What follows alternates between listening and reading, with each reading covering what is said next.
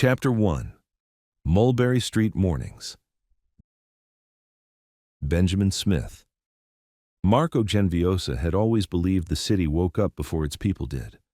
On Mulberry Street, dawn didn't so much rise as creep, thin lines of pale gold sliding between the tenement bricks, bouncing off steel fire escapes, catching the morning steam rolling out of restaurant basement doors. He'd grown up on this street, played stickball on its cracked pavement, stolen his first espresso from the back counter of his parents' restaurant. Even now, at 29 and newly pinned as a detective in Manhattan South, he still walked the same block every Sunday morning on his way to work, nodding to the same faces that had watched him grow up. In a city built on reinvention, Mulberry Street never changed. He pulled his jacket a little tighter against the early spring chill and checked his watch. 06:22. Early, but Marco liked early. The precinct was quieter. The city felt like a living thing breathing in before exhaling chaos. He passed his parents' restaurant, Genviosa's Trattoria, its green awning still pulled down, the scent of tomato, basil, and wood smoke clinging to the sidewalk like a memory. He paused for a moment, hand against the old brick. It grounded him. Inside, his father would be prepping dough, reading the paper, pretending he didn't worry that his youngest son wore a shield and carried a gun for a living. His mother would be slicing garlic to music older than he was, humming off-key, occasionally muttering that Marco could have been a chef, a teacher, a lawyer, anything else, anything but a cop. But Marco loved the job. He loved the order of it, the clarity of right and wrong, at least on paper. Today had all the makings of a slow shift.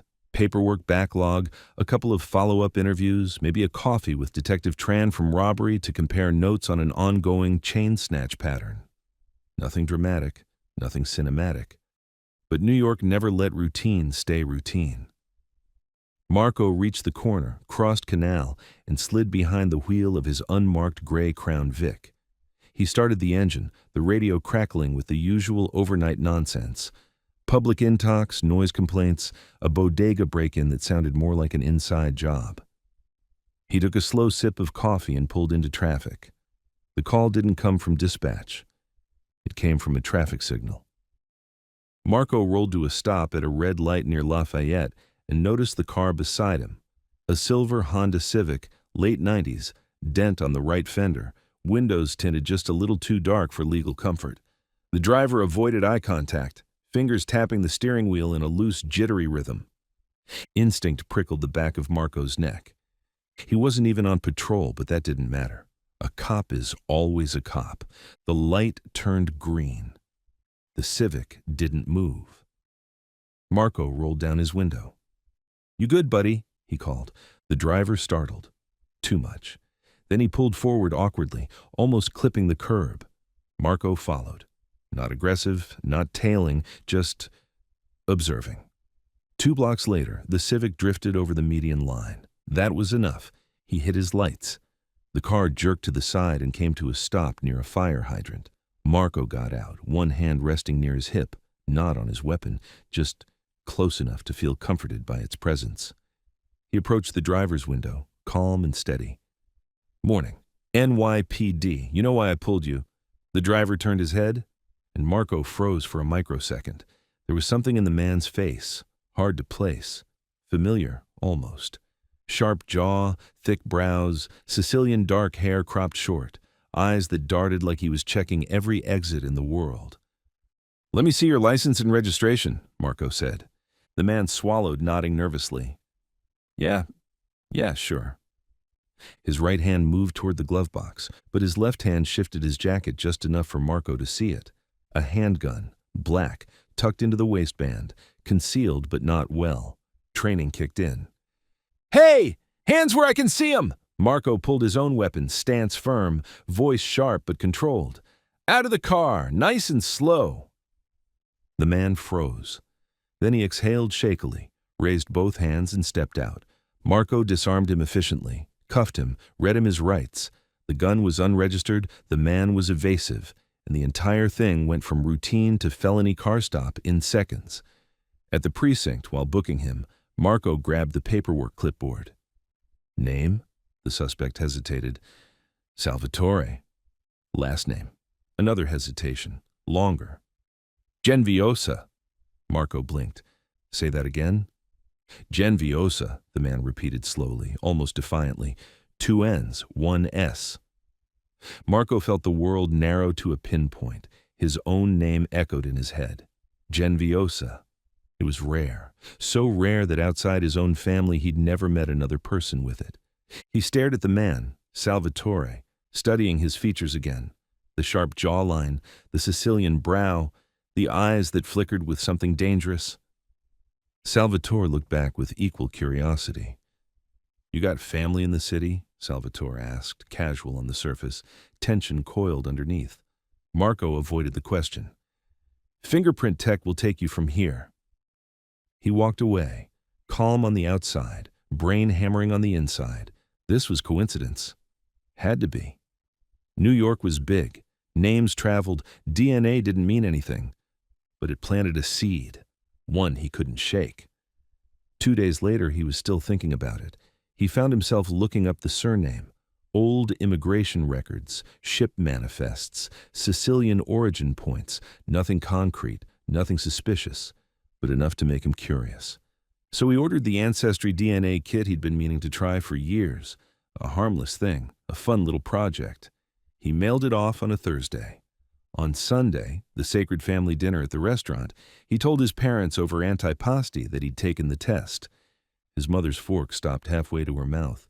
His father's eyes flickered, not with surprise, but fear.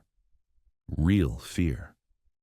Marco, his father said quietly, there are things you don't need to know. His stomach dropped. He'd never heard that tone from his father. What does that mean? His mother reached across the table, gripping his hand. Her voice trembled. Some family trees shouldn't be shaken, Marco. He felt the cold creep into his bones. What aren't you telling me? His father looked at his mother, then at his son. He exhaled slowly, like releasing 30 years of buried history. Your uncle, Marco, my brother. He didn't stay with the family when he came to America. Marco's breath hitched. What are you saying? I'm saying, his father swallowed. Your uncle didn't open a restaurant. He built something else. The room fell silent. Marco felt the world tilt. His father's voice dropped to a near whisper. He's the boss of a crime family, one of the biggest in New York. And suddenly, the man in the Civic had a face in Marco's mind, a name. Salvatore Genviosa, the cousin he never knew existed, the cousin he'd arrested. Chapter 2. The DNA Results. The email landed in his inbox at 9:14 on a Tuesday. Marco was halfway through a lukewarm coffee and an even colder incident report when the notification banner slid across the corner of his screen. Your DNA results are ready. For a second, he just stared at it. The squad room hummed around him, phones ringing, detectives trading barbs over case files, the ancient HVAC making a noise like a dying animal in the ceiling. Somewhere near the back, someone's radio played low Spanish pop until a sergeant barked at them to kill it. Marco didn't move. That Sunday dinner had replayed in his head on a loop for 2 days. His father's face when he'd mentioned the test, his mother's shaking hand, the words crime family landing between the antipasti and the garlic knots like a live grenade. He clicked the email. A browser window opened. His login auto-filled. The pastel-clean Ancestry site interface felt grotesquely cheerful, like a children's book about a war. He scrolled past the animated percentage wheel of ethnicity estimate, Mediterranean, Southern Italian, North African trace. None of it mattered right now. He went straight to the tab that had been gnawing at him, DNA matches, close family. The page loaded. His throat went dry. At the top of the list, highlighted in a soft, reassuring blue, was a familiar name. Close family. High confidence male. Age, 30 to 35. Location, New York, New York, Salvatore G. His heart kicked once, hard. It didn't say the full surname, privacy masking, but it didn't have to. The site gave a probability estimate instead, Likely relationship, first cousin. He scrolled down. 2 more names, both with the same italicized initial. Enzo G., possible close family, uncle, location, New York, NY. Julia G., possible close family, cousin. Location, New Jersey. Underneath, a scatter of second and third cousins far-flung across the states, the usual diaspora. But Marco saw only one cluster, New York, the same boroughs he lived and worked in. He leaned back in his chair and shut his eyes for a moment. So it was real. Not an old family myth, not a coincidence with the name. His father's brother had built a life in the shadows, and the man Marco had pulled out of a Civic at gunpoint was his blood. Yo, Genviosa. He opened his eyes. Detective Kayla Morales dropped a slim case file on his desk and sank into the chair opposite without waiting to be invited. Morales was Brooklyn-born, sharp as a razor, and had the patience of a lit match. She'd latched onto him the week he'd made detective, declaring him the only other person here who reads full files before opening their mouth. You look like someone just told you avocado causes cancer, she said. You good? Yeah. Marco clicked the laptop lid down a couple inches. Just tired. You were here late, she shrugged, unconvinced but not pushing. Listen, we got a courtesy heads up from organized crime. There's an arraignment downtown in an hour. Guy you collared the other day, the traffic stop with the gun. His chest tightened. Salvatore? Yeah, that one. Morales flipped open her notepad. Ada wants the arresting officer present. Dot the I's. Make the judge feel loved. You coming, or you want me to hold your hand on Zoom? Marco managed a half smile. Nah, I'll be there. She eyed his coffee. Get a fresh one. You look like shit. When she walked away, he lifted the laptop lid again. The Ancestry site still glowed innocently at him.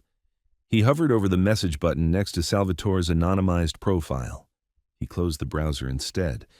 Some doors you didn't knock on. Not yet. The arraignment courtroom was one of the smaller ones, stale with old air and older wood polish. Fluorescent lights hummed overhead. A bored court officer scribbled in a crossword at the back. Salvatore stood at the defense table in a dark, perfectly cut suit that made him look like a different man from the one Marco had yanked out of the Civic. He was flanked by an attorney whose tie probably cost more than Marco's monthly rent. Your Honor, the ADA was saying, the defendant was in possession of an unregistered firearm, concealed. Marco's attention tunneled in on Sal. He wasn't handcuffed. His posture was relaxed, too relaxed, like this was a minor inconvenience in a busy day. Sal glanced back. Their eyes met for a heartbeat. There it was again, that flicker of recognition. Not just, you're the cop who collared me. Something deeper, something evaluating. His expression didn't change, but Marco felt suddenly like he was standing under a spotlight.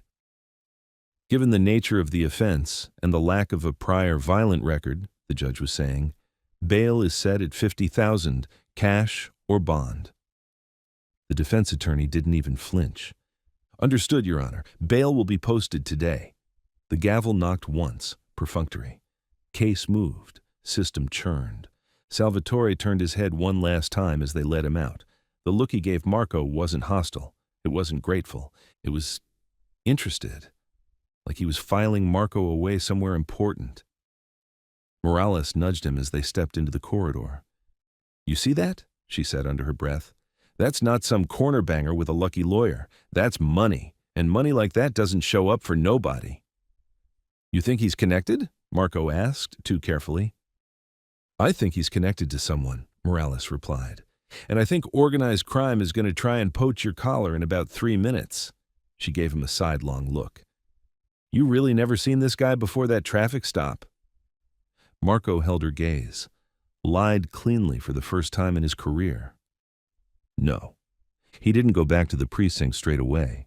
Instead, he took a detour to a narrow side street 2 blocks away and parked under a crooked sign. In the dim light of the Crown Vic, he powered up the department laptop and launched one of the internal databases he wasn't strictly supposed to be using for personal reasons. He typed in, Salvatore, unknown mid, M, approximately 33, New York, arrest date and the docket number from the arraignment sheet. A file populated. The basics were there. Birth date, last known address, a couple of sealed juvenile mentions, a series of missing employment histories that might as well have had cash business stamped over them. But what snagged his eye was at the bottom, in a section most officers never scrolled down to. Alerts, cross-references, C, OC 317, B, OC 220F, Handling Unit, NYPD Organized Crime Task Force, Flag, Subject of Interest. He copied the cross-reference number into another window. Access denied. He tried again, this time with an old captain's login he still had memorized from a night shift prank. No dice. Organized crime played things close. He slammed the laptop shut harder than he meant to. On the rearview mirror, his own eyes stared back at him. Dark, tired, uneasy. "Who the hell are you, Sal?" he muttered. He knew who he might be. He just didn't want to say it out loud. That night, Sunday dinner came early. The restaurant closed from 3 to 5 every Sunday just for family. It had been that way since before Marco was born. The staff cleared out, the front door locked, the Genviosas taking their seats at the long table in the middle of the main dining room, the smell of garlic and tomato sauce replacing any need for therapy. Tonight, the food sat mostly untouched. Dominic Genviosa, Marco's father, looked older than he had a week ago. The lines around his eyes dug deeper, his thick black hair more salt than pepper. Rosa moved mechanically between table and kitchen, hands busy, eyes far away. Marco set his phone face down. The DNA app still sat open behind the lock screen. "Okay," he said quietly. "No more half-truths." His father winced like the words physically hurt. Rosa sank into the chair beside him, wiping her hands on a tea towel she didn't need. "I got the results," Marco continued. "They matched me to a Salvatore G, first cousin, New York. They also matched me to an Enzo G, possible uncle. You gonna tell me I've got a random tourist cousin and a surprise mailman uncle? Or are we done pretending?" His father stared at the tablecloth. The restaurant had never felt this empty. "We wanted you far away from this," Dominic said. His accent, usually softened by decades in Manhattan, thickened. "That is why we never talk about Sicily, why we came here, opened the restaurant, worked honest. We made a choice." "Yeah?" Marco's voice sharpened. "What choice did they make?" Dominic looked up at him then. There was pride in his eyes and shame and a grief that had clearly never found air. "My brother," he said. "Lorenzo. We called him Enzo. He was older, strong, always wanting more. Not patient like me. When we came here, the men who met us at the docks, they made offers, protection, work, family." He spat the last word like it had a bad taste. "I said no. I saved. I washed dishes. I cooked. I opened this place. Your mother stood by me." Rose's hand found his on the table. "Enzo said I was a fool," Dominic continued. "He went with them. At first he sent money. Then he stopped calling. When I asked questions, people stopped looking me in the eye." He took a slow breath. His knuckles whitened around his fork. "Last I heard, maybe 25 years ago, he was no longer taking orders. He was giving them. They said he had become—" Dominic faltered, forcing the words out. "Capo, boss, one of the big families. I did not want that life touching my door. I changed the subject. I told you he died." Marco's chest felt tight. "You lied." "Yes," Dominic said simply. "To protect you. To protect all of us." Silence pressed in for a long moment. The tick of the old clock on the back wall sounded like a hammer. "And Salvatore?" Marco asked quietly. Rosa flinched. "We think," she said, voice thin. "He is Enzo's son, your cousin. He would be about your age. We never met him, only heard stories." "What kind of stories?" Dominic's eyes darkened. "The kind that end with people missing," he said, "and no one asking why." Marco exhaled slowly through his nose. "I arrested him," he said. The words bounced in the room like a gunshot. Rosa's hand flew to her mouth. Dio mio. Dominic stared at his son, horror and a strange, twisted pride warring in his expression. For what? He asked. Concealed handgun, Marco said. Traffic stop. He had a gun in his waistband. No permit. Lawyer, cash bail, organized crime flags in the system. He's not small time, Dad. Dominic squeezed his eyes shut. They will know your name now, he said hoarsely, if they didn't before. Rosa's chair scraped as she stood. I'm calling your sister, she said. She should know. She should maybe take the kids, go stay with Ma. Marco stood too, gently catching her elbows. No one's coming for anyone. He hoped he believed that. They are family, Rosa insisted, eyes bright and fearful. This is not like the movies. Blood is not a small thing with men like that. If they see you as a threat, or a tool, Dominic said quietly. Marco looked between them. I'm a detective with NYPD, he said. That's all they need to know, and they don't even need to know that much. He pulled his phone out, turned it over, looked at the app again. The neat little family tree building itself on screen without any idea what it was mapping. Maybe they never connect the dots, he said. The name's rare, but not unique.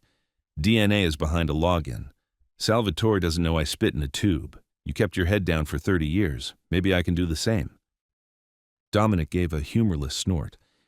You ever known this city to leave a secret alone? He asked. Marco didn't answer. He left the restaurant just after 8, the air outside cool and damp. Mulberry Street hummed with regular life again, couples heading to dinner, tourists with cameras, delivery bikes weaving through gaps like missiles. He walked slower than usual, scanning without meaning to. A dark sedan idled at the far end of the block. Nothing special. Mid-range, tinted windows. Could have been any car in New York. But as he passed, the engine revved once, then eased into the flow of traffic in the opposite direction. Paranoid, he told himself. He climbed into his own car and sat there for a moment, hands on the wheel, the ghost of his father's words hanging in the air. They will know your name now. His phone buzzed. Unknown number, local area code. He let it ring twice, then answered. Yeah. Genviosa. A beat of silence. Street noise in the background. Then a voice he recognized, smoother now, a hint of amusement under it. Cousin, Salvatore said, we should talk. The line hummed, the city pulsed, and somewhere in Marco's chest something shifted, like the first crack in ice over deep, dark water. Chapter 3. The sit-down. Marco didn't answer immediately. Salvatore's voice hung in the air like smoke, thin, curling, dangerous. He could hear traffic behind him, a siren in the distance, the bass thump of a passing car stereo. Ordinary city sounds, nothing ordinary about the man on the line. How did you get this number? Marco asked finally. You're a detective, Marco. You know how easy numbers are to find if you know where to look. Sal's tone was smooth, not defensive, confident. Relax. I didn't call work. Didn't want to embarrass you in front of your friends. Marco gripped the steering wheel. I'm on duty. You're always on duty, Sal said lightly. That's kind of your charm. Why are you calling? Another pause. Marco could almost hear Sal smile. Because we're family. The word landed like a punch. I don't know you, Marco said. That's why we should fix that. Marco glanced at the rearview mirror. The street behind him buzzed with nightlife. No following cars, no shadows that didn't belong. You want me to meet you somewhere? Marco asked. I like that you're direct, Sal said. Yes, a sit-down, neutral ground. And if I say no, you won't. A simple sentence, no threat, no heat, just certainty. Marco's jaw tightened. Where? Little Italy, DeRocco's Bakery, the one on Grand, backroom, 10 minutes. Marco blinked. That bakery was 2 blocks from the restaurant. His restaurant. The one his family had built sweat by sweat. That's not neutral, he said. For you it is, Sal replied. Trust me, if I wanted an ambush, I wouldn't pick a place where your mother buys biscotti. Marco didn't like that. Not one bit. "I'll be alone," Sal added. "Family rule. First meeting, no soldiers, no guns." "Funny, last time I saw you, you had a gun." "That was business," Sal said. "This is personal." Marco hesitated. 10 minutes. He could call it in. He could pretend he never picked up. He could walk into the precinct, tell Morales he had a lead, tell Reyes nothing, bury it under procedure. But the truth was already loose. His parents' fear was real. His uncle's shadow suddenly stretched from Sicily to Manhattan like it had been waiting 30 years for this moment. A meet was inevitable. At least this way, he kept control. 10 minutes, Marco said. "Good man," Sal answered. "Looking forward to seeing you without the badge energy." The call clicked off. Marco drove without lights, without sirens, eyes scanning every car behind him, every reflection in store windows.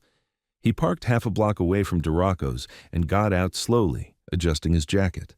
His NYPD badge stayed inside his belt, out of sight. Little Italy at night had a heartbeat, red and green lights from old signage, the smell of garlic and pastry drifting through the damp air, laughter from late-night diners. Tourists crowded near the gelato stands, pointing cameras at everything.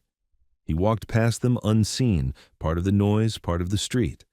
DeRocco's bakery was warm inside, bright with yellow bulbs and glass cases full of cannoli, cookies, and almond pastries. A young guy behind the counter barely looked up. "Back room," Marco said. The kid nodded once and unlocked a narrow door behind the espresso machine. Marco stepped through. The back room was quiet, walls lined with old framed photos, family portraits, Sicilian landscapes, black and white shots of men kneading dough. A single round table sat in the center. 2 chairs. Salvatore was already there, not in a suit this time. Dark jeans, black jacket, no jewelry, no weapon visible. He looked up and there it was, the face Marco had studied twice now, once in fear on a city street, once in court under cold fluorescent light, and now here, calm and controlled. Sal gestured to the chair. "Marco." He said it like it was a name he'd known forever. Marco didn't sit immediately. "Where's your gun?" he asked. "At home," Sal said. "You're armed. That's enough for both of us." "You sure about that?" "You're a cop, not a killer. If you were going to shoot me, you'd have done it in the Civic." Marco finally sat. Sal leaned back, studying him openly, almost curiously. "You look like your old man," Sal said. "Didn't expect that." "You know my father?" "Never met him. Heard plenty." "And you're Enzo's son." A flicker. Just the smallest tightening around Sal's eyes. "People still call him that?" he said quietly. "He calls himself that," Marco said. Sal shook his head softly. "He hasn't called anyone anything in years. People call him Don Lorenzo now, or Il Vecchio, the old man. And he's my uncle." Sal tilted his head. "You knew that," he said. "You felt it the moment you saw my name." "I felt something." Sal smiled. "Blood recognizes blood." Marco leaned forward. "You called this personal. Why?" Sal tapped a finger against the table once, twice, thinking. "Because I don't want trouble with you," he said simply. "You pulled me over that day, and for a second I thought, what are the odds? When you said your name, I nearly laughed. Genviosa, in New York? That's like finding another unicorn. You didn't seem happy." "I wasn't," Sal's voice dropped.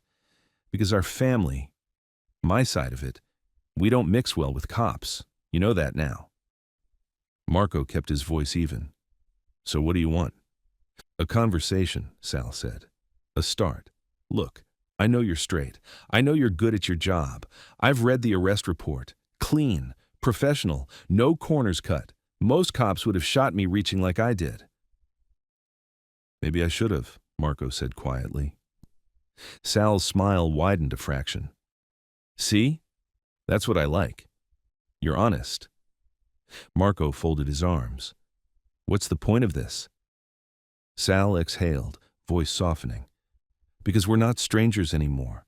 And in my world, family matters. My father, your uncle, he wants to see you." Marco felt the air thicken. "No," Marco said. "I'm not meeting him." Sal lifted a brow. "You sure? He's not asking as Don Lorenzo. He's asking as your father's brother. He's a wanted man. I'm a detective." "Yeah," Sal said. "Life's full of contradictions." Marco pushed back from the table. This was a mistake. Sal didn't move to block him, didn't threaten, didn't raise his voice. "You walk out now," Sal said calmly, "and the family won't chase you. We're not animals. We're not stupid. But the city's small. Names get noticed. Sooner or later, someone else will put it together, someone less friendly than me." Marco froze. This was the moment, the real moment. Sal stood slowly, hands visible, no sudden movements. "Let me make something clear," he said. "I'm not here to drag you into anything. I'm here so this doesn't blow up. For you, for your parents, for mine." Marco swallowed. "What do you want from me?" Sal considered him for a long moment. "Right now," he said quietly, "nothing." That was the worst answer, the most dangerous one. "But things move fast in the city," Sal added. "And sooner or later, Marco, someone's going to come knocking. Better it's me than someone who thinks you're a threat." Marco stared at him. "Are you threatening me?" "No," Sal smiled again, slow, genuine, chilling. "I'm trying to protect you." He stepped past Marco toward the door, pausing with one hand on the handle. "Next time we talk," he said, "come unarmed. Makes it feel more like family." Then he slipped out, leaving Marco alone in the warm, quiet room with 2 untouched chairs and a storm brewing around his name. Chapter 4. Organized crime takes notice. Marco didn't sleep that night. He lay on his back staring at the ceiling of his apartment, the city rolling by outside his window. Sirens, late-night cars, voices drifting up from the sidewalk. New York's lullaby. Normally it grounded him. Tonight it felt like pressure.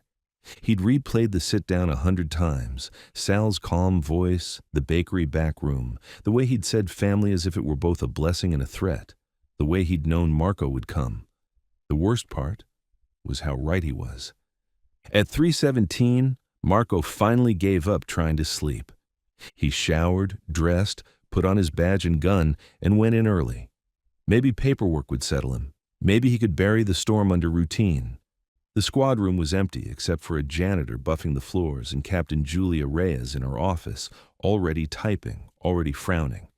She was a machine. Ex-Army, ex-JTTF, eyes that saw more than they let on. Marco kept his head down and slipped into his desk chair. 5 minutes later, Reyes stepped out of her office holding a folder. "Detective Genviosa," she said. His pulse ticked up. Reyes never spoke to anyone before coffee unless something was wrong. "Morning, Cap," he said casually. "You're in early." "So are you." Reyes handed him the folder. "Organized Crime Task Force sent this over at 5:40.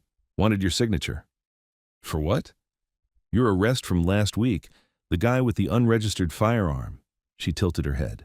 "Salvatore G." Marco kept his expression still. Controlled.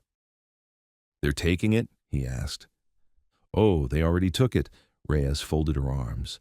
"They're pulling every scrap of related paperwork into their system. Said to inform you it's now part of an ongoing investigation." Marco forced a breath. "What kind of investigation?" "You tell me." Reyes tapped the folder. "OC doesn't kick in the door for a random gun collar. They're sniffing something big. They said they'd brief me if they needed my unit's support." "Did they say anything else?" "They asked how well you knew the suspect." Reyes held his gaze like she was reading the subtext behind it. "I said you'd never seen him before the stop." Marco nodded slowly. "That's true." She kept watching him. He didn't look away. "Good," she finally said. "Keep it that way. You're a clean cop, Genviosa. OC loves poaching cases. They love drama. Don't let them drag you into bullshit politics." "Yes, Cap." "And Marco," she added, softer now, almost careful, "if there's anything you haven't told me, this is the time." His chest tightened, but he shook his head. "Nothing to tell?" Reyes studied him a beat longer, then seemed to file away her doubts. "Get to work," she said. "We've got a busy day ahead." She walked away. Marco couldn't exhale until she was back in her office. OC 317B. He waited until the squad room filled up before slipping the organized crime folder open. It was thin, just 3 pages, a transfer acknowledgement, and a case code. OC 317B. The same number he'd been blocked from accessing. A line at the bottom caught his eye. Primary investigators. Detective Michael Rafferty. Detective Angela Vitale. Marco knew Rafferty. The guy was a shark. Big ego, big collars, big mouth. The kind of detective who'd burn a source or a partner if it meant getting his name in the daily news. Vitale. Sharp, cold, smart, cared only about results. If OC had the case now, they'd tear everything apart. The arrest, the arraignment, the connections, the surname. If they even suspected Marco had a personal link, his career wouldn't just end. It would explode. He closed the folder and slid it under a stack of reports. Morales dropped into the chair beside him, coffee in hand. "You here?" she asked. "OC grabbed your boy." "So I've been told." Morales shrugged. "Could be worse. If they're interested, he's not nobody. You may have accidentally hooked a whale." "Yeah," Marco said. "Lucky me." She narrowed her eyes. "You okay? You're doing that broody Mediterranean thing." "I'm fine." "You know the rules." She pointed her stir stick at him. "If you die of stress, I get your chair." He smirked, but only barely. "A visit from OC." It didn't take long. At 10:12, while officers shuffled in and out with fresh coffee, 2 organized crime detectives stepped into the bullpen like they owned the place. Rafferty, tall, pale, hair gelled into a helmet, and Vitale, dark hair, no nonsense, eyes like searchlights. Marco felt his spine stiffen instinctively. "Detective Genviosa," Rafferty said. "Got a minute?" Every head turned. Marco stood calmly. "Sure." They pulled him into Reyes's office. Reyes was already inside, arms crossed, face unreadable. Vitale shut the door behind them. Rafferty leaned against the filing cabinet like he'd been invited. "We're here about the Salvatore G. arrest," he began. "We're consolidating everything under Task Force 9. Reyes cut in. "You already pulled the case file. Why are you pulling my detective?" "Just routine follow-up," Vitale said. Her voice was smooth, professional. "We want to understand how Genviosa made the stop." Marco kept his posture neutral. "It was a traffic violation," he said. "Car drifted over the median. Driver seemed nervous. Standard stop. I saw a concealed firearm. Arrested him." Rafferty cocked his head. "You live in Little Italy, right?" Marco's pulse twitched. "Yeah, Mulberry Street. Why?" "Just curious," Rafferty smirked. "Your last name's Italian. You into the heritage stuff?" Marco shrugged. "My parents own a restaurant. That's about the extent of it." Vitale stepped closer, eyes narrowed like she was measuring his soul. "You ever heard of the Genviosa crime family?" Reyes stiffened. Marco made himself breathe evenly. "No," he said. "Should I have?" Rafferty watched him carefully. "Your suspect is connected. Not directly. We don't think he's made, but adjacent. We're still mapping the tree." Tree. The word landed like a blade. Vitale said, "We're looking at movements, names, patterns. If you notice anything unusual, any chatter on the street, any connections, call us." "Of course," Marco said. Rafferty kept his eyes locked on him. "You sure you don't know this guy? Maybe from the neighborhood? Church? Family friend?"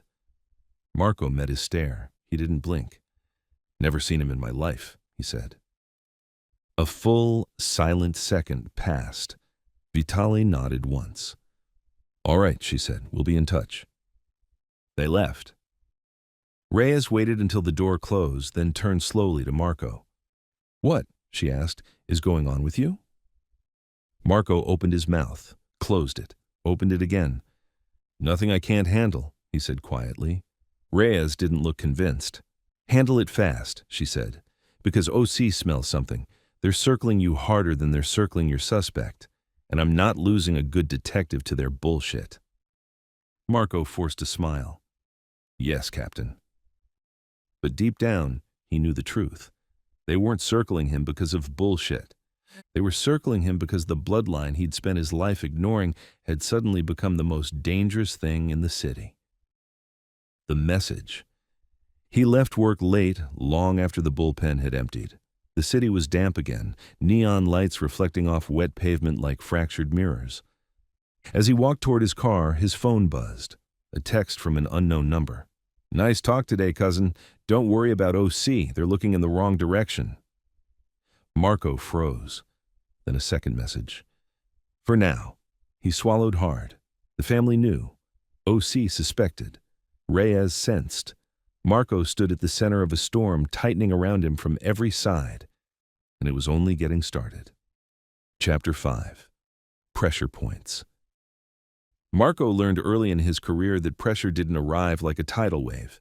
It came in drips. A question here. A sideways look there. A file that goes missing. A name that suddenly means something. By the time you noticed the water rising, it was already up to your neck. This week, the water rose fast. Monday, the knock. It started at 7:12, just as Marco was locking his apartment door. A man in a charcoal coat stood in the hallway, leaning against the opposite wall. Late 40s, clean-cut, Italian, wedding ring, hands in pockets. Marco recognized him instantly, not personally, but by type. Old school, connected, the kind of man who'd grown up in back rooms with low lighting and expensive conversations. Detective Genviosa, the man said with a warm, too polite smile. Good morning. Marco didn't move his hand from his holster. You are? Call me Vittorio, everybody does.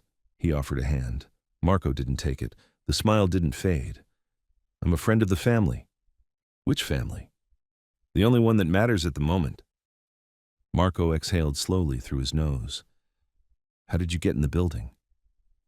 Same way anyone gets anywhere in the city, Vittorio shrugged. Someone opens a door.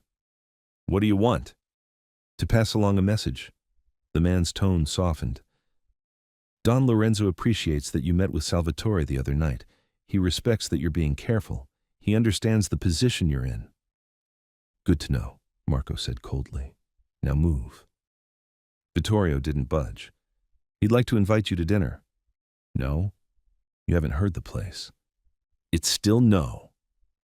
Vittorio gave him a patient look, like a teacher indulging a stubborn child. Detective, he said gently, we don't want problems with you. We don't want drama.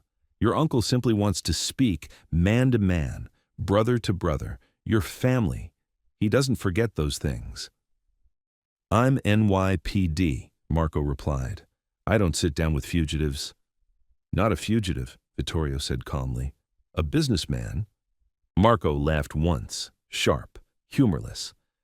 Tell Lorenzo he can call my captain if he wants an appointment. Vittorio's eyes cooled, but only slightly.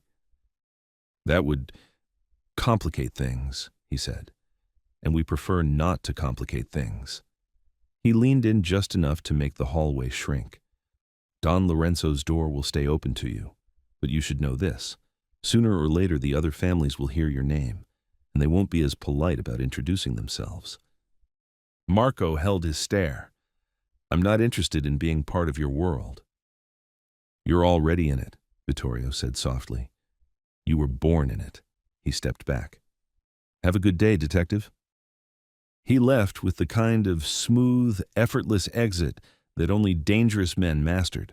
Marco stood in the empty hallway for several seconds, jaw tight, pulse high, the echo of, "You're already in it," burning in his ear. Tuesday. The file. By Tuesday morning, organized crime had pulled 3 additional reports from his precinct related to Salvatore's arrest. Old traffic citations, street camera footage, the booking sergeant's notes. Reyes dropped a stack of copied forms on his desk.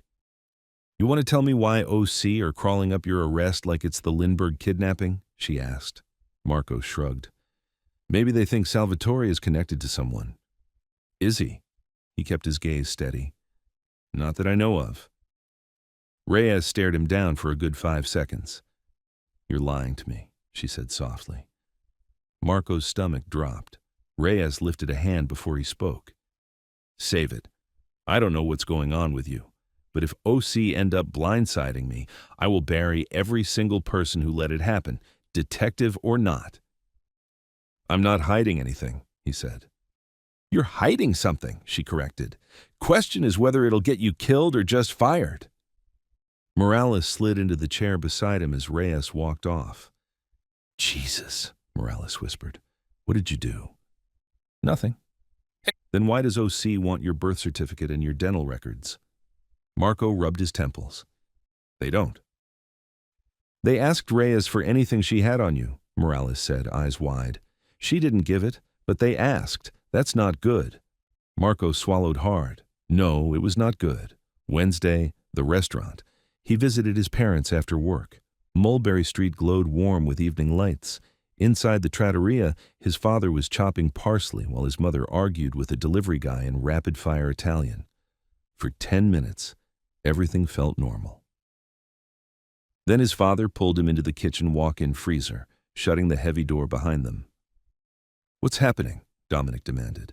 "Why did a man named Vittorio come by yesterday?" Marco's blood ran cold. "Here? He came here?" "He was polite," Dominic said. "Too polite. Your mother nearly fainted when he mentioned Enzo's name." Marco pressed a hand against the metal shelving, grounding himself. "I'm trying to handle it," he said. "No," his father snapped. "You stay away from them. You hear me? You stay away." "They've already found me," Marco replied. "They're not asking permission anymore." Dominic's face fell in a way Marco had only seen once before, on the night Marco graduated the academy and his father realized the world was now allowed to shoot at his son. "I left that life behind," Dominic whispered. "Your uncle chose his path. I chose mine. You must choose yours, Marco, right now." Marco didn't answer.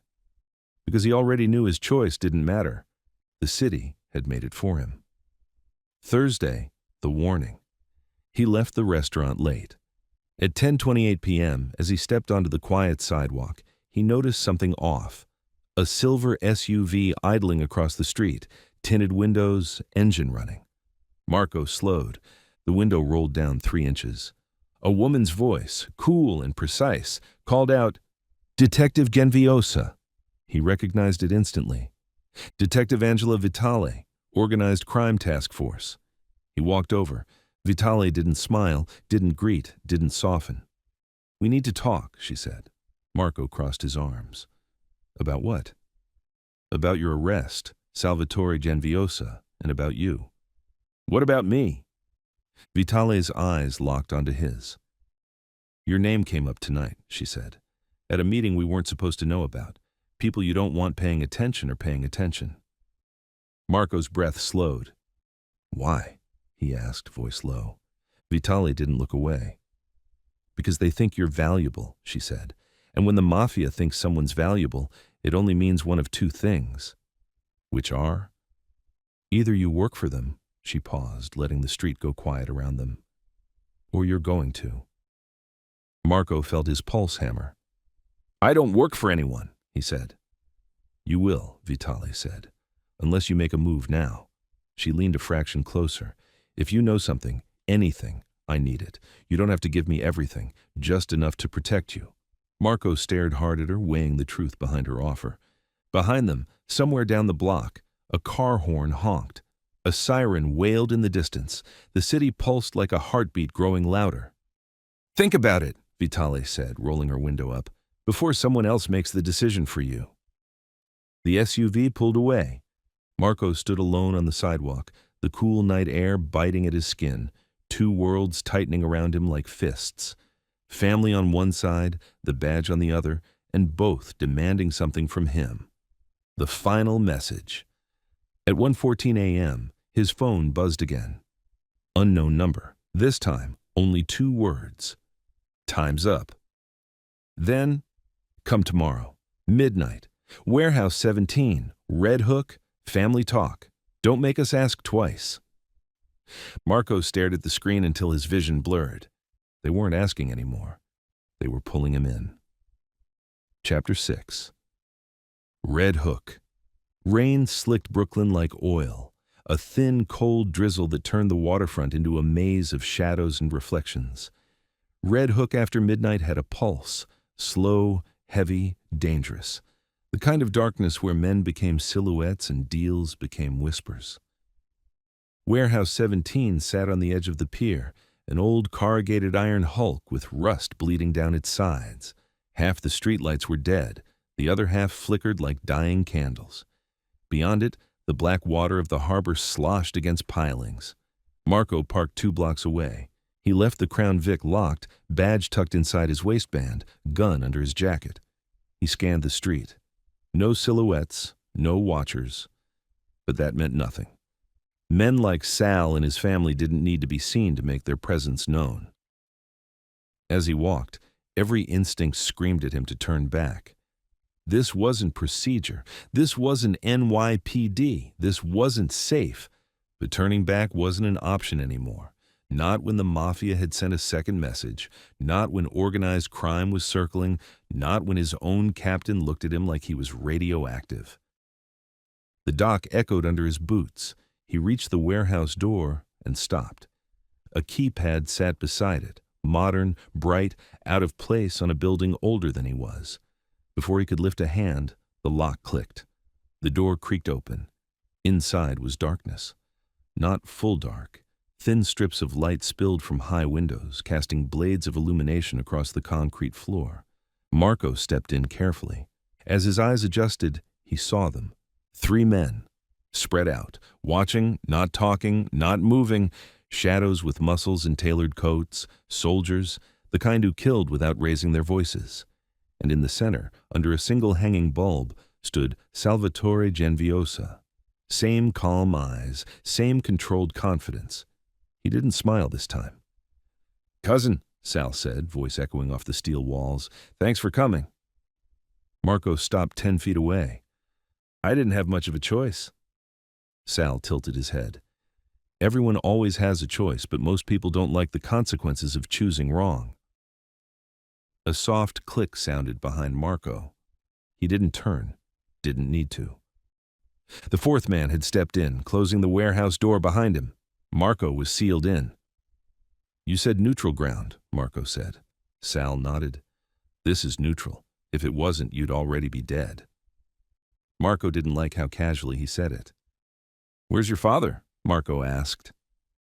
Sal walked closer, stopping just outside arm's length. "He'll meet you when he wants to meet you. Tonight is just us." "And them," Marco said, glancing at the soldiers. "Don't worry about them. They're here for protocol." "Protocol?" Sal's tone cooled. "My father wanted to know if you could be trusted." Marco tensed.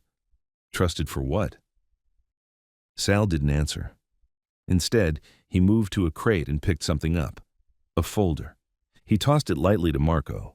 Marco caught it, opened it, and his breath caught. Inside were photographs, clear, color, taken from a distance but unmistakable.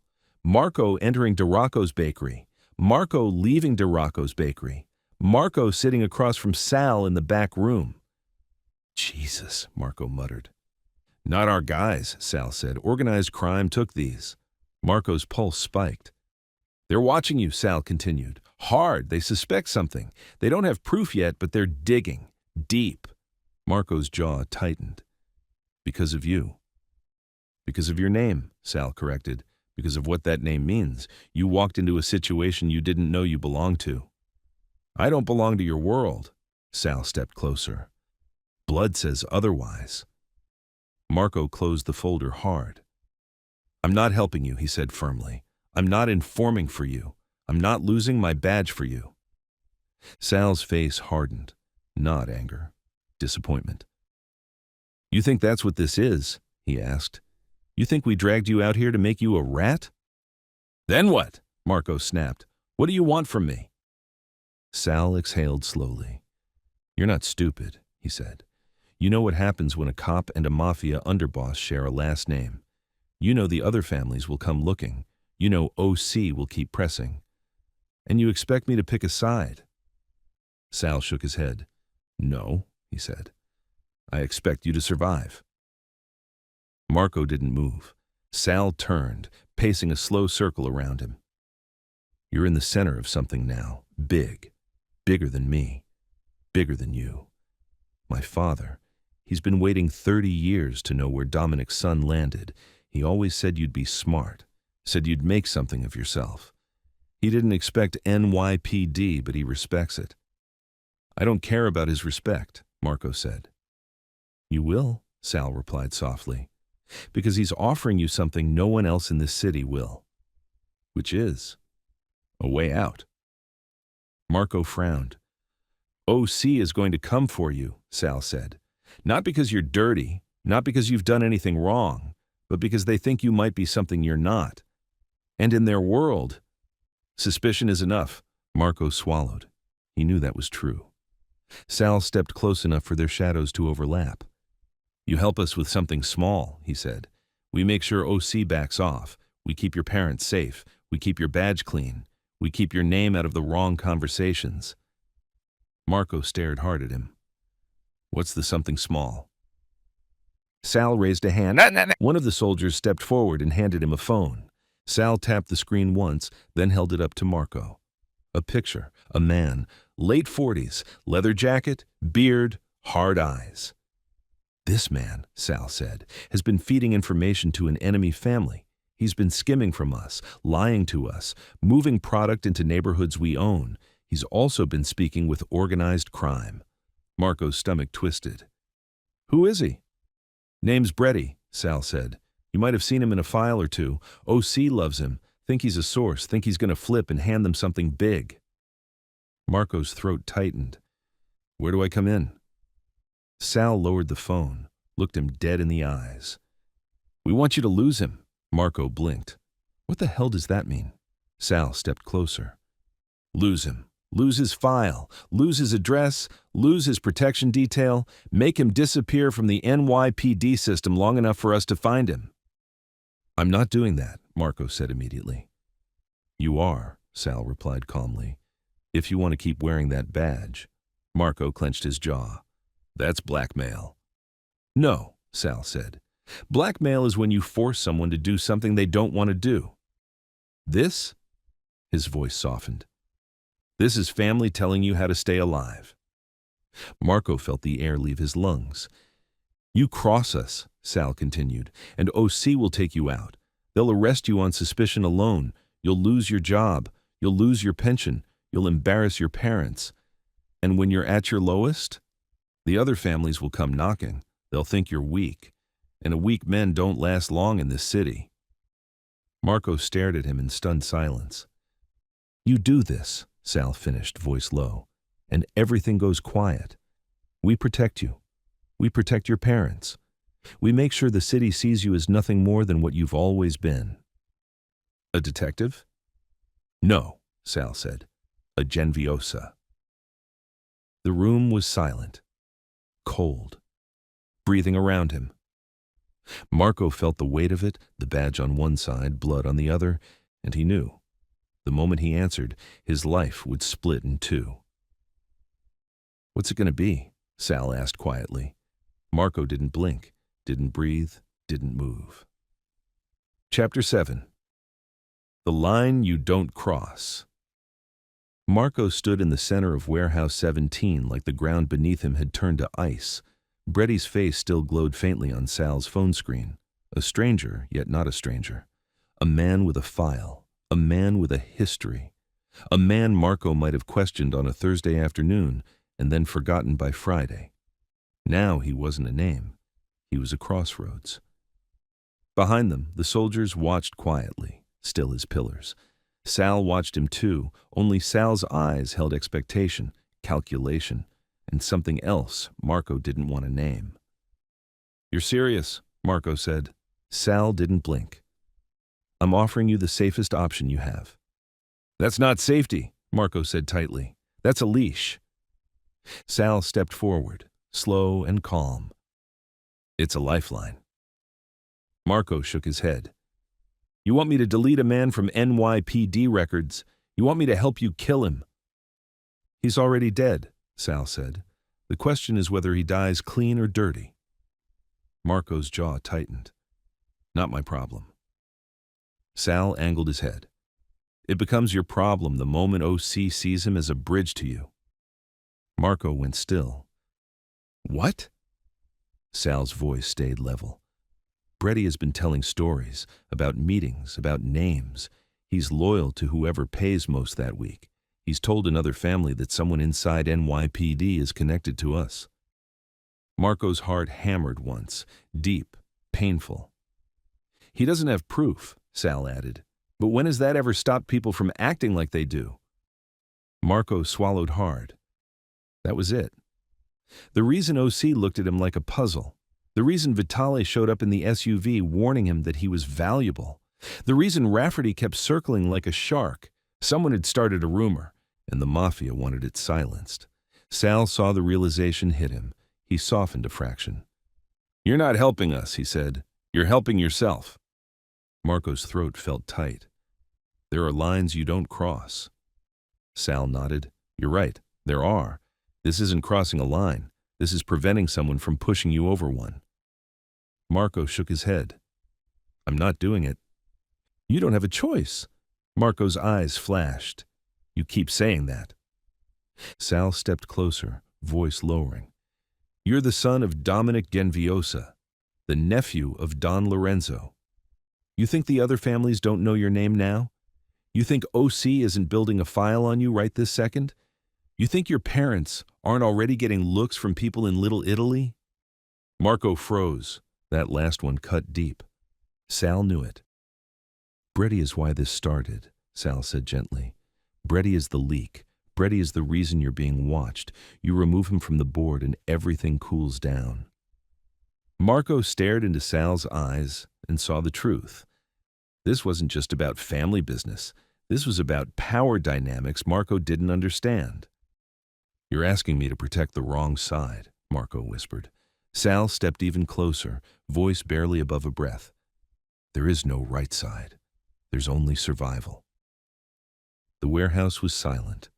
The rain outside intensified, hitting the metal roof with a cold drumbeat. Marco lowered his eyes to the floor. His fingers twitched at his belt, where his badge rested, hidden, heavy, accusatory. Why me? He muttered. Sal didn't hesitate. Because you're family, he said. And because, whether you admit it or not, you were born into this the moment you took your first breath. Marco closed his eyes. His father's voice echoed, You must choose. Vitale's warning echoed, Either you work for them, or you're going to. Sal's phone screen dimmed. Brady's face faded into darkness. Marco's heartbeat slowed, then steadied. He took a long breath, opened his eyes, met Salvatore's gaze head-on. I won't help you kill him, Marco said quietly. Sal nodded once as if this answer were expected. But, Marco added, voice lower now, I'll make sure OC can't use him against me. Sal's eyes flickered with something unreadable. Respect? Relief? Victory? Hard to tell. What does that mean? Sal asked. It means, Marco said, I'll delay them, slow them down, push his file into a drawer, make it look boring, make him harder to reach. But I'm not scrubbing records. And I'm not letting you use my badge to murder someone. Sal held his stare. Then he smiled. A slow, thoughtful smile, not triumph, not gloating, something sharper, more dangerous. Good, Sal said.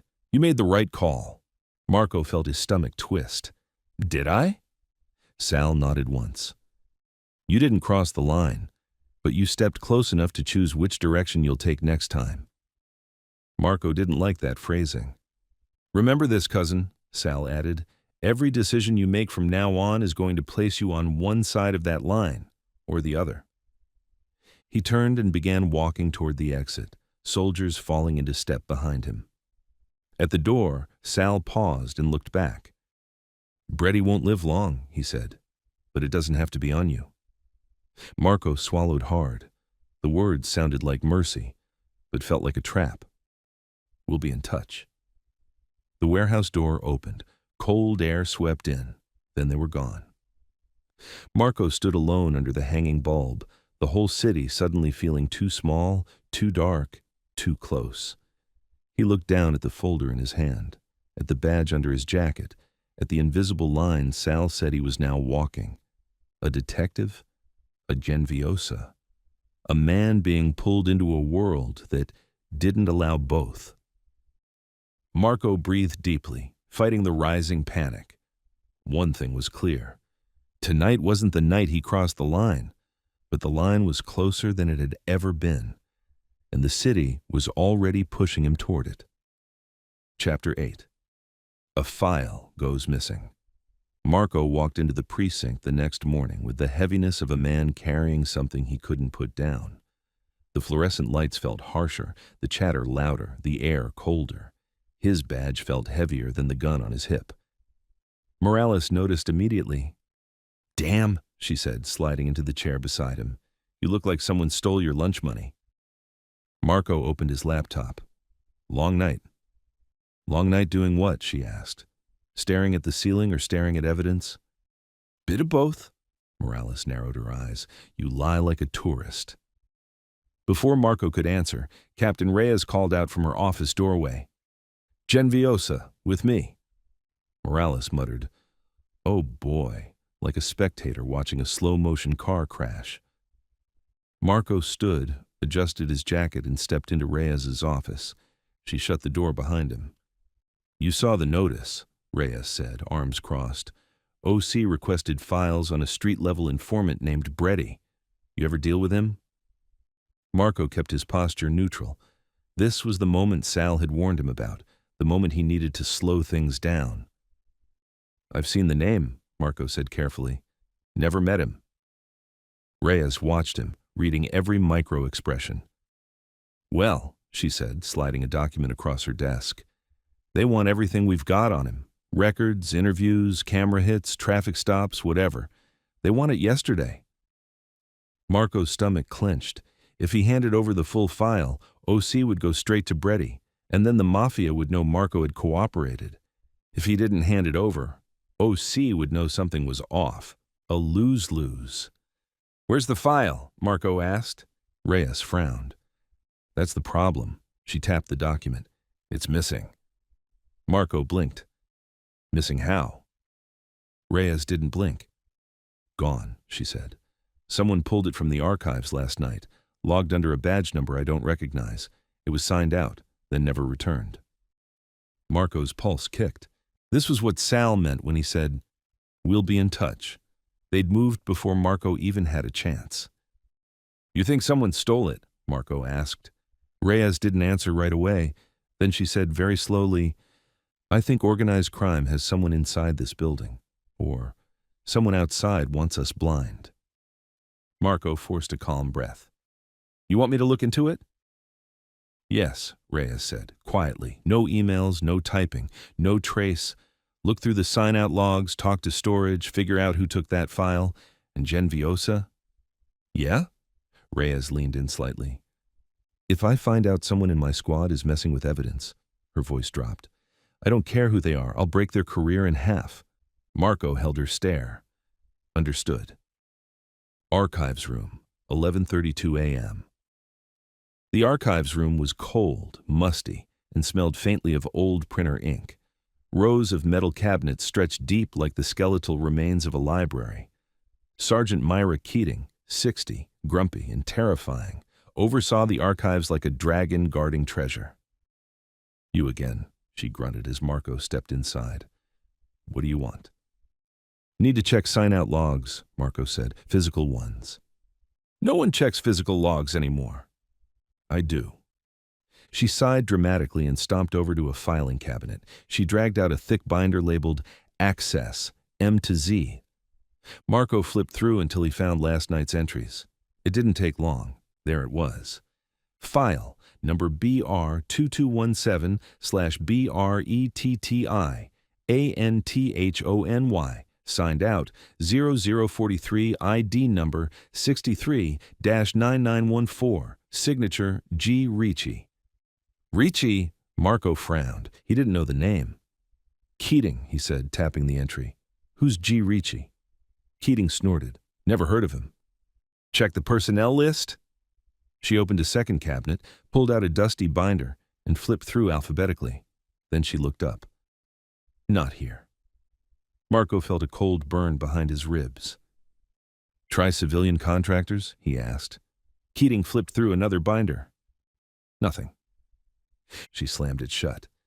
No Ricci in the system. Not police. Not civilian. Not janitorial. Not a temp. Marco stared at the entry again.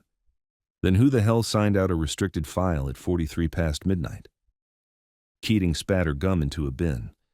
Your guess is as good as mine, honey. Marco snapped a picture of the entry with his phone, then did something he'd never done before. He tore the sign-out page clean out of the binder. Keating's eyes widened. You can't just... Captain Reyes ordered it, Marco said. Keating muttered something about hating detectives. Marco walked out with the page burning a hole in his pocket. Someone used a fake ID, a fake signature, and got into a secure police archive at midnight, which meant A, someone inside helped them. B, someone outside had access. C, Bretti's time was already up. Marco stepped outside into the sunlight and dialed Sal's burner number. It rang once. Cousin, Sal answered. You're early. You took the Bretti file, Marco said. Don't lie. A beat of silence, and then, I told you we'd handle it, Sal said calmly. You said you wouldn't cross the line, so we crossed it for you. Marco's grip tightened on the phone. You think that protects me? It protects all of us, Sal answered. OC won't find what they're looking for, and Bretti will never say another word with your name in it. That wasn't the deal. You didn't make a deal, Sal reminded him. You made a choice. We're just matching it. Marco paced the sidewalk, adrenaline sharp. You're pushing me into something I don't want, Marco said.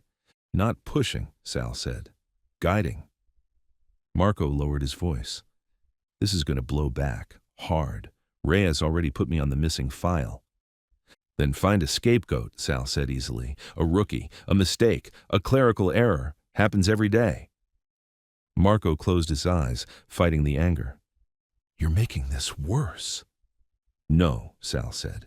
I'm making it survivable. Before Marco could answer, Sal added, And cousin, you'll want to get back to the precinct. Why? OC just arrived. Back at the precinct, 12:07 p.m. Marco entered to find the bullpen buzzing like a kicked beehive. Vitale and Rafferty were at Reyes's desk, both looking sharp, irritated, and hungry. Reyes spotted Marco. There he is, she said. Detective Genviosa. Organized crime has a question for you. Vitale stepped forward. Detective, she said. Where were you between midnight and 1 a.m. last night? Marco felt the world tighten around him. Then, tighten again. Rafferty crossed his arms. A file went missing, he said. A file you had access to. A file we specifically asked for. Vitale stared at him. Tell us why your badge number was logged at the archive after hours. Marco's heartbeat stopped. What? He said. Vitale held up a printout. Sign-out badge. Detective Marco Genviosa. Time 00:43 a.m. Marco went cold. His badge number had been used, stolen, cloned, inserted into the log by someone who wanted to tie him to the missing file, Sal, the Mafia, or someone inside NYPD. Rafferty leaned in. Don't make us repeat the question, Detective. Reyes watched, stone-faced. Morales watched, horrified. Marco's voice felt thin in his own throat. I wasn't there, he said. Someone used my ID. Vitale's eyes narrowed sharply. Who? Marco swallowed. He realized for the first time he had no idea. Chapter 9. Internal Affairs. Marco had been questioned before, witness statements, officer-involved incidents, the usual post-arrest reviews. But this felt different the moment it began, because this time he wasn't a detective walking into an inquiry. He was a target, the call-in. Reyes didn't even try to shield him. 10 minutes after Vitale showed him the forged sign-out logs, she stepped out of her office and said one quiet sentence that made the entire bullpen freeze. Genviosa, IA wants you. Every conversation died. Every head turned. Morales shot him a horrified look. Rafferty smirked. Vitale stayed unreadable, like she already knew what was coming. Marco stood, steel in his spine, and followed Reyes down the corridor. "I'm going to ask you once," Reyes said quietly, walking fast. "Is there anything I need to know?" Marco's throat tightened. There was too much she needed to know, but none he could say. "I didn't take that file, Captain." Reyes didn't answer. She opened the door to interview room B, inside IA. The room was cold, windowless, painted a sickly shade of beige. A metal table, 2 plastic chairs, a small recorder in the center. Internal affairs. Detective Elliot Shaw waited inside, mid-40s, slow blink calm, a reputation for being polite right before ruining someone's life. He gestured to the chair. "Detective Genviosa, grab a seat." Marco sat. Shaw clicked the recorder on. "Interview with Detective Marco Genviosa, Shield 3141, regarding the removal of file BR2217 at 0043 hours this morning." He looked up. "You know how this works, so let's start simple." Marco nodded once. "Go ahead." Shaw folded his hands. "Were you in the archives room at 0043 last night?" "No." "Did you authorize anyone to access your credentials or badge number?" "No." "Did you, intentionally or unintentionally, remove or conceal the file belonging to Anthony Breddy?" "No." Shaw nodded, as if expecting all 3 answers. "Then tell me," he said gently, "why your badge was used to sign out the file." Marco kept his eyes steady. "Someone cloned it, or lifted it, or someone inside the building used it after hours." "You accusing a fellow officer?"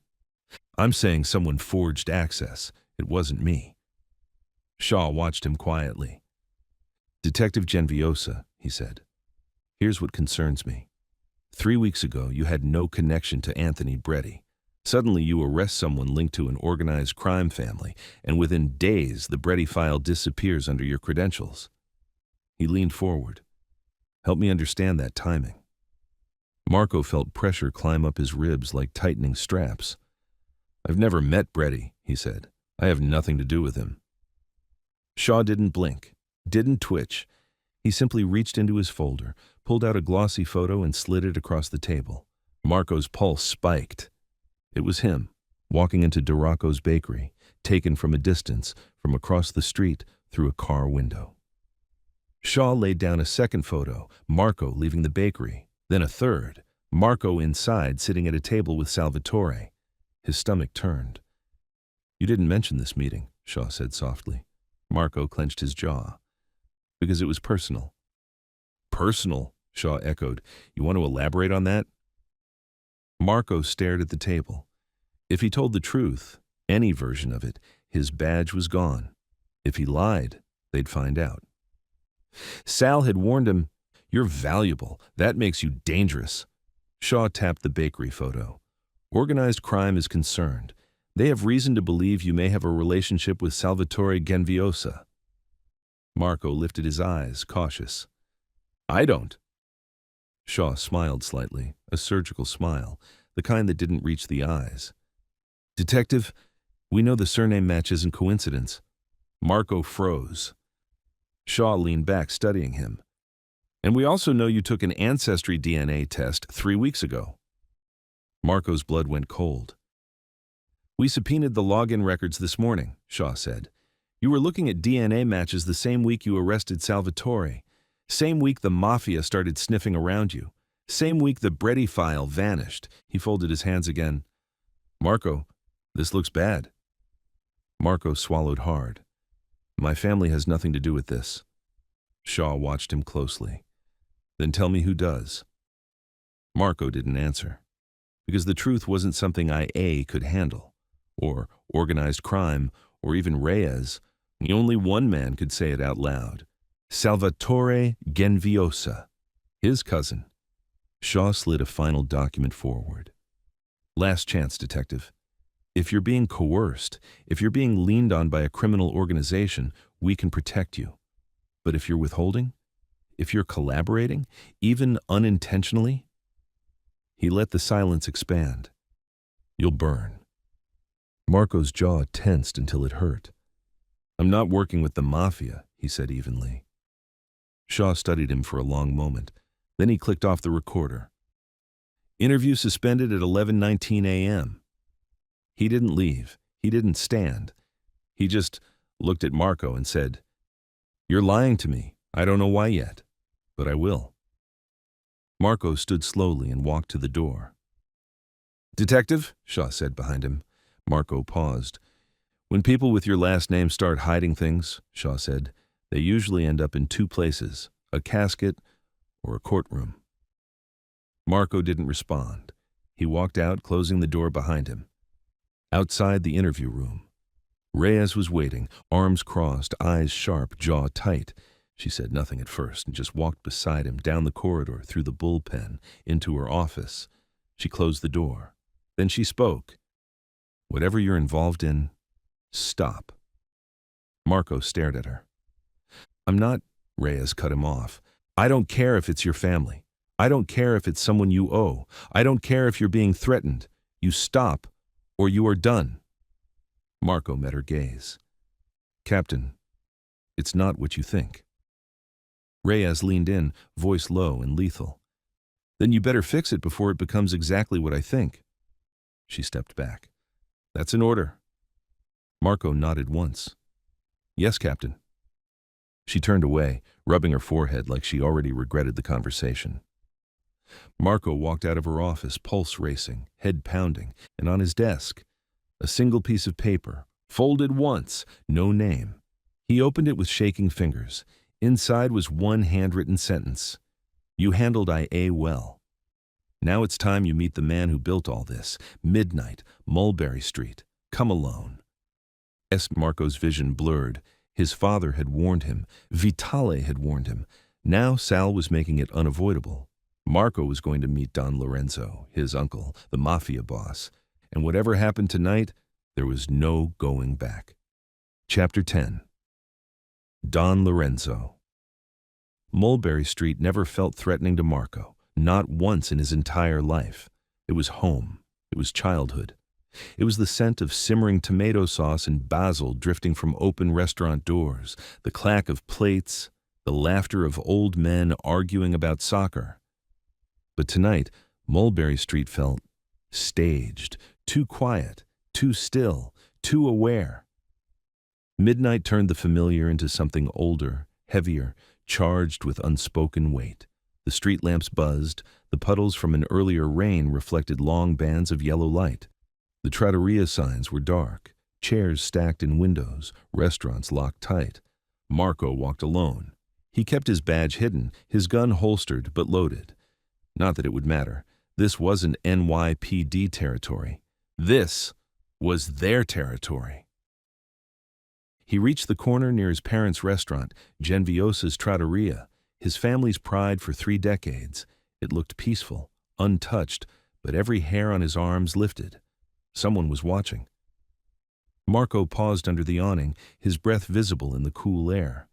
Then a voice behind him said quietly, "Come inside, Marco." He turned. Sal stood in the doorway of the darkened trattoria, hands in pockets, expression unreadable. No soldiers, no fanfare, no guns, just him. That almost scared Marco more. "You closed my parents' place?" Marco asked. "Just borrowed it," Sal replied. "They're home, safe. They don't know about this meeting." Marco stepped closer. "They better be safe." Sal smirked faintly. "Cousin, if anyone ever touched your parents, I'd put the bullet in that man myself." Marco didn't know if that was comforting or terrifying. He followed Sal inside. The restaurant after hours. The moment the door clicked shut, the noise of the city dimmed. The trattoria, usually humming with sound, was silent. Tables covered in white cloths, glasses stacked. The faint scent of garlic and wine lingered in the air. A dim lamp glowed on the counter, casting a warm halo over one table, the table where his family always sat for Sunday dinners. Someone was sitting there, an older man, gray hair brushed back, dark suit, broad shoulders despite age, a face carved in sharp lines, the kind of face hardened by decades of decisions that hurt people. He looked up slowly, and Marco felt something shift inside him because the resemblance was undeniable. The jawline, the eyes, the expression. This was his father's face, 30 years older, colder, heavier. Dominic softened by life. This man hardened by it. Sal spoke quietly. "Marco," he said, "this is Don Lorenzo Genviosa." Marco swallowed. His uncle. The ghost his family never talked about. Don Lorenzo studied him, not with suspicion, not with welcome, but with recognition. "You look like your father," Don Lorenzo said, voice deep, smooth, weathered by smoke and years, "though you carry yourself like your mother." Marco didn't sit. "I'm here because someone is framing me," Marco said, "using my badge, my name, Breddy, organized crime, IA. This needs to end." Don Lorenzo nodded once, like Marco had asked for a glass of water. "We know," the old man said. That set Marco off balance. "You know?" Don Lorenzo rested both hands on the table, fingers long, scarred. "A man does not live as I have lived without knowing the flow of information in his bloodline." He gestured at a chair. "Sit." Marco didn't move. Lorenzo's eyes narrowed just slightly. "You stand like a cop," he said, "but you speak like a man who is tired of being one." Marco clenched his jaw. "I'm not tired of the badge. You're tired of who the badge brings to your door." Marco didn't deny that. After several seconds, he sat. Sal sat beside him. Don Lorenzo remained across. For a moment, no one spoke. Then, Don Lorenzo broke the silence. "My brother chose a clean life," he said. "A good life. I respected that, but it came with a consequence." Marco frowned. "Which is?" "You," Don Lorenzo said. "A boy with my blood, raised to believe the world is black and white.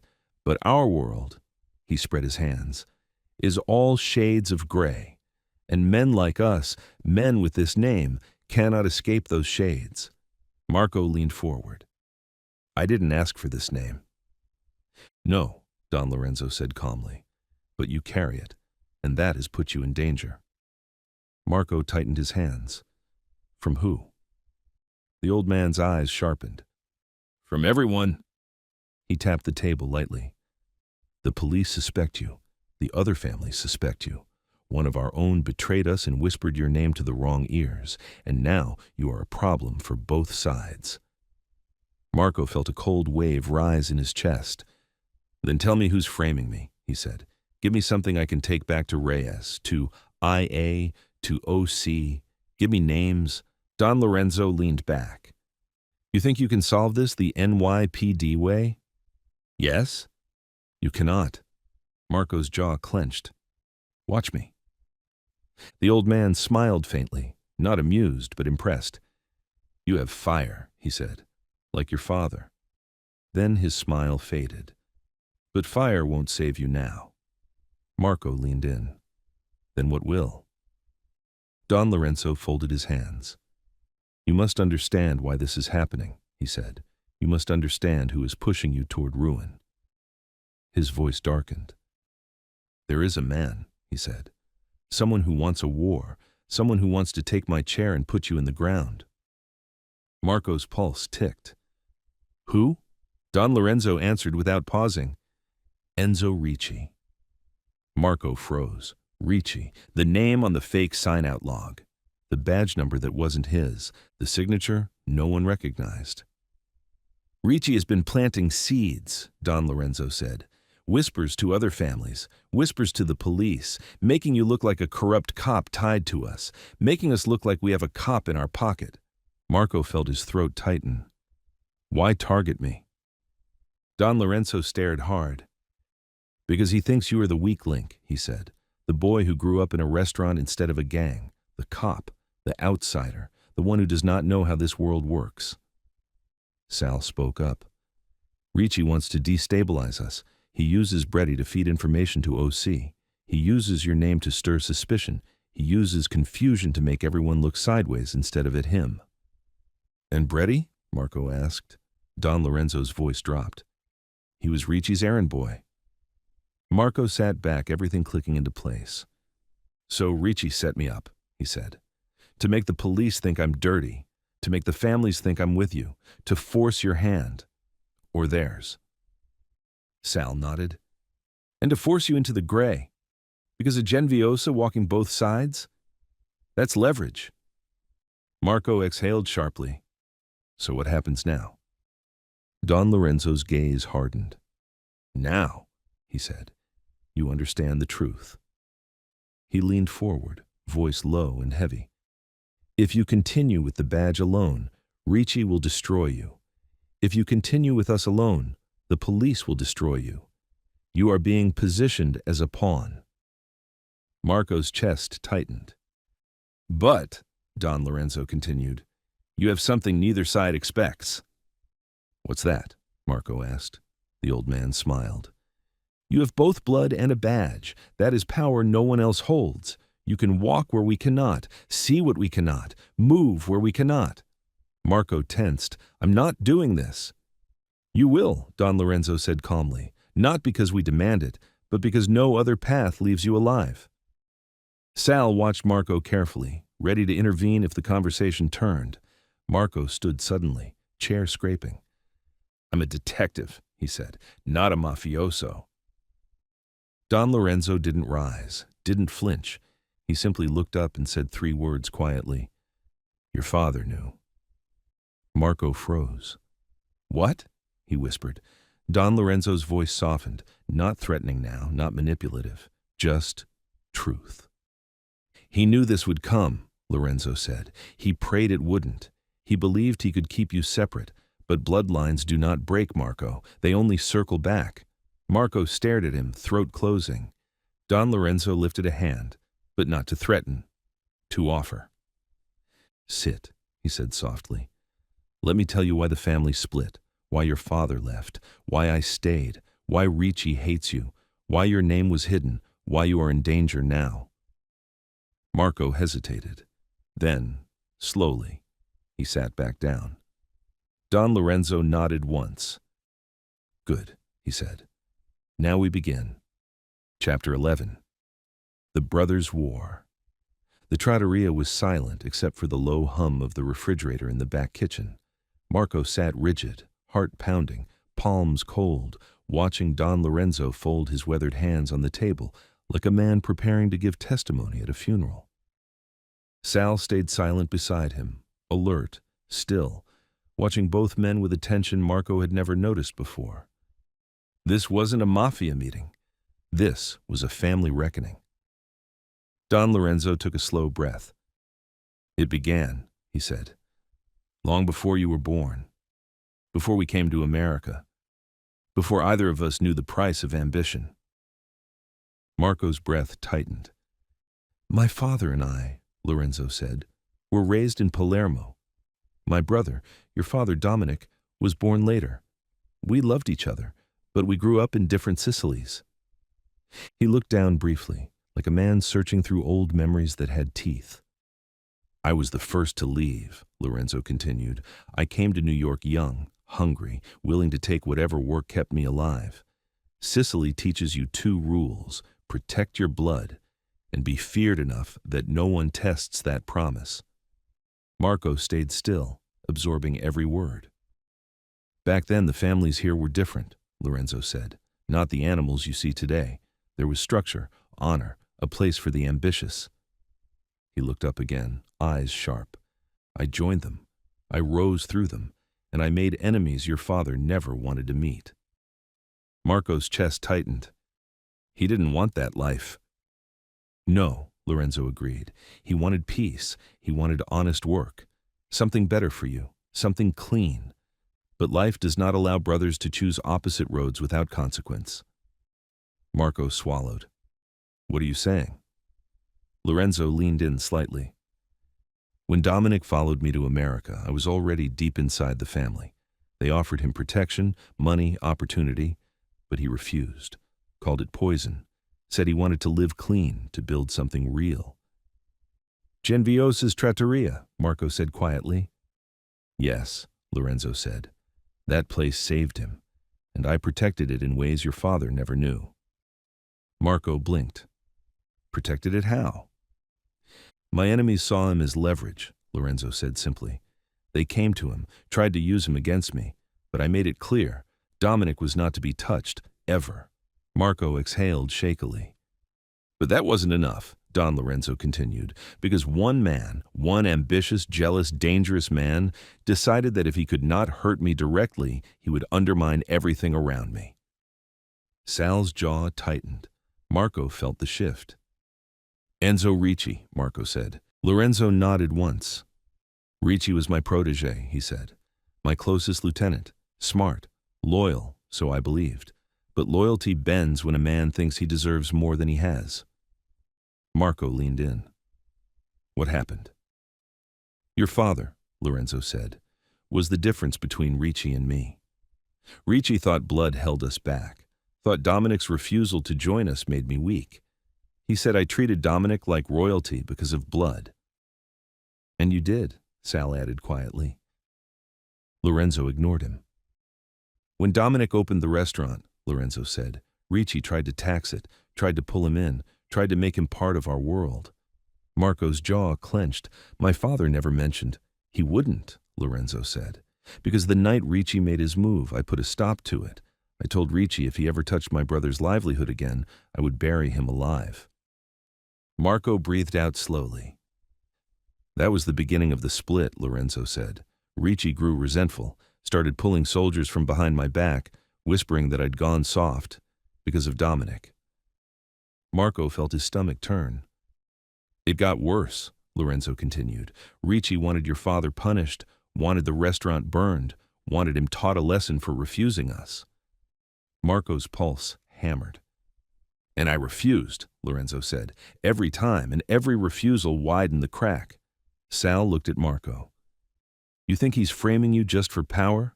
This is personal, decades old. Lorenzo nodded. Ricci knew the moment your name hit NYPD paperwork that his old weapon returned to him. A Genviosa outside the family. A weakness. A crack. Something he could use again. Marco's throat tightened. So he wants me destroyed, because he couldn't destroy my father. Yes, Lorenzo said. And because he believes that if he removes you, he can make me vulnerable. He wants the chair. He wants control. And he wants me to bleed. Marco's hands trembled. You said he used Brady, fed my name around, gave OC reason to watch me.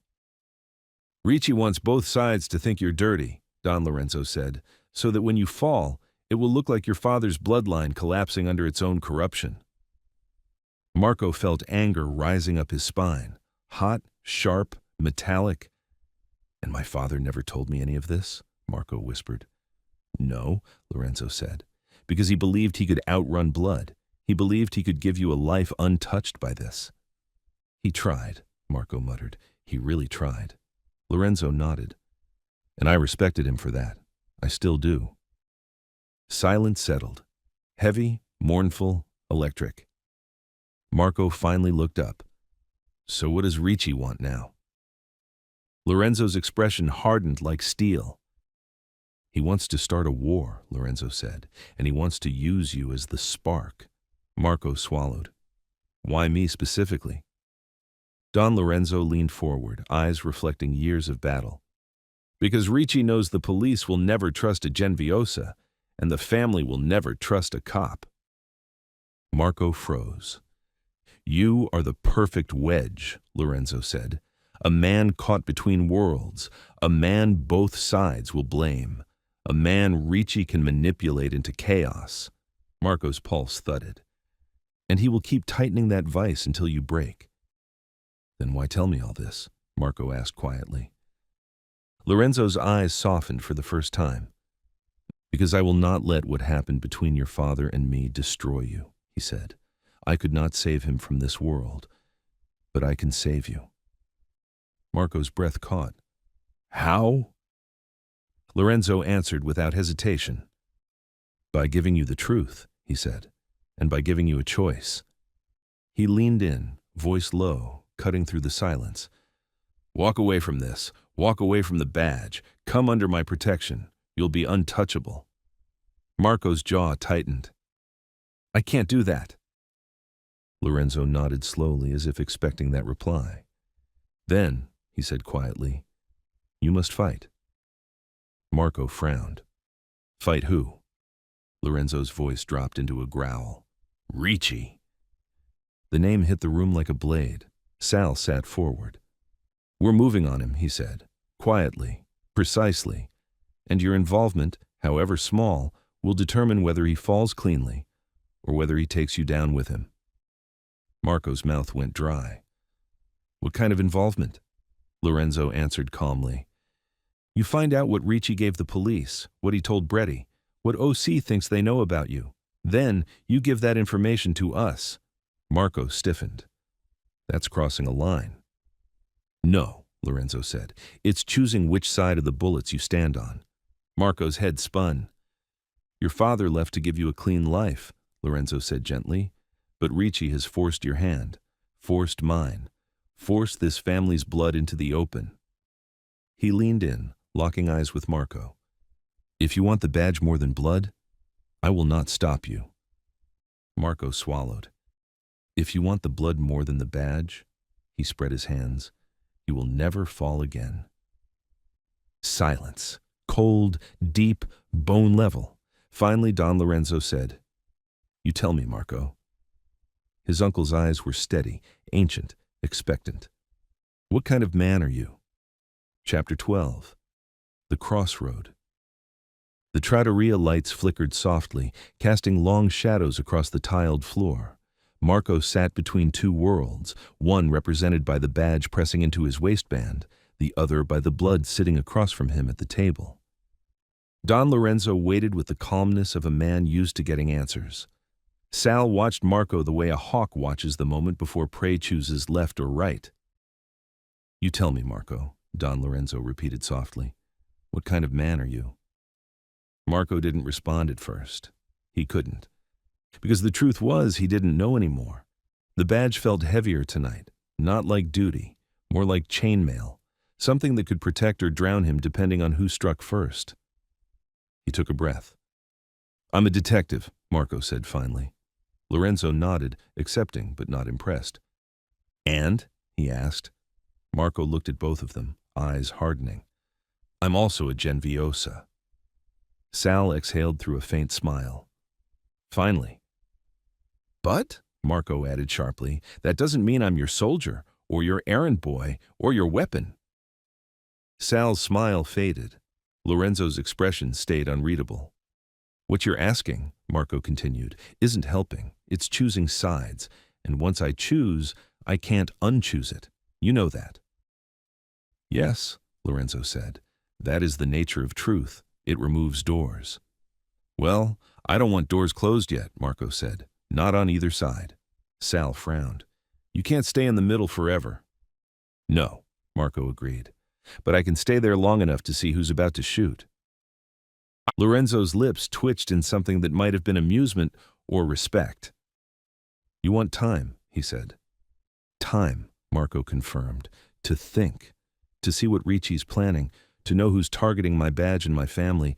And time to make the right choice, not the forced one. Sal began to object, but Lorenzo lifted one hand, silencing him instantly. You have one chance to say this properly, Lorenzo said. What exactly do you propose? Marco inhaled, then laid it out. I'll find out what OC knows, what they think they know, what Ricci gave them. But that doesn't mean I'm working for you. I'm working for the truth and for my own survival. Sal looked unimpressed. That sounds like you want to help the badge, he muttered. No, Marco said. That sounds like I'm not letting Ricci destroy me without understanding how he did it. Lorenzo sat back slightly, eyes narrowing in analysis. And when you find what you're looking for, the Don asked. Marco shook his head. Then I make the decision, not before. A dangerous silence filled the trattoria. Sal leaned forward. And what about the files we already pulled? The noise Ricci's making? The whole bread he left? I'm not scrubbing dirt for you, Marco said. I'm not fixing messes, and I'm not protecting you from OC. That's your world. I'm looking out for mine. Lorenzo considered this carefully. Behind him, the old framed photos on the trattoria wall, the family's early years, the restaurant's opening, the neighborhood block parties, seemed to watch the three Genviosa men silently, capturing generations of choices. Lorenzo finally nodded. You are your father's son, he said. Stubborn, principled, impossible to move. But when you choose a direction, his eyes gleamed. You move with the force of a train. Marco held his gaze. Does that mean you accept my terms? Lorenzo paused, then, yes? Sal stiffened. You're giving him time? He needs clarity, Lorenzo said, not coercion. He needs direction, Sal argued.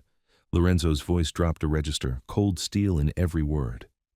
And he will choose the right one, because he is a Genviosa. The authority in his tone made Sal fall silent instantly. Marco exhaled, relief mixed with dread. You'll have the time you ask for, Lorenzo said. But time is limited. Ricci is already moving pieces. He has allies in places you do not see. Inside NYPD? Marco asked quietly. Lorenzo nodded once. We believe so. And the families? Some of them want war, Sal said, and Ricci's stirring the pot. What does Ricci gain in a war? Marco asked. Sal's eyes hardened. The chair, he said. Yours truly becomes expendable, and your uncle becomes a liability. Lorenzo didn't disagree. Marco leaned forward. What do you expect me to do first? Lorenzo answered without hesitation. Find out who inside the NYPD used your badge. Marco felt his stomach clench. He'd been thinking the same thing. And then? Follow that thread. Lorenzo's voice softened. It will lead you to Ricci, one way or another. Sal slid something across the table, a burner phone. Marco looked at it but didn't touch it. For emergencies, Sal said. You call this number only when you have something Ricci won't want you to know. Marco didn't reach for it. Marco, Sal repeated, you'll need it. Marco finally pocketed it, reluctantly. Lorenzo rose slowly, like a king rising from a throne. He extended a hand, not to take Marco's, to rest on his shoulder. You have strength, Lorenzo said quietly, but you don't know how deep it runs yet. Dominic tried to bury it, but blood does not die. Marco swallowed hard. You walk both worlds, Lorenzo said. Use that, and remember, Ricci fears you for a reason. He stepped back, hands clasped behind him. Our time is done for tonight. Sal will walk you out. Sal approached, but Marco held up a hand. I can walk myself. Sal hesitated, then nodded. Marco turned toward the door. And Marco? Lorenzo called softly. Marco paused without looking back. No matter which choice you make in the end, Lorenzo said, make it with conviction. Men who hesitate die faster than men who choose wrong. Marco nodded, tight, conflicted, but resolute.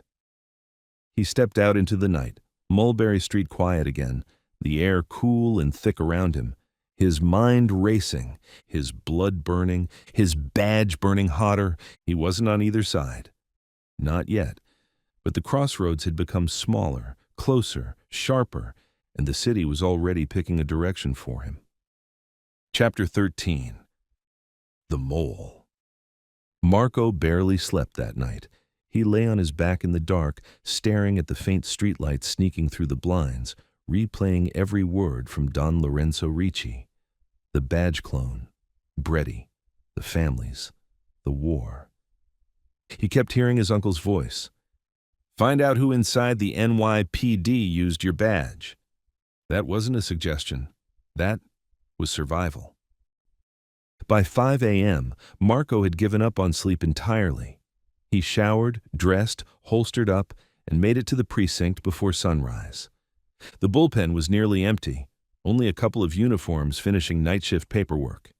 The air smelled like stale coffee and floor polish. Perfect time to dig quietly. He sat at his desk, opened the old laptop the department still hadn't upgraded, and launched the login audit logs. Normally, IT handled that. But Marco had worked night tech before his detective promotion. Long nights rebooting systems, fixing login mismatches, even checking unauthorized badge scans. He wasn't supposed to access it. Didn't matter. He typed in his credentials and began scanning badge activity from the night Brady's file disappeared. Nothing jumped out at first. Then, at 00:39 a.m., 4 minutes before the file sign-out, badge number 3141 attempted access, rejected, invalid location, user, DET, Marco Genviosa. Rejected? He wasn't anywhere near the building that night. He clicked deeper into the metadata. Access location, south archive door, camera disabled. Marco's breath caught. Disabled, not broken, not malfunctioning. Disabled intentionally. Someone manually turned off the camera covering the archive door, then used his badge. Someone who knew exactly what they were doing. He cross-referenced badge pings around that time and froze. A second badge had pinged the hallway reader just 8 seconds before Marco's was used illegally. Badge number badge 6213, Dady Kayla Morales. Marco blinked. Once, twice, number impossible. Morales was solid. A friend, a cop's cop. He checked again. Her badge pinged the hallway. Then his badge pinged the lock. Then hers pinged again, leaving the area. 3 quick hits, too perfect, too clean, too orchestrated. Someone had used her badge to mask movement, just like they used his. Morning. Marco snapped his head up. Morales stood there with 2 coffees in hand, dark hair tied into a messy bun, eyes half asleep. She set 1 coffee beside him. You look like you swallowed a crime scene photo. Marco forced his voice steady. Long night. She slid into her chair, sipping her drink. So, Reyes wants a briefing on the missing file in an hour. OC's already throwing weight around like they own the place. Rafferty keeps asking if you're sweating yet. Marco watched her carefully. You working overtime last night? He asked. She blinked. No, I was home by 10. Why? He shrugged lightly. No reason. She narrowed her eyes, reading him like she always did. You're acting weird, she said. Weirder than usual. Marco's pulse thudded in his ears. Someone used her badge. Someone used his badge. Someone was framing them both. And Morales, she had no idea. Or she was the best liar he'd ever met. He needed more proof. He leaned back, pretending to scroll casually. Hey, Morales said, this whole missing file thing? IA isn't messing around. They're pulling badge scans, camera logs, everything. His stomach dropped. She had no idea she was a suspect, too. He had to play this carefully. Morales, he said quietly, just asking. Your badge hasn't gone missing lately, right? She snorted. What? No? Why? Marco hesitated, then gave her the same line he'd been giving everyone. Just checking. She stiffened. Something happened? Before he could respond, Reyes stepped out of her office, crisp and cold, motioning Marco forward. Briefing, my office, now. Morales stood too. I should... No, Reyes said sharply, just Genviosa. Morales shot Marco a confused look. Reyes turned and walked back inside. Morales whispered, Good luck, and sat back down. Marco took a breath and entered Reyes's office. The briefing. Reyes shut the door. Sit. Marco did. Reyes dropped 2 files on the desk. One is what OC handed me this morning, she said. The other is from IA. Marco kept his face neutral. Here's the short version, Reyes said. Whoever stole Brady's file wants you to take the fall. OC thinks you're dirty. IA thinks you're hiding something, and someone else is playing a very long game. Marco exhaled slowly. Reyes opened the IA folder. Cameras were disabled, she said. Badge scans were forged, and not just yours. Marco froze. She tapped a page. Morales' badge was used too, twice. Marco's blood chilled. Reyes watched him carefully. You know what that means? She asked. Marco swallowed. Yes? Reyes leaned forward. It means either you and Morales are in on something, her eyes sharpened, or someone inside this building wants you both framed. Marco's jaw tightened. And I doubt it's Morales, Reyes added. She's annoying, but she doesn't have the brains or the guts to sabotage the archive. Marco almost smiled. Almost. Which leaves, Reyes said, a third party with access to badge codes, camera overrides, and knowledge of our internal logs. Marco stared at her. Someone in IT? He offered. No, Reyes said. IT techs are idiots with keyboards. She tapped her desk. I'm talking about someone higher. Marco's pulse hit hard. Someone with authority, Reyes said. Someone with access to override systems and ghost a badge. Who? Marco asked. Reyes slid a single sheet across the desk. When Marco saw the name on it, his stomach dropped. Lieutenant Charles Marino, Internal Affairs Liaison. Marco's mind spun. But he interrogated me, Marco said. Reyes nodded. Exactly. He interrogated you, to see whether you'd break. Marco's chest tightened. You're saying IA is dirty? He whispered. Reyes corrected him. I'm saying Marino is dirty. Marco leaned back. And Marino answers to OC, Marco realized aloud. Reyes nodded. And Ricci has an informant in OC, Marco finished. Reyes's eyes sharpened. You see it now? She said. This is bigger than a missing file. Someone wants a mole inside NYPD to look like you. Marco felt adrenaline surge through him. So what do we do? He asked. Reyes's expression hardened. We find him before OC does. Marco stared. We find who's working with Ricci, she said. Inside this department.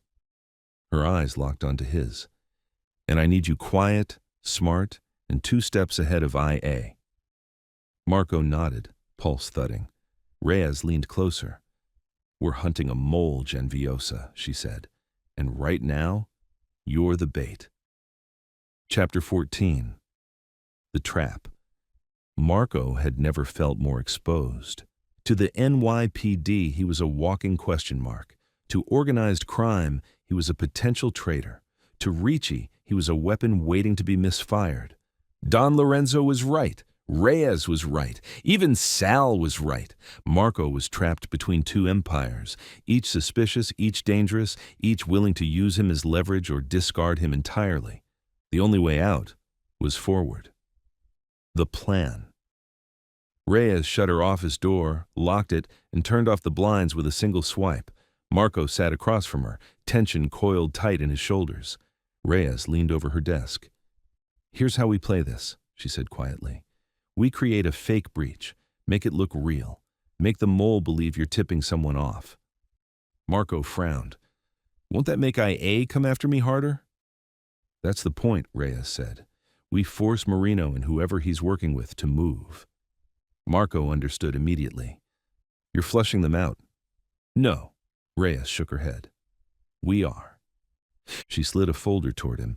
Inside were 2 pages, a screenshot of a non-existent surveillance report and a time-stamped note that looked official but wasn't. I drafted these last night, Reyes said.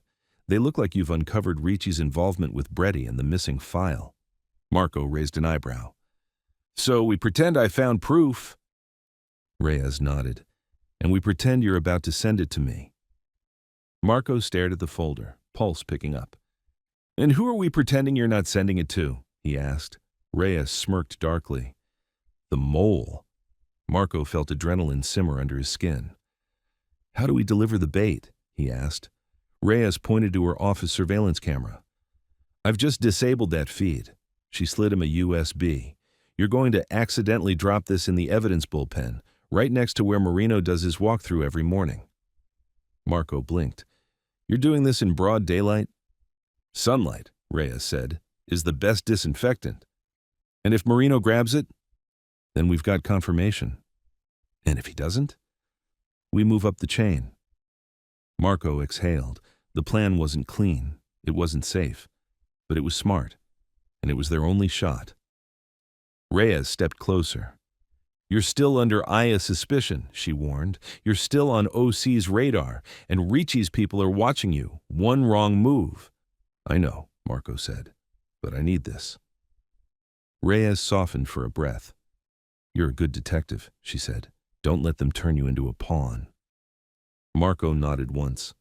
He slid the USB into his pocket. The trap was set. The drop. By 10:30 a.m., the bullpen was buzzing. Officers traded reports. Phones rang off the hook. Coffee cups clattered. Normal chaos. Morales was complaining loudly about someone stealing her yogurt. Everything was familiar, except Marco wasn't here to work. He was here to bait a viper. He timed it perfectly. Marino left IA for his mid-morning walkthrough at 10:35 every day. He liked being seen, liked inspecting people's desks, liked reminding detectives that IA was never far behind. At 10:34, Marco stepped into the bullpen. At 10:34:30, he accidentally dropped the USB near the main printer. It clattered softly onto the floor. Marco crouched, pretending to adjust a shoelace. He left the USB exactly half visible on the tile, right where Marino would see it. Morales looked over. "You okay down there, Cinderella?" Marco gave a tired smirk. "Dropped my pen." He stood, walked away casually, pretending nothing existed behind him, but he kept a sideways eye on the bullpen reflection in the glass partition. At 10:35:12, Marino walked in. He moved like a shark, smooth, slow, scanning. He approached the printer. He bent down. Marco's pulse spiked. Morales kept talking, clueless. Marino picked up the USB, paused, looked around, looked exactly in Marco's direction. Marco forced the calmest expression he'd ever worn. Then Marino pocketed the USB and walked out. Marco exhaled once, slowly, controlled. The trap had snapped shut. The call. Reyes walked past the bullpen 5 minutes later, expression blank. But when Marco caught her eye, she gave the tiniest nod. They had him. Marco returned to his desk and pretended to work. His hands shook under the table. Then his phone buzzed. Unknown number. He answered quietly. "Genviosa." Sal's voice came through, low and sharp. "Marco, what the hell did you just do?" Marco's blood went cold. "What are you talking about?" "You dropped something." Marco felt the hairs on his neck stand. "You're being watched," Sal whispered. "Not by us, not by the families, by someone else." Marco swallowed. "Ricci?" "No," Sal said. "Worse." Marco's pulse hammered. "Who?" "We don't know yet, but whatever you dropped in that precinct just sent a message." Sal's tone turned tense. "A loud one." Marco stared straight ahead, heart pounding. "We're on our way," Sal said. "Do not leave the building." Before Marco could respond, the line went dead. The shot. Marco hung up slowly. The bullpen hummed behind him. Officers worked. Phones rang. Paper shuffled. Normal. Too normal. He started scanning faces, uniforms, detectives, admin staff. Anyone who looked wrong. Anyone who felt out of place. Then someone shouted, "Gun!" Marco spun. Time slowed. At the far end of the bullpen, a man in a suit, face unfamiliar, eyes cold, stood with a suppressed pistol raised, aimed directly at Marco. Marco dove sideways. The shot cracked, quiet, sharp, a whisper of a bullet, and shattered the glass panel where Marco's head had been half a second earlier. Officers screamed, desks overturned. Someone called out for backup. Marco rolled behind a desk, drew his weapon, and shouted, "Arms down! Drop it!" The shooter wasn't aiming at anyone else. He was locked on Marco. He fired again. 2, 3 shots, glass exploding, sparks flying. Reyes burst out of her office, gun drawn. Morales took cover behind a file cabinet. Marco peeked out. The shooter reloaded, fast, trained, not some random hitman. Another shot tore through a monitor, fragments stinging Marco's cheek. Reyes shouted, "He's targeting Genviosa!" Marco fired once, controlled, accurate. The shooter ducked behind a column. Officers swarmed, but the shooter didn't flee. He kept firing at Marco, pinned him down, trying to finish the job, trying to silence him, trying to ... Marco's chest went cold. Ricci. This was Ricci. The shooter wasn't here to kill a detective. He was here to kill a witness, a pawn, a threat. Marco exhaled, steadied his aim. The shooter stepped out. Marco fired. One shot. Clean. The man dropped. The room went quiet. Officers moved in slowly, weapons drawn. Marco stayed low, breath shaking. Morales rushed to him. "Marco, you hit?" He shook his head, adrenaline crashing. Reyes knelt beside the body, unmasking the shooter. She froze, then looked up at Marco, eyes wide, not with fear, but realization. "Genviosa," she whispered. "This one isn't Ricci's." Marco frowned. "Then who?" Reyes held up the shooter's badge. Marco's blood ran ice cold. It wasn't a badge, it was an ID card. FBI, Joint Organized Crime Task Group. Marco's stomach turned. "They're trying to kill you," Reyes said, voice dark and shaken. Marco stared at the dead man. "Not Ricci's, not a family hitman. Federal. "Why the hell would the FBI want me dead?" Marco whispered. Reyes stared at him. Then at the USB in her hand, Marino's, recovered from the shooter's pocket. "Marco," she said quietly, "I think you just stepped into something bigger than the Mafia." Marco swallowed hard.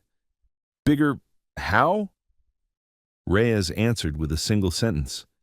"Bigger as in, Ricci isn't the only one who wants a war." Chapter 15. The Third Faction. Gunfire still echoed in Marco's bones long after the room had fallen silent. The bullpen was a mess: shattered glass, overturned chairs, blown-out monitors. Uniforms sprinted, forensics sealed off the scene, paramedics checked panicked officers, and the shooter's body lay covered under a sheet with FBI still visible on the identification card Reyes had pulled from his jacket. But Marco couldn't look away from it. Not because the man was dead, but because of what it meant. Someone at the federal level wasn't just watching Marco, they wanted him gone. "This wasn't Ricci." Reyes pulled Marco into her office, slamming the door shut behind them. She didn't sit, she didn't breathe, she just stared at him. "You need to tell me everything," she said. Marco shook his head. "I'm giving you what I can." Reyes stepped forward sharply. "Marco, an FBI agent just opened fire on you inside an NYPD precinct. That doesn't happen because a file went missing." Marco rubbed his face, adrenaline still buzzing in his limbs. "I know." "You know?" Reyes snapped. "You know. That was attempted murder on federal grounds. You need to give me something, anything, before I'm forced to drag you into a sealed room and call half the department in." She wasn't threatening him, she was begging him. Marco swallowed. "Captain, this is bigger than Ricci, bigger than IA. Bigger than organized crime."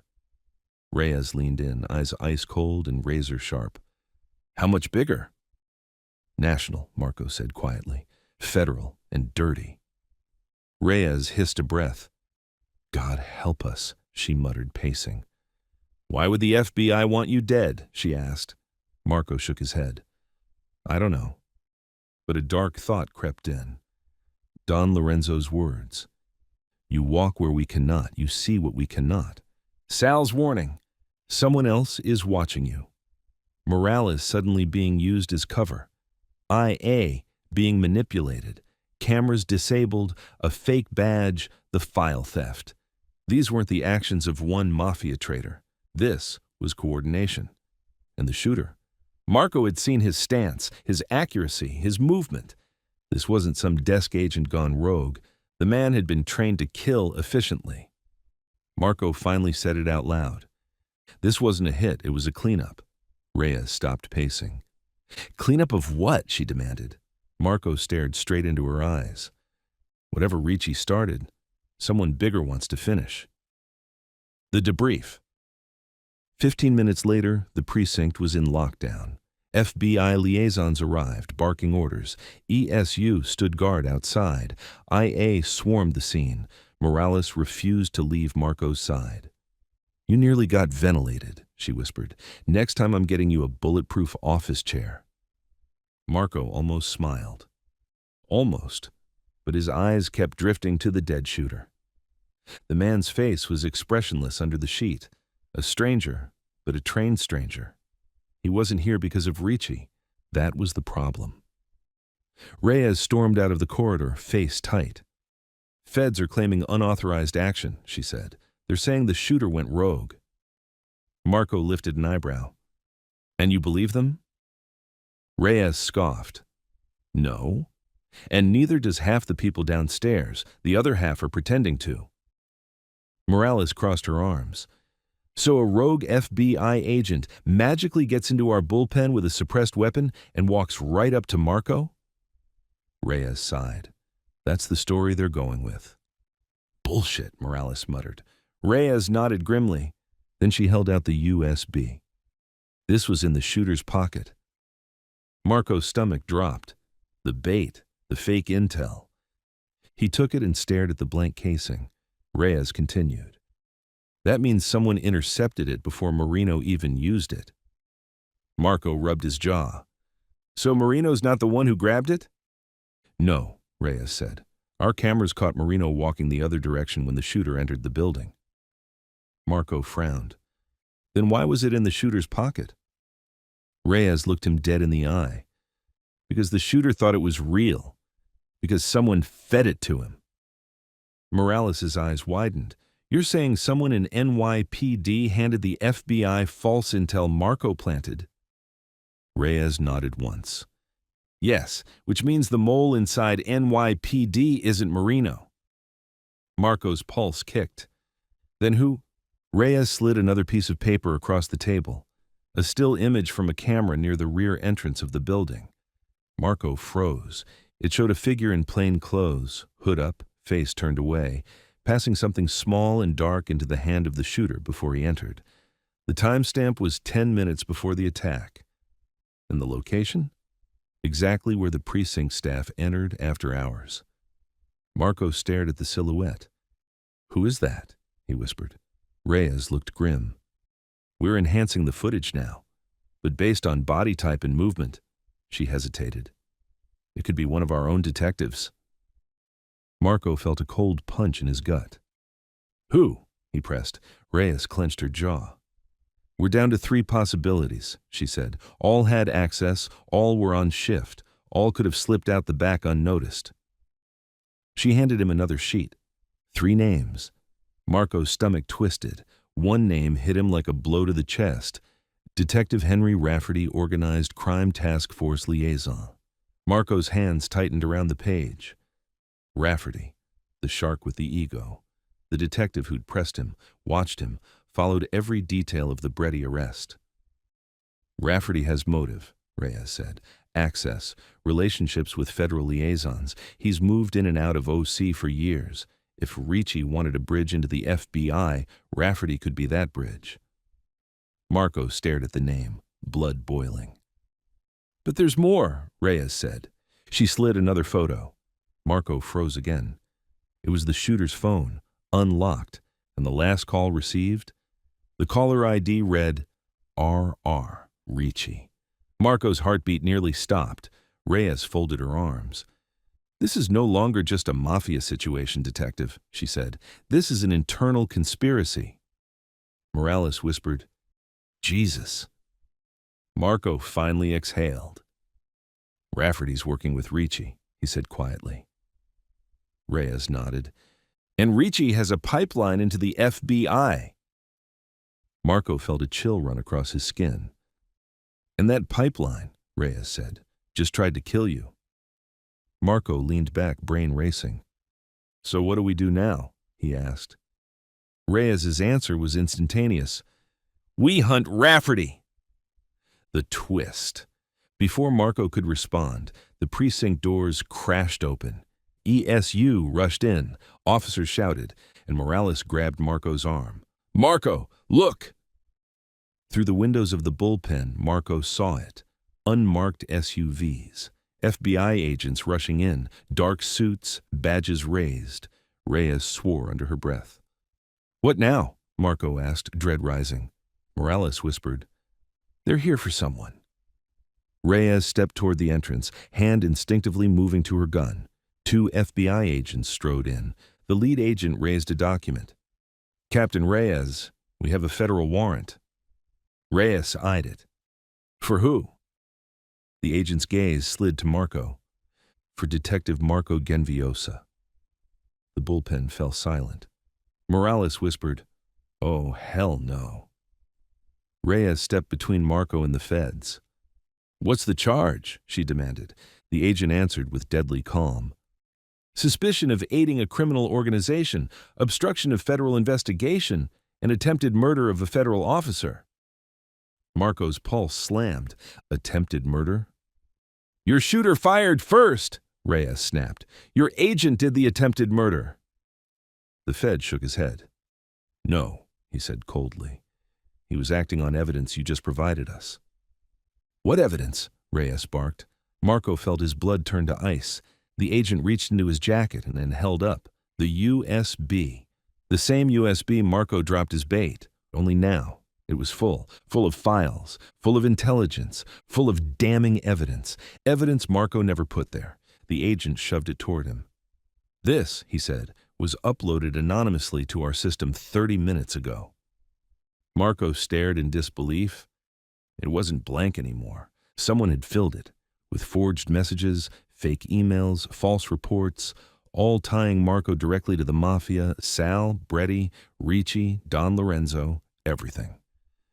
"Detective Genviosa," the agent said, stepping forward with cuffs. "You're coming with us."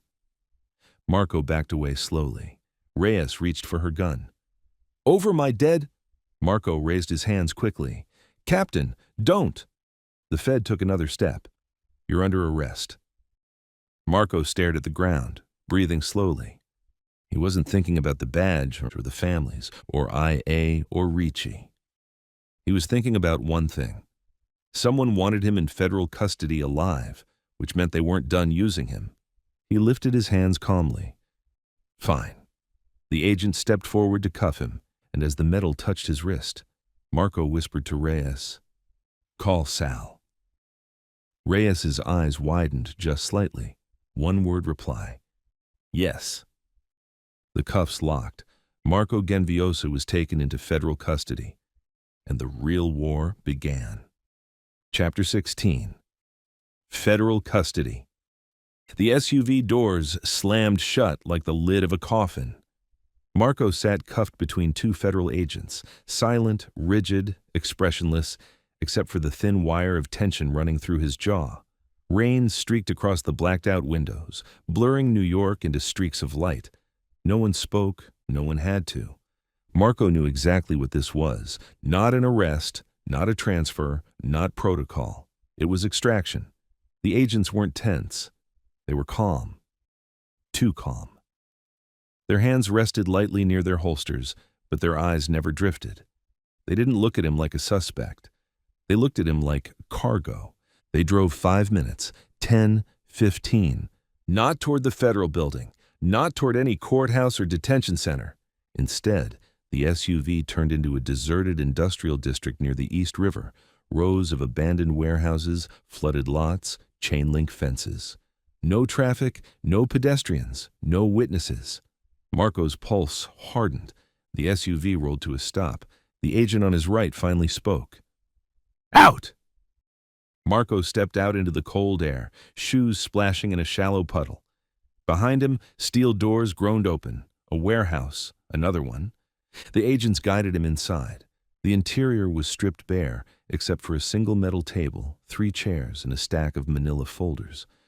A fourth figure stood near the far wall, back turned, black suit, short-cut hair, upright posture.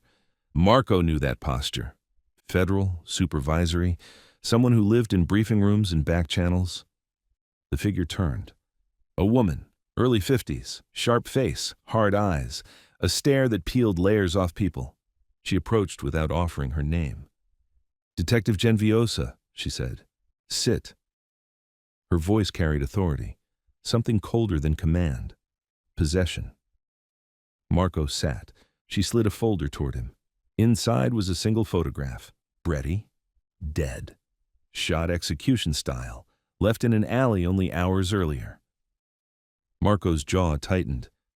You're not surprised, she said. He looked up sharply. Should I be? She ignored the question. We intercepted chatter from 3 separate criminal networks last night, she said. Every source said the same thing. Brady was killed for speaking about a police officer, a detective. She leaned forward. You. Marco said nothing. She slid a second photo. Salvatore Genviosa, in grainy surveillance, entering a dark SUV. Marco kept his face still. We know you met with him, she said. We know he's your cousin. We know Don Lorenzo's your uncle. And we know you've been targeted by multiple parties. Marco's pulse slowed. This wasn't an interrogation. This was a recruitment. She folded her hands. You're caught between the Mafia and organized crime, between NYPD internal affairs and other forces. That makes you uniquely positioned. Marco didn't blink. She continued. You're being pulled in 2 directions, but neither side has what we have. And what's that? Marco asked. Her eyes glinted. Use for you. Marco leaned back slightly. She reached into her blazer and pulled out a badge wallet. Not FBI, not DEA, not a TF, something else. A black card with gold letters, JOCG, Joint Organized Crime Group Classified Division. Marco frowned. He'd never heard of it. You won't find us on any official roster, the woman said. We exist between federal departments, off-books, slow-moving oversight, faster-moving operations. She tapped the folder. And your situation intersects with ours. Marco exhaled once. You tried to kill me. She shook her head. That wasn't us. Marco narrowed his eyes. We intercepted the shooter's last communications. He was working under Ricci's influence. Someone inside the bureau is compromised. Marco felt the world shift beneath his feet. Why bring me here? He asked. Why not take me to the federal building? She smiled, cold and thin. Because the federal building isn't safe for you. Marco stayed silent. She circled the table slowly. You have 2 bloodlines, detective. One is the NYPD. The other is the Genviosa family. Both sides see value in you, but only one side sees the full picture. And that's you, Marco said dryly. Yes, she said without hesitation, because only we understand what Ricci is actually doing. Marco felt himself lean forward despite wanting to stay stone cold. What is he doing? Her voice dropped. He's destabilizing the balance between law enforcement and organized crime, removing the old families, removing internal oversight, removing anyone who still stands between the Mafia and political power. Marco felt a chill. Why target me? She stepped close, locking eyes with him. Because you were the tipping point. Marco didn't move. You're connected to the Mafia, she said. Connected to NYPD. You can move unseen where we cannot, and Ricci needs you removed before you see what he's building. Marco swallowed. And what is he building? She sat back down, her expression deadly serious. A syndicate that can't be touched, not by the families, not by the police, not by us. Marco's skin crawled. Ricci doesn't just want the chair, she said softly. He wants the entire city, and if he succeeds, New York becomes a playground for a criminal empire that doesn't fear law enforcement. Marco's pulse hammered. You're asking me, he said quietly, to work for you. No, she said. I'm telling you the truth. Then she leaned forward. You're going to work for all of us. Marco tensed. You will infiltrate the Genviosa family's internal circle, your family, while maintaining your NYPD position. Marco's heart pounded. And in return, she continued calmly, we will clear you of every charge that's about to hit. We will erase your name from every IA log. We will bury the federal warrant, and we will make sure Ricci never gets close enough to take a second shot. Marco stared at her. Why me? He whispered. The woman exhaled slowly. Because no one else straddles both worlds. Because no one else can walk into Don Lorenzo's circle without getting killed. Because you're the only law enforcement asset who can truly go undercover. She paused. Without ever going undercover. Marco's breath slowed. The woman placed a second folder in front of him, thicker, heavier, sealed with a metal clasp. "This," she said, "is everything we have on Ricci. His alliances, his operations, his federal contacts, his political ties." Marco stared at the folder. "You open this," she said, "and your life becomes something else. Forever."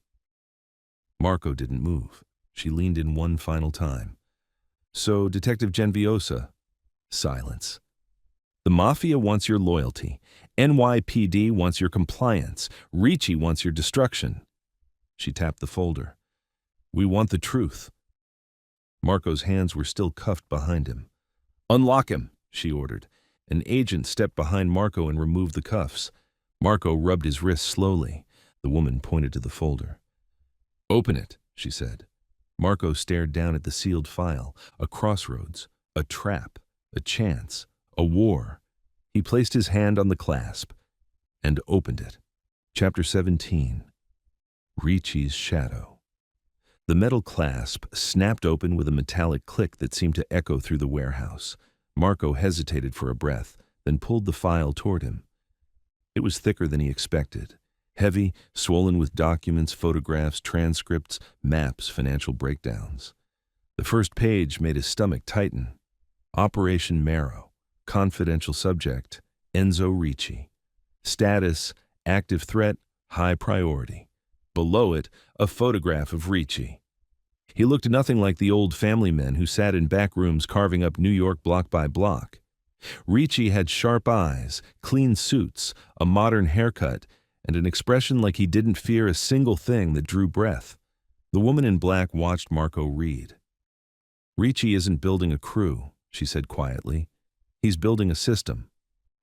Marco lifted an eyebrow. "What kind of system?" She gestured to the next page. "See for yourself." Marco flipped it and felt a cold shiver crawl up his spine. 1. Ricci's network. The page wasn't a list of soldiers or associates. It was a list of institutions, a federal liaison office, 2 city council members, a deputy commissioner in the NYPD, multiple tech contractors with access to badge systems, a federal prosecutor, an analyst in organized crime, 3 unknown operatives inside law enforcement, and 1 codename, Spectre. Marco blinked at that last one. "Spectre?" he asked. The woman nodded. "Ricci's right hand? No face, no name, no confirmed identity? We don't know if Spectre is a cop, a fed, or someone from the old families." Marco remembered the shooter. His precision, his silence, his intent. A ghost, a specter. "You think that shooter was him?" Marco asked. "No," she said. "Ricci doesn't waste his best asset unless the world is watching." Marco turned the page again. 2. The Brady connection. A timeline. A perfect, cold, calculated timeline. Brady's movements, his contacts, his leaks, and handwritten notes tying them all together. Brady told OC your name in November. Brady told Ricci about Don Lorenzo's health scare. Brady accessed NYPD files through someone in IT. Brady believed Marco Genviosa was the weak link in the family chain. Then the final note. Brady planned to flip. Ricci killed him first. Marco exhaled slowly. "So Brady wasn't working for OC," he said. "He was working for Ricci, pretending to work for OC." The woman nodded. "Correct. Ricci used him as a false trail. He wanted OC to chase you, to break you, to turn you into pressure on Don Lorenzo." Marco clenched his fist. "This goes beyond territory wars," the woman said. "Ricci is isolating the old families, removing oversight, manipulating federal investigations, and using law enforcement assets like chess pieces." Marco turned the next page. 3. Ricci's true play. A map of New York. Blood-red markers spread across 3 boroughs. Warehouses, financial firms, shell companies, union offices, real estate fronts, docking stations. Then the woman tapped the center of the page. This is Ricci's goal." Marco froze. It was highlighted in bold State Infrastructure Supply Board, Energy Contracts Unit. Marco frowned. Why the hell does Ricci care about energy contracts? Because, she said, if he controls that board, he controls the entire city grid, water plants, power, traffic signals, ports. And if he controls the ports, Marco whispered. He controls the city's arteries, she finished. Everything moves through there, everything. Marco leaned back, stunned. Lorenzo's old world, she said. It's ancient, archaic. Ricci wants something else, something bigger, something permanent. Marco's voice tightened. You're telling me Ricci wants political power? She nodded. We're telling you Ricci wants the city. Marco swallowed hard. This isn't a mob war, Marco whispered. This is a takeover. 4. Who Ricci fears. Marco flipped to the next page. A single list. 3 names. 1. Don Lorenzo Genviosa. Strength, influence, loyalty, connections, weakness, age, legacy, mindset. 2. Marco Genviosa. Strength, law enforcement legitimacy, dual access, unpredictable loyalty, weakness, identity conflict, unknown threshold. Marco froze. Unknown threshold? He asked. The woman smirked slightly. You haven't chosen a side yet. That makes you unstable and dangerous for him. Marco continued reading. 3. Spectre. Strength. Absolute loyalty to Ricci, operational precision, weakness, unknown. Marco looked up. You mean Ricci fears his own right hand? No, she said. He fears what Spectre could become without him. Marco shut the folder. Okay, he said. Then tell me the real reason you want me. She held his gaze. Because Ricci is planning something big, something soon, something violent. She stepped closer, lowering her voice. And he's using your family as bait to start a war that will wipe Lorenzo's people off the map and bury the NYPD in the fallout. Marco's chest burned. What's he planning? He asked. She hesitated, just slightly. We aren't sure, she admitted. We intercepted chatter about an event, something that requires control of multiple city departments, something that will shift power overnight. Marco clenched the table. What kind of event? She shook her head. We don't know yet. Marco stood. You want me to take Ricci down, he said. No, she corrected. We want you to get close enough to understand him, close enough to expose him, close enough to stop him. Marco exhaled slowly. You realize if Lorenzo finds out about this. He won't, she said, not unless you tell him. Marco shook his head. And if I say no? She shrugged lightly. Then Ricci kills you, and your parents, and Don Lorenzo. And then we clean up the mess you leave behind. Marco stared at her. That's not a choice. It's the only one you get, she said coldly. Silence stretched. Then she added softer. You don't have to pick a side, Marco.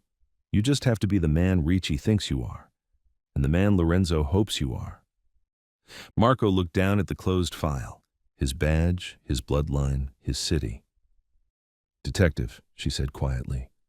What's it going to be? Marco inhaled slowly. Then, I'll do it. She nodded once.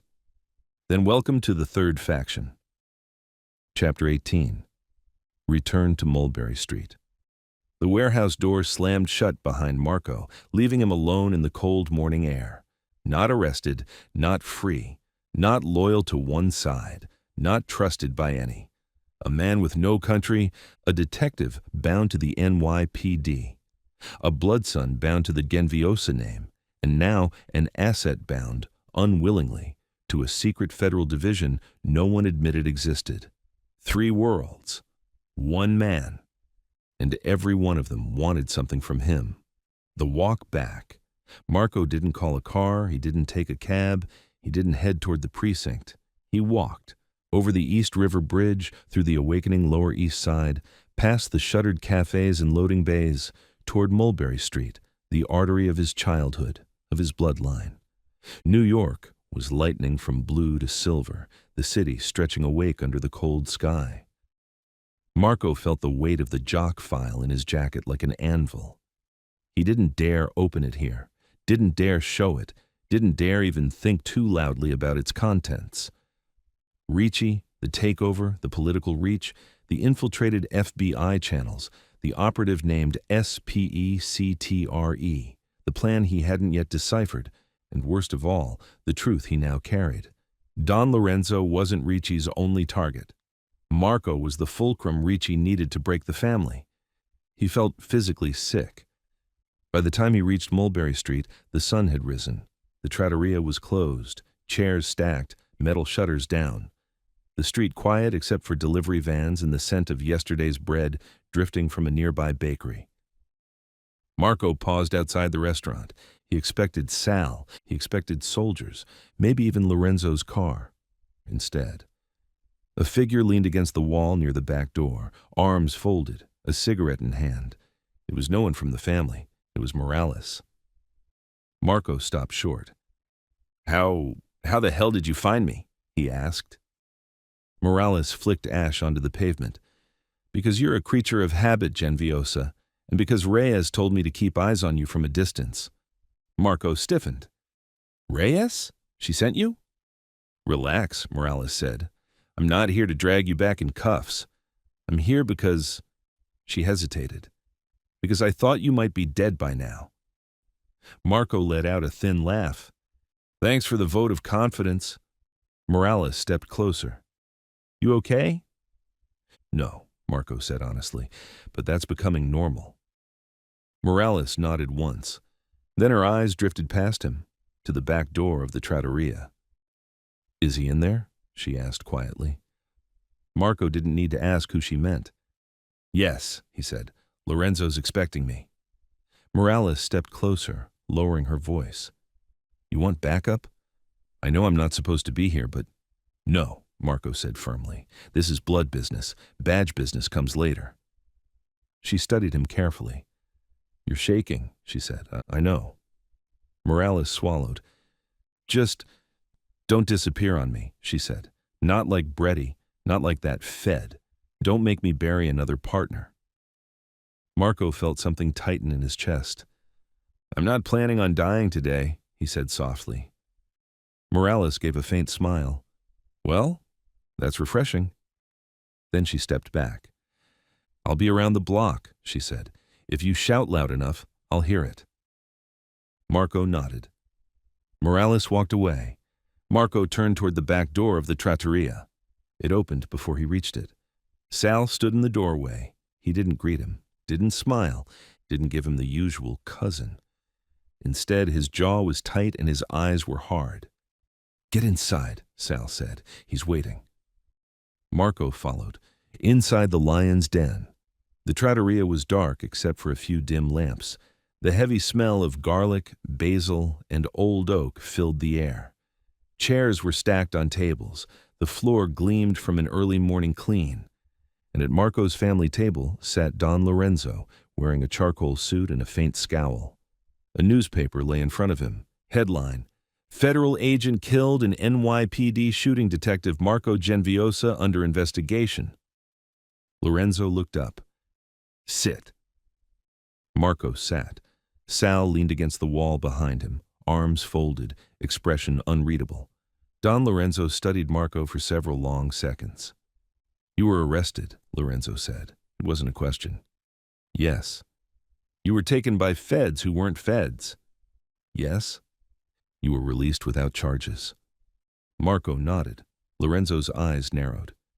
"Which means, Marco, someone has just placed you in the center of a board even I do not control."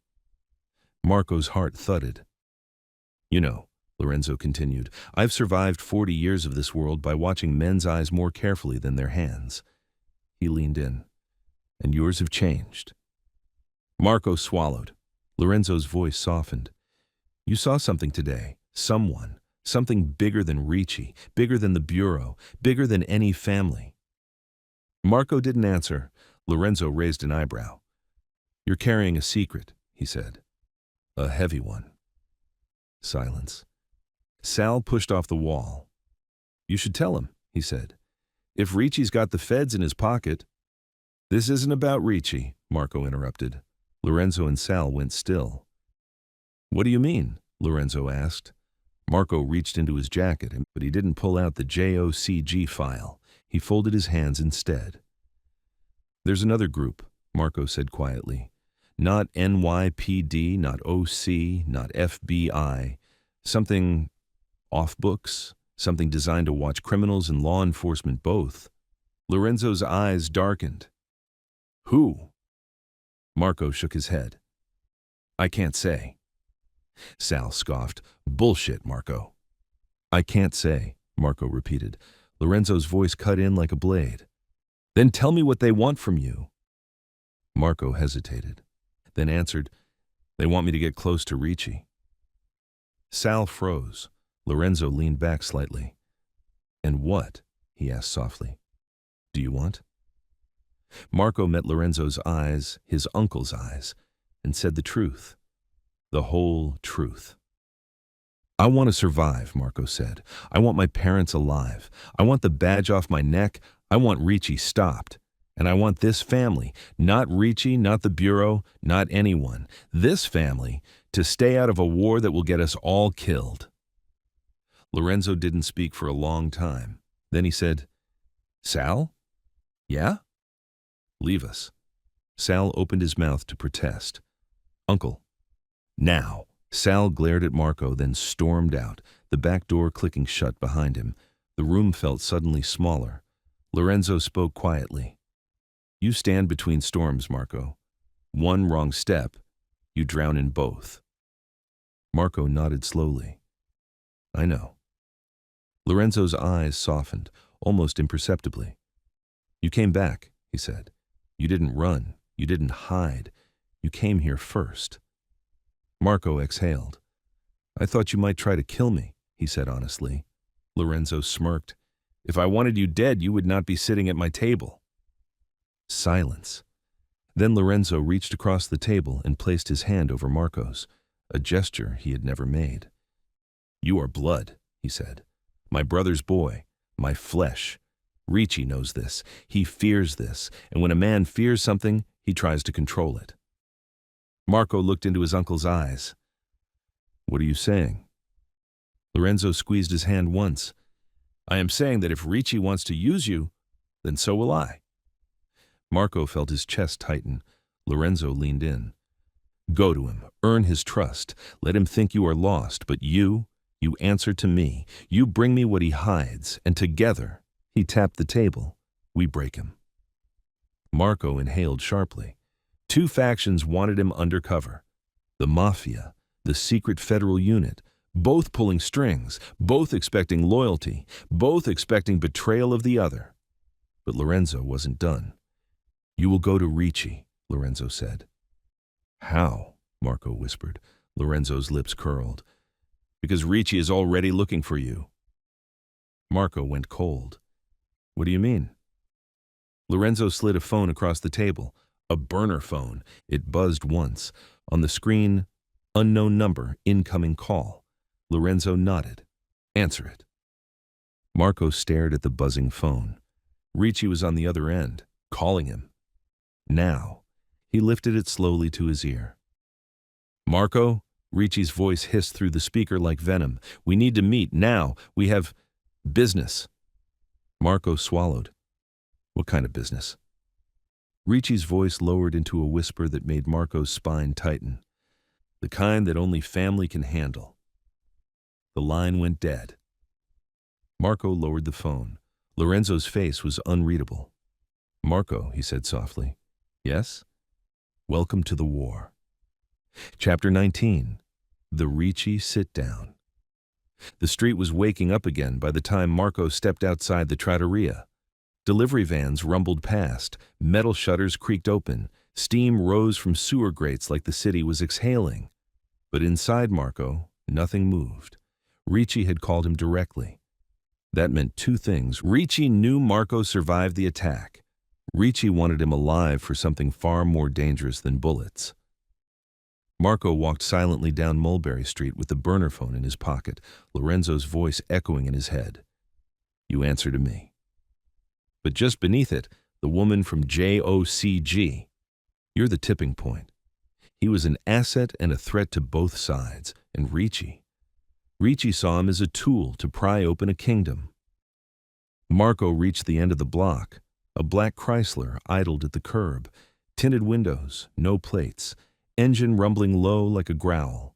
The passenger window rolled down. Detective? Marco's spine stiffened. Rafferty was in the front seat. Clean suit, smug expression, eyes colder than the barrel pointed at Marco earlier that morning. Get in, Rafferty said. Ricci's expecting you.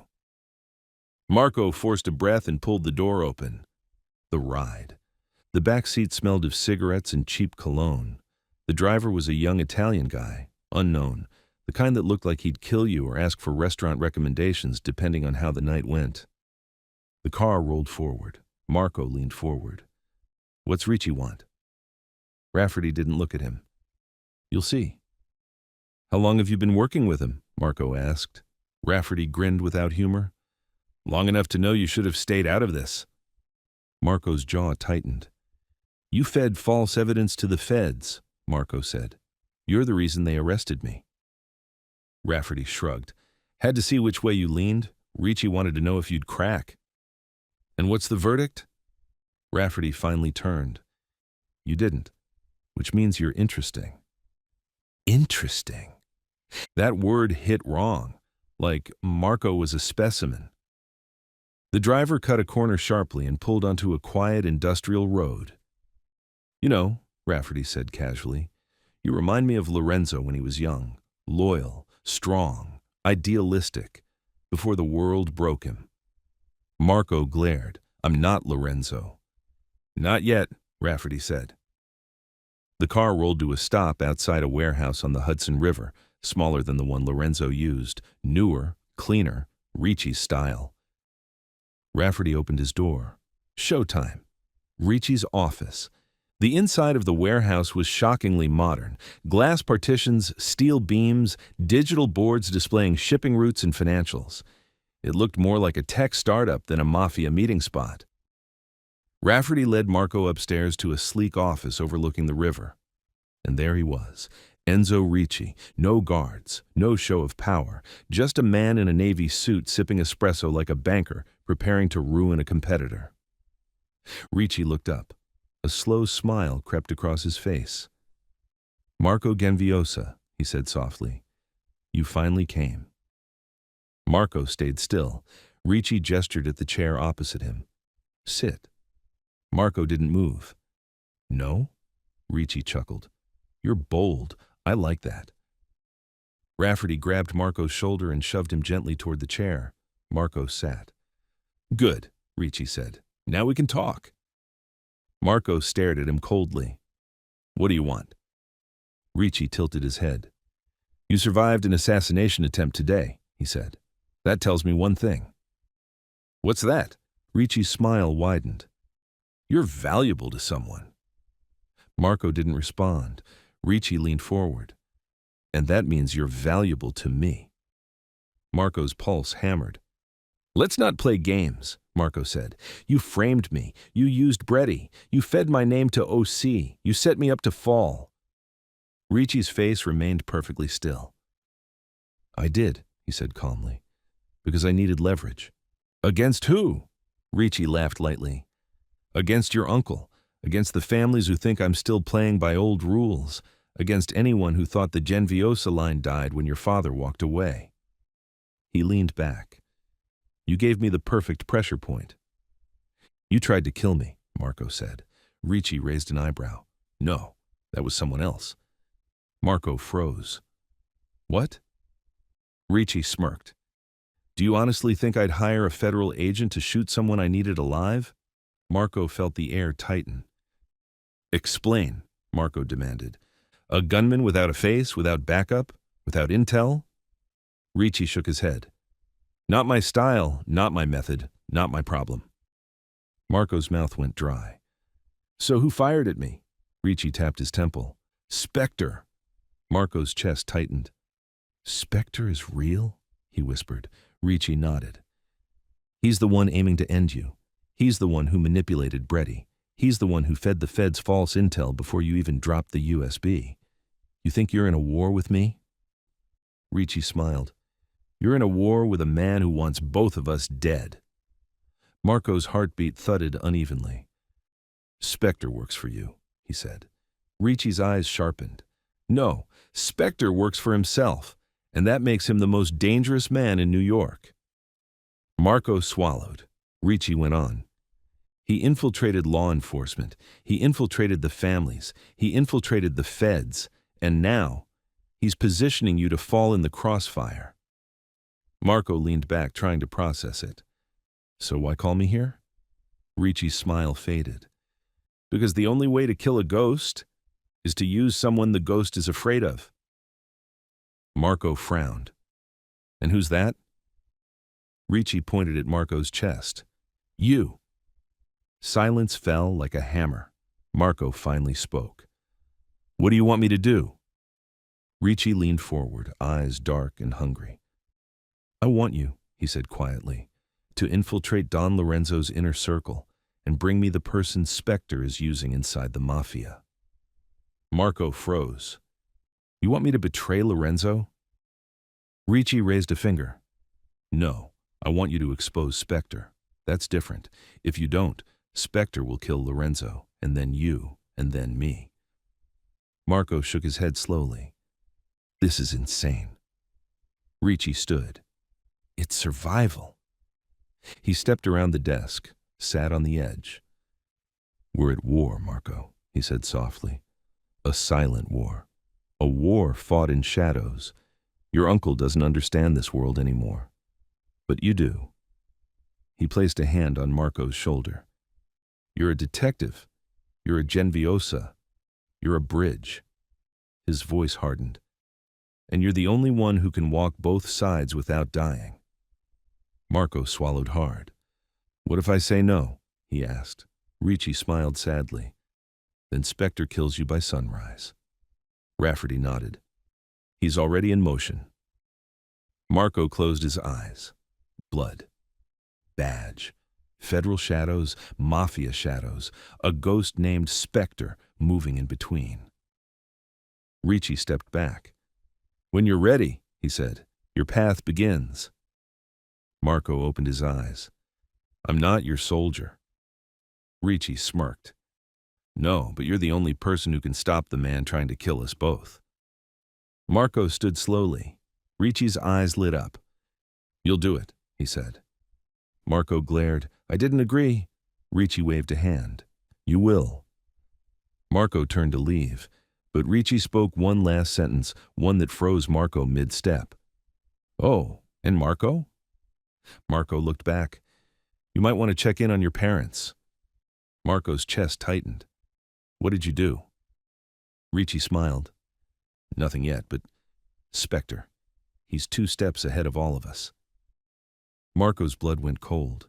He ran out of the office, and he didn't wait for Rafferty, didn't wait for explanations. He sprinted, out the door, down the stairs, into the sunlight, across the road. He called his father's phone. No answer. He called his mother's. No answer. By the time the 3rd call rang out without being picked up, Marco knew. Spectre had made his first move. Chapter 20. House of Shadows. Marco didn't remember the drive home. His body moved, but his mind was a storm, Ricci's words looping like a siren inside his skull. You might want to check in on your parents. Spectre is 2 steps ahead of all of us. Every second the phone didn't ring, every time a call went to voicemail, every moment the city blurred past the windshield, Marco felt the pressure in his chest tighten like a vice. He blew through lights, ignored horns, ignored the pounding of his heart. He turned down his parents' street, a quiet, tree-lined Brooklyn block where Christmas lights were just starting to appear in the windows. Too quiet. He pulled up fast. The driveway was empty, the curtains drawn, the house dark. Not right. Not at 7:30 a.m. Not with his mother. Not one single light. Marco's hand went straight to his holster. He stepped out of the car. The world went still.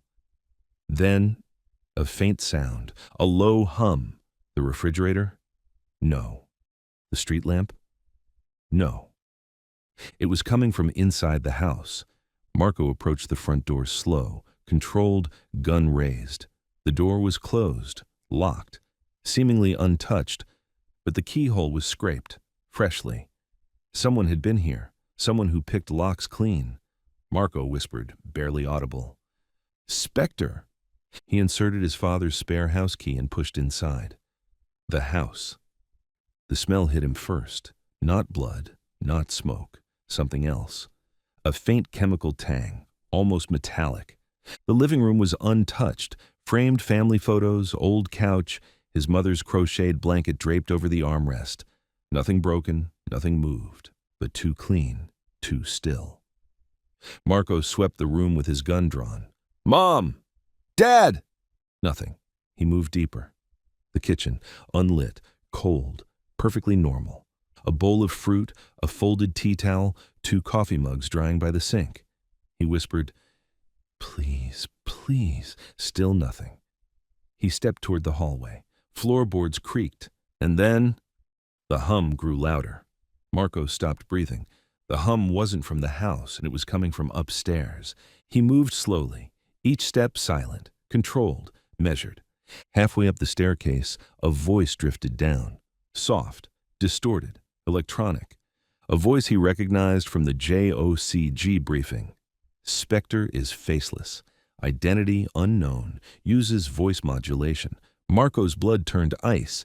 He reached the top of the stairs. The hallway was dark. Then, his parents' bedroom light flicked on, bright, blinding. Marco shielded his eyes. A silhouette stood inside the doorway. Tall, slim, wearing a dark coat, gloves, and a mask. A smooth black mask with no features. Not a ski mask, not a balaclava. Something custom, high-tech, expressionless. A voice modulator built into the jaw. "Detective," the distorted voice said. Calm, casual, almost polite. Marco aimed his gun instantly. "Where are my parents?" Spectre tilted his head slightly. "They're safe." Marco's teeth clenched. "Where?" "Not here." Marco took a step forward. "Where?" Spectre raised a gloved finger. "Stop." Marco froze, not out of fear, out of instinct. Spectre moved like someone who didn't bluff. "Step any closer," Spectre said, "and the outcome changes. I want peace today, detective, not war." Marco's finger tightened on the trigger. "You broke into their home," he said. "You made this war." "No," Spectre corrected. "Ricci made it war. I'm preventing casualties." He gestured around the room. "I could have taken them, killed them, used them." Marco's pulse hammered. "But I didn't," Spectre said. "Why?" Marco demanded. "Because I don't need leverage over you," Spectre answered. "You're already moving exactly where I want you." Marco's throat tightened. "You set me up," Marco whispered. Spectre tilted his head again, fascinated. "I shaped the battlefield," he said. "You simply play well." Marco's vision sharpened with fury. "What do you want?" Spectre stepped back into the room, just enough for Marco to see the edge of the bed, the nightstand, the book his mother had left open the night before. "Ricci believes he can control you," Spectre said. "He can't." Spectre paused. "Lorenzo believes you will protect his legacy." "You won't," Marco swallowed. "And JOCG believes you will work for them." Marco whispered, "They're wrong?" Spectre nodded slowly. "Everyone is wrong about you." Marco's grip tightened. "And what's your theory?" he asked. Spectre stepped forward, the hallway light catching the mask. "You're not a soldier. You're not a cop. You're not a puppet. You're not a pawn." Spectre leaned close. "You're a weapon, and the person who wields you determines who survives." Marco's breath shook. Spectre continued. "Ricci wants the city. Lorenzo wants survival. JOCG wants control." Marco whispered, "And you? What do you want?" For the first time, Spectre's voice softened. "I want balance." Marco felt the hairs on his arm rise. "Ricci is chaos," Spectre said. "The families are decaying. The feds are compromised. Your city is on the brink of collapse." Marco's jaw tightened. "So you break into my parents' home to give a speech?" "No." Spectre stepped aside, and Marco saw what the hum was. A bomb, a small one, precision made, just enough to ruin the house, but not the neighbors. But it wasn't armed. It was deactivated, wire cut, panel open. Spectre gestured. This was insurance, a message, not a threat. Marco's heartbeat hammered painfully. Spectre continued. "I want you alive, detective. I want you unbound, by Ricci, by Lorenzo, by the feds, by all of them." Marco kept his gun trained on him. "You put my family at risk." "No," Spectre said. "I saved them." Marco froze. "What?" "They were taken," Spectre said, "before I arrived." Marco's blood ran cold. "Taken by Ricci's men," Spectre clarified. "Alive, scared, being moved even now." Marco stepped forward, gun shaking. "Where?" Spectre didn't move. "I'll tell you," he said, "when you're ready." "Ready for what?" Spectre's answer came quietly. "For the truth." Marco's vision blurred with fury. Spectre stepped backward into the bedroom. "You'll see me again," he said, "when you understand." Marco lunged forward. Too late. Spectre pivoted and smashed a smoke canister against the wall, the hallway filled with choking gray haze. Marco coughed, stumbling forward, eyes burning. He fired blind. 1, 2, 3 shots. All missed. The smoke thinned. Spectre was gone. Window open, curtains swaying, footprints on the sill. Marco ran to the window, saw nothing but rooftops and morning light. Spectre vanished like vapor. Marco's pulse shook his entire body. His parents, taken, Ricci, lying, Lorenzo, weaponizing him, the feds, manipulating him, and Spectre dash, dash, dash. Spectre had saved the house, not destroyed it. The bomb was deactivated, neutralized, a message. Marco lowered his gun. His voice cracked as he whispered the only words left in him. "What the hell are you? SPECTRE? No answer, only silence. Chapter 21. The Abduction Files. The smoke cleared slowly. Marco stood alone in his parents' bedroom, breathing hard, gun trembling slightly in his hand. The window curtains swayed in the cold morning air. The bomb lay open on the floor, disarmed meticulously, precisely, deliberately. Not a threat, a signal, a message from a ghost. His parents, taken. Taken before Spectre arrived. That single fact burned hotter than anything else. Ricci's voice echoed in Marco's mind. "You might want to check in on your parents. Spectre is 2 steps ahead of all of us." But Spectre hadn't kidnapped them. Ricci hadn't killed them. Someone else acted first. Someone who knew the family. Someone who moved fast. Someone with access. Marco holstered his gun with shaking hands and moved downstairs, forcing his breath steady. His childhood home felt alien, quiet, hollow, stripped of warmth.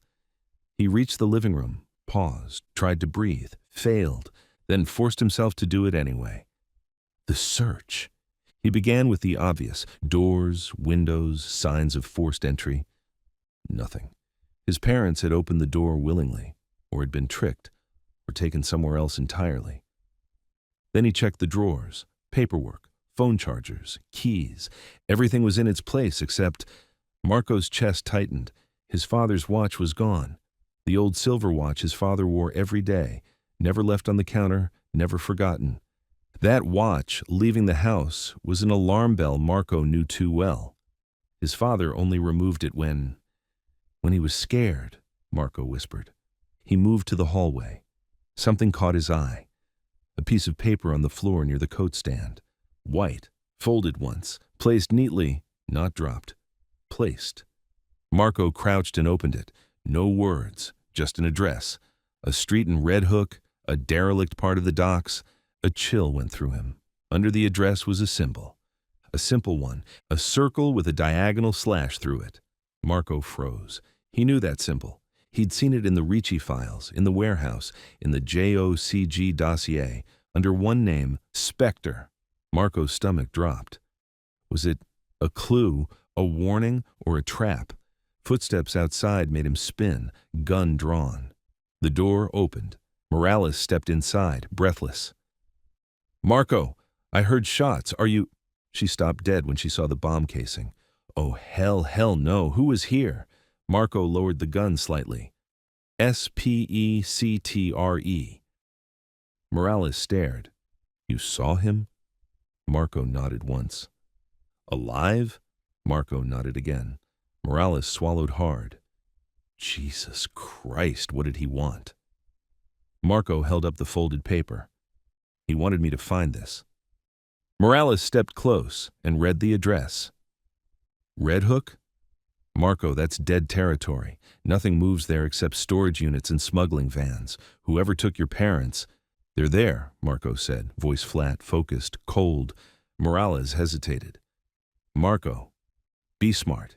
If Ricci's people grabbed them, going without backup is suicide." "This wasn't Ricci," Marco said. "How do you know?" Marco met her eyes. "Because Ricci would have bragged." Morales flinched. She knew Marco was right. "And if it wasn't Ricci," she whispered, "and it wasn't Spectre." Her voice faded. Marco finished it for her. "Then someone close to my family did it." Morales looked shaken. "Someone like who?" Marco didn't answer. He didn't have to. Because something inside him, deep, angry, ancestral, was already figuring it out. The way the lock was picked, the way his parents' routines were known, the speed of the operation, the lack of struggle. Marco clenched his jaw. "Morales, get Reyes on the line." Morales grabbed her phone. "She's going to want us to wait." "I'm not waiting." "Marco." "I'm going now." Morales grabbed his arm. "Marco, listen to me. You're not thinking straight. Whoever left this wants you alone. That whole area's a kill zone. We go together, or we don't go at all." Marco slowly pulled his arm free. "You can follow, but I'm not stopping." Morales cursed under her breath. "Genviosa, you stubborn, fine. But if we're going into Red Hook, we need gear, backup, radios, something." Marco shook his head. "I only need one thing." "What?" "Truth." He stepped past her, then stopped. "Morales," he said quietly. She turned. "Call Reyes. Tell her the mole isn't Rafferty." Morales blinked. "What? Then who?" Marco's heart hammered. The realization hit him like a fist. Who had access? Who knew his parents? Who could act fast? Who could slip between families and cops? Not Ricci, not Spectre. Someone personal, someone with motive. Marco whispered, "It's someone in my uncle's inner circle." Morales paled. "You mean—" Marco nodded slowly. "I mean someone close enough to walk into my parents' home without fear." Morales swallowed thickly. "You think Lorenzo?" "No," Marco said, "not Lorenzo." Then his voice darkened. "But someone under him, someone with ambition, someone with everything to gain by removing me and controlling Lorenzo." The anger in his gut twisted into certainty. His stomach dropped as the name appeared in his mind like a curse. Sal, his cousin, his mother's nephew, the man who knew every family secret, who had Lorenzo's ear, who hated Marco's badge, who wanted the future of the family. Morales saw the look in his eyes. "Marco, who is it?" Marco turned toward the door. His voice was ice. "My cousin, Salvatore Genviosa." Morales went still. "No," she whispered. "Marco, not him." Marco didn't look back. He stepped outside, started walking fast toward his car. Morales hurried after him. "Marco, you don't know that? It might be Ricci, it might be—" Marco stopped at the curb, looked at the address again. Red Hook? A warehouse Lorenzo used years ago. A warehouse his father avoided. A warehouse Sal still had access to. "No," Marco said quietly. "It's him." Morales stood frozen. Marco opened the car door. "Morales, if I'm right, Then this isn't just a kidnapping. Morales swallowed. Then what is it? Marco met her eyes. It's a coup. He got in the car. Morales whispered, voice breaking, Marco, please wait for backup, please. Marco started the engine. The tires screeched on the asphalt as he tore down the street. His parents were somewhere in Red Hook, and Sal might be standing over them. As the city blurred past, Marco's world narrowed to a single truth. The war wasn't coming. It was here. Chapter 22. Red Hook. Red Hook looked like the end of the world. Fog rolled in from the harbor, thick enough to hang between the warehouses like ghosts refusing to leave. Shipping containers sat like rusted tombs. Gull cries echoed against corrugated metal. The whole waterfront felt abandoned and watched. Marco had been here as a kid. His uncle brought him once, warned him never to return. That warning crawled through Marco's skull now as he rolled slowly down the gravel road toward the address on the folded note. Warehouse 17. A long gray building half swallowed by fog. Lights off, doors closed, windows dark. But a black SUV sat parked near the loading bay. His parents' SUV. Marco's grip tightened on the wheel. He killed the headlights, coasted to a silent stop, and stepped out. The cold air bit at his skin. He reached behind his seat, grabbed the spare Glock he kept locked in a case, and holstered it as backup. He moved with practiced steps, quiet, low, controlled. His heart hammered like a warning drum in his chest. The warehouse loomed over him, a monolith of concrete and shadow. Marco approached the side entrance first, not the front. Whoever took his parents expected him to walk straight into a trap. Marco wasn't giving them that. He eased the side door handle, locked, but the lock was old. He pulled a thin tool from his back pocket, one of the few things he kept from his undercover days, and slipped it inside. A twist. A click. The lock gave. Marco pushed the door open quietly and slid inside. The interior. Dark, dusty, dead silent. The air smelled like rust, rope, old wood, and seawater. Marco flicked on his small tactical light, narrow beam only, and swept it across the floor. Boot prints, fresh, 3 sets, 2 large, 1 smaller, his mother's. His chest tightened. Then he saw the rope, cut, frayed, dropped on the floor like whoever had been bound broke free or was moved. Mom. Dad, Marco whispered. His light hit something else. Chairs, 2 of them, empty, still warm. He touched the back of one chair. Warm, minutes old. His parents had been here, recently. He swallowed tension rising in his throat. Then, a sound. A faint metallic clink, somewhere deeper inside. Marco drew his gun and moved toward the noise, quiet, methodical.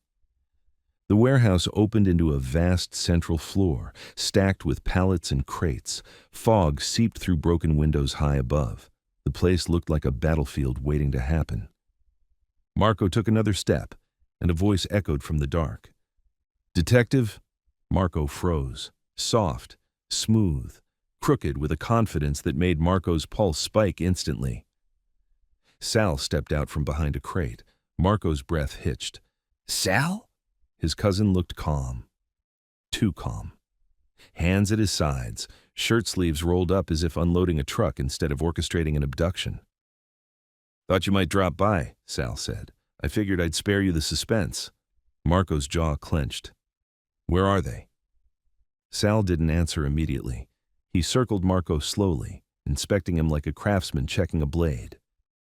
You came alone, Sal said. Good. That means you're still smart. Where are my parents? Marco repeated. Sal stopped circling. Safe. Marco's gun stayed raised. Where? Sal smirked. Not here. Marco felt his stomach twist. What did you do, Sal? Helped them, Sal said simply. Helped them avoid something very, very bad. Marco's eyes narrowed. Helped them? He gestured with the gun. You tied them up. Sal shrugged. Temporary measure. Marco took a step forward. Why? Because Ricci was coming for them, Sal said. And your mother would have opened the door for a damn vacuum salesman. Marco stopped. His mind warred between rage and shock. Ricci? He asked. Sal nodded. Yes. Ricci knew you were meeting Lorenzo, knew you questioned that mole, knew you were getting close to something. He stepped closer. Ricci needed leverage, real leverage, something to force you to kneel when talking didn't work. Marco's grip tightened on his gun. And you took my parents yourself, Marco said. To hide them from Ricci? Sal smiled a small, crooked smile. That's part of it. Marco's stomach dropped. Part of it? Marco repeated. Yes, Sal said softly. Part of it is protection. And the other part? Marco asked. Sal's expression shifted, darkened. Opportunity. Marco's eyes sharpened. What opportunity? Sal exhaled. Marco, you're not a pawn. I know. You're not a soldier. I know. You're not a cop anymore. Marco stiffened. Yes, I am. Sal stepped closer. No, you're a Genviosa, and whether you like it or not, you're a part of the future of this family. Marco glared. There is no future if you're kidnapping people. Sal's smile returned, tighter. This isn't kidnapping, Marco. This is positioning. Marco realized it instantly. He wasn't imagining things. Sal had ambitions, massive ones. What are you doing, Sal? Sal clasped his hands behind his back. Lorenzo's too old. Ricci's too dangerous. And you're too valuable. Marco blinked. Sal continued. You walk between worlds. You're the perfect bridge, the perfect face, the perfect weapon. Marco's pulse hammered. Sal, he whispered, you're planning to take the chair. Sal didn't even flinch. Yes. Marco took a step back. You want to overthrow Lorenzo? Sal stepped forward. And you're going to help me? Marco raised the gun fully. No, I'm not. Sal didn't blink. Marco, Spectre has infiltrated the families. Ricci owns half the city. The feds are compromised.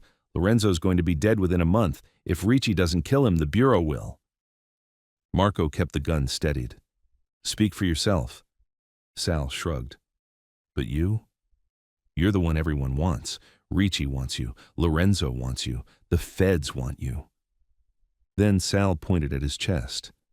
And I want you. Marco's heart pounded. Sal lowered his voice. And the only way to survive this storm is for me to take control. And for you to stand next to me when I do. Marco shook his head slowly. You're insane. No, Sal said softly. I'm prepared. He stepped forward again. Slow, steady, confident. Marco, your parents are safe. With people I trust. Away from here. Away from Ricci. Away from Spectre. Marco's voice was a whisper. Where? Sal reached into his pocket. Marco tensed, but Sal pulled out only a folded slip of paper. He tossed it lightly to Marco's feet. Marco didn't look down. Your parents are alive, Sal said. They'll stay alive as long as you listen. Marco's finger hovered on the trigger. Sal raised an eyebrow. You're not going to shoot me. How do you know? Sal smirked. Because if you do, you'll never see them again. Marco's hand shook badly now. Sal stepped close enough Marco could smell the cologne he'd worn since they were teenagers. Put the gun down, Sal said softly, and I'll take you to them. Marco swallowed. This was the moment, the fracture, the break, family, blood, or justice, the badge or survival. But before Marco could decide, a second voice cut through the dark, smooth, distorted, icy. Don't listen to him. Marco froze. Sal froze. A silhouette stepped from behind a stack of crates. Black coat, black gloves, black mask. Spectre. Marco's pulse spiked violently. Spectre walked toward them with slow, deliberate steps. Salvatore Genviosa, Spectre said flatly. You've overplayed your hand. Sal tensed. You again. Marco's voice cracked. You followed me? No, Spectre said. I followed him. He pointed at Sal. Sal sneered. Stay out of this? No, Spectre replied. I'm the only reason Marco's parents are still alive. Sal's eyes went dark. Marco's breath hitched. What are you talking about? Marco demanded. Spectre tilted his head. Sal didn't move them to protect them, he said. He moved them to use them. Sal stepped back. That's not true. Spectre continued. Ricci never sent men to this house. That was a lie. You told your cousin what he needed to hear. You created the story. You fed him the fear. Marco's world started spinning. No. No. No. Sal bared his teeth. You don't know a damn thing about family. Spectre turned to Marco. Your parents weren't taken before I arrived, he said calmly. They were taken after. Marco felt sick. Taken by who? He whispered. Spectre answered softly. By him. He pointed straight at Sal. Sal snapped. Marco, don't you dare! Marco raised his gun, this time with certainty. Where are they, Sal? Sal swallowed, jaw shaking. Marco, I did it for us, you and me, the future. I swear I didn't lay a hand on them. Where are they? Marco repeated. Sal stepped forward, hands raised, tears burning in his eyes. Cousin, listen to me, please. You're my blood. I did this for the family. For you. Before Sal could finish, a gunshot exploded through the warehouse. Marco flinched. Sal's eyes went wide. He fell to his knees. Spectre lowered his smoking pistol. Marco shouted, No, no, what did you do? Spectre stepped closer. He would have killed you. His voice was emotionless, or worse, broken you. Marco dropped to his knees beside Sal. Blood seeped through his cousin's shirt. Sal grabbed Marco's wrist with the last of his strength. Find them, Marco, he choked. I never meant to. His hand slipped, and Sal Genviosa died on the concrete floor of Warehouse 17. Marco's breath broke. His cousin, his childhood friend, his blood. Dead because of this war. Marco looked up at Spectre, rage and grief exploding behind his eyes. You killed him. No, Spectre said quietly. I stopped him. Marco rose slowly, gun shaking in his grip. You used me, Marco snarled. You used all of us. Spectre didn't step back. They're still alive, Spectre said. Marco froze. Your parents, Spectre added. Sal hid them, but I know where. Marco aimed the gun at Spectre's head. Tell me. Spectre's response was chillingly calm. I will, but first, Marco, listen carefully. He lowered his voice. Sal wasn't the only traitor in your family. Marco's blood ran cold. What? There's another, Spectre said. The real architect. Marco's throat tightened. Who? Spectre stepped close. When you hear the name, you will understand everything. Marco swallowed. Tell me. Spectre whispered. The person behind your parents' kidnapping is Don Lorenzo. Chapter 23. Bloodlines. For a moment, the world stopped. The cold air inside Warehouse 17 froze against Marco's skin. The gun in his hand felt suddenly weightless, like his fingers weren't strong enough to hold it anymore. Spectre's words echoed through his skull. The person behind your parents' kidnapping is Don Lorenzo. Marco's breath caught. Say it again, Marco whispered, voice hoarse, cracking. Spectre didn't move. Your uncle ordered it. Marco's stomach twisted. His vision pulsed. No, Marco said. No, Sal did this. Sal acted alone. Sal wanted the chair. Correct, Spectre replied calmly. Sal did want the chair, but he didn't take your parents to claim it. Marco glared. You're lying. If I was, Spectre said, you'd already be dead. Marco said nothing. He couldn't. Spectre continued, voice level, unaffected. Your uncle didn't hire the kidnappers. He didn't tie your parents up. He didn't move them to Red Hook. He paused, but he ordered it. Marco shook his head again, as if trying to force the world back into the shape he understood. That's impossible. Lorenzo wouldn't. He wouldn't do that to his own brother. Spectre stepped closer, mask reflecting Marco's trembling aim. You're thinking with your heart, detective. Lorenzo thinks with the city. Marco clenched his jaw. Explain. Spectre gestured toward Sal's body. You think Sal was powerful enough to orchestrate this alone? Marco didn't answer. He couldn't. Sal didn't have access to the safe houses, Spectre said. He didn't know your parents' alarm codes. He didn't know the backup routes. Only someone at the top knew that. Someone at the top, someone who controlled the inner circle, someone who had every code, every plan, every contingency. Someone like Dash Dash. No, Marco whispered, but the truth had already sunk in. Spectre watched his face closely. Lorenzo used Sal, he said quietly. And when Sal became too ambitious, too loud, too predictable, Lorenzo cut him loose. Marco looked down at Sal's body, the blood pooling under him, the stillness, the shock frozen on his cousin's face. No, Sal was the one. Sal kidnapped them. Sal set this up. Yes, Spectre said, on Lorenzo's orders. Marco stared. How do you know any of this? Because, Spectre said, Lorenzo's men intercepted my surveillance feed the moment you arrived at your parents' home. Marco blinked. Surveillance feed? Spectre nodded. Yeah, I've been watching their house ever since Ricci put eyes on you. I was 2 minutes from removing your parents myself when Sal arrived. Marco's pulse hammered. And Lorenzo? Marco whispered. Spectre folded his hands behind his back. Lorenzo told Sal that taking your parents would do 2 things. Force your loyalty away from Ricci.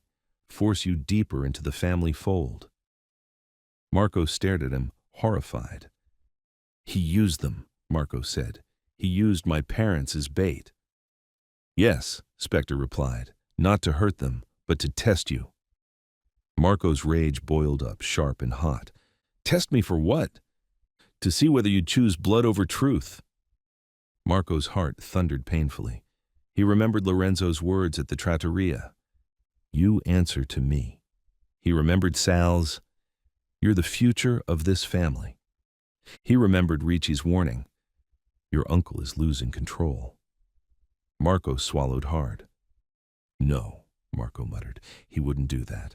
Lorenzo protected us. He protected my father. He protected Dominic, Spectre corrected, until Dominic became an obstacle, until you became the key to the next generation. Marco stared at him. He would never. He already did, Spectre said calmly. Then he delivered the final blow. Your uncle knew you'd be at that warehouse today. Marco's breath left him. He knew? Marco whispered. Yes, Spectre said. He told Sal to bring you here. He told Sal to pressure you, to force you into the family, to force you to choose. Marco's hand trembled uncontrollably now. Spectre continued. Lorenzo wanted you to kill Sal if he rebelled. He wanted you to eliminate the only rival to your future seat. A tear slipped from the corner of Marco's eye before he could stop it. And when you didn't, Spectre said, I did. Marco lowered his gun an inch. You murdered my cousin. I prevented him from shooting you, Spectre replied. Look at his gun. Marco hesitated, then kneeled beside Sal's body. The gun was still clutched loosely in Sal's hand, finger on the trigger. Safety off. Marco shut his eyes in anguish. He'd seen this position before. Sal wasn't going to surrender. Spectre saved him, but that truth was hollow and cold. Marco looked up at Spectre. If Lorenzo set all this up, Marco whispered, why would he risk my parents? Spectre answered simply, because he knows you. Marco's heart sank. Knows I'd come, Marco said. Yes, Spectre replied. Knows you'd walk into a trap, knows you'd fight your way out, knows how deeply you care. That's why he's always favored you. Marco shook his head. No. He kept me out of the family. No, Spectre said softly. He kept you uncontaminated. He kept you clean. So you'd become the perfect successor. Marco felt physically sick. But Lorenzo didn't expect I'd intervene, Spectre said. He wanted Sal to fail, but he also wanted you to kill him. Marco's jaw tightened. Why? Spectre walked closer. Because Lorenzo needs a ruler, a Genviosa at the top, someone smart enough to outmaneuver Ricci, someone loyal, someone feared, someone with a badge. Marco stared. You, Spectre said. Lorenzo wants you to take over the family. Marco stepped back like he'd been punched. No. He orchestrated this, Spectre said. He placed you in the line of succession. He shaped your path. He's been crafting you for years. Marco's head spun. Spectre watched him with chilling calm. Marco, your uncle doesn't want to hurt you. Marco looked up slowly. Spectre's final words hit like a hammer. He wants to crown you. Chapter 24. The Kingmaker. The drive back to Mulberry Street felt like drifting through a fever. Marco didn't remember starting the engine, didn't remember pulling away from Red Hook, barely remembered Morales sprinting after him, shouting his name as he tore out of the warehouse district. His hands shook the entire way. Sal's blood was still on his sleeves. His cousin's last words still echoed in his skull. Find them. And Spectre's voice cut through everything like a scalpel. Lorenzo wants to crown you. He used your parents. He shaped you. He orchestrated everything. Marco's world had shifted on its axis. Lorenzo, the uncle who had protected him, fed him, taught him, warned him, had engineered a kidnapping, had set Marco and Sal on a collision course, had crafted a path where Marco would become the future head of the Genviosa family, through blood, betrayal, and manipulation. And Marco had walked that path blind. The trattoria came into view, closed, dark, silent. Marco's pulse quickened. He parked crookedly across the pavement, got out, and walked straight for the door. Not knocking, not thinking, just moving with the violent calm of a man whose world had collapsed. He opened the door. Light flooded out. Lorenzo sat at the back table, waiting, as if he expected him, as if he'd known the exact moment Marco would arrive. Marco walked toward him slowly. Lorenzo didn't smile, didn't stand, just observed. Like a king watching his heir approach the throne, the confrontation. Sit, Lorenzo said. Marco didn't. He stayed standing, chest heaving. Lorenzo sighed, gesturing again. Marco, please. Marco's voice came out raw. Where are my parents? Lorenzo tilted his head slightly. Safe. Marco's jaw clenched. Where? They're being kept away from Ricci. That's all that matters. Marco stepped closer. That's not all that matters. Lorenzo's eyebrows raised in faint annoyance. You've had a difficult day, he said gently. Sit down. Breathe. We will. Marco slammed his hands on the table. Stop lying to me! Silence. Lorenzo's eyes sharpened, slowly, subtly, like he was recalibrating. What did Sal tell you? Lorenzo asked. Marco shook his head. It wasn't Sal. Lorenzo's expression tightened. Then who? Marco answered softly. Spectre. A shadow crossed Lorenzo's face, fleeting but enough. So, Lorenzo said, leaning back, the ghost finally found you. Marco swallowed hard. He told me you ordered it. Ordered what? Lorenzo asked quietly. Marco's voice dropped to a whisper full of pain. You had my parents kidnapped. Lorenzo didn't flinch, didn't blink. He simply exhaled, calm, measured, cold. Marco, he said gently, sit down. Marco didn't move. Tell me the truth, Marco said. Lorenzo's voice softened, deepened. I'm telling you the truth. Sit down. Marco stared. Slowly, he sat, because part of him still, against all reason, hoped Lorenzo had an explanation that made sense. Lorenzo folded his hands neatly on the table. Marco, he said, I did what I did to protect them. Marco's heart tightened. By kidnapping them? Yes, Lorenzo said simply. To save them. Marco shut his eyes briefly in disbelief. How? Ricci was coming for them, Lorenzo said. Not to kill them, but to use them against you, to break you, to force you to join him. Marco opened his eyes. You could have told me.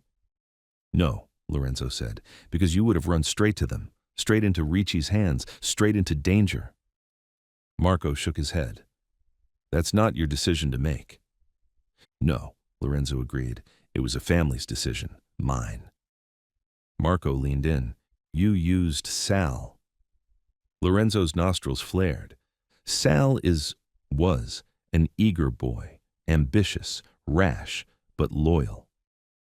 Loyal to you, Marco said, and willing to do anything you asked. Yes, Lorenzo said, and that made him useful. Marco stared at him. You sent him to take them. Lorenzo nodded once. Under my instruction, yes. Marco felt sick. How could you do that to them? He asked softly. To him? To Sal? To all of us? Lorenzo's voice remained calm. I did what I have always done, Marco. He leaned forward. I protected this family. Marco's breath caught in his throat. Spectre said you wanted me to kill Sal. Lorenzo's expression hardened. Sal turned on you. Because you put him in that position, Marco snapped. A flash of temper crossed Lorenzo's eyes. You think I wanted this? Lorenzo hissed. You think I wanted my nephew dead? I raised that boy. I made him. I trusted him. His voice dropped, cold and brittle. But power makes fools. And Sal wanted the chair. He wanted the throne. He wanted you gone so he could get it. Marco stared. You used him, Marco said. And when he became inconvenient, you let him die. Lorenzo didn't deny it. He simply sat back. I didn't kill Sal, Lorenzo said firmly, and I didn't order his death. Then who did? Marco asked, though he already knew. Lorenzo's eyes narrowed. The ghost, he said. S-P-E-C-T-R-E. Marco swallowed.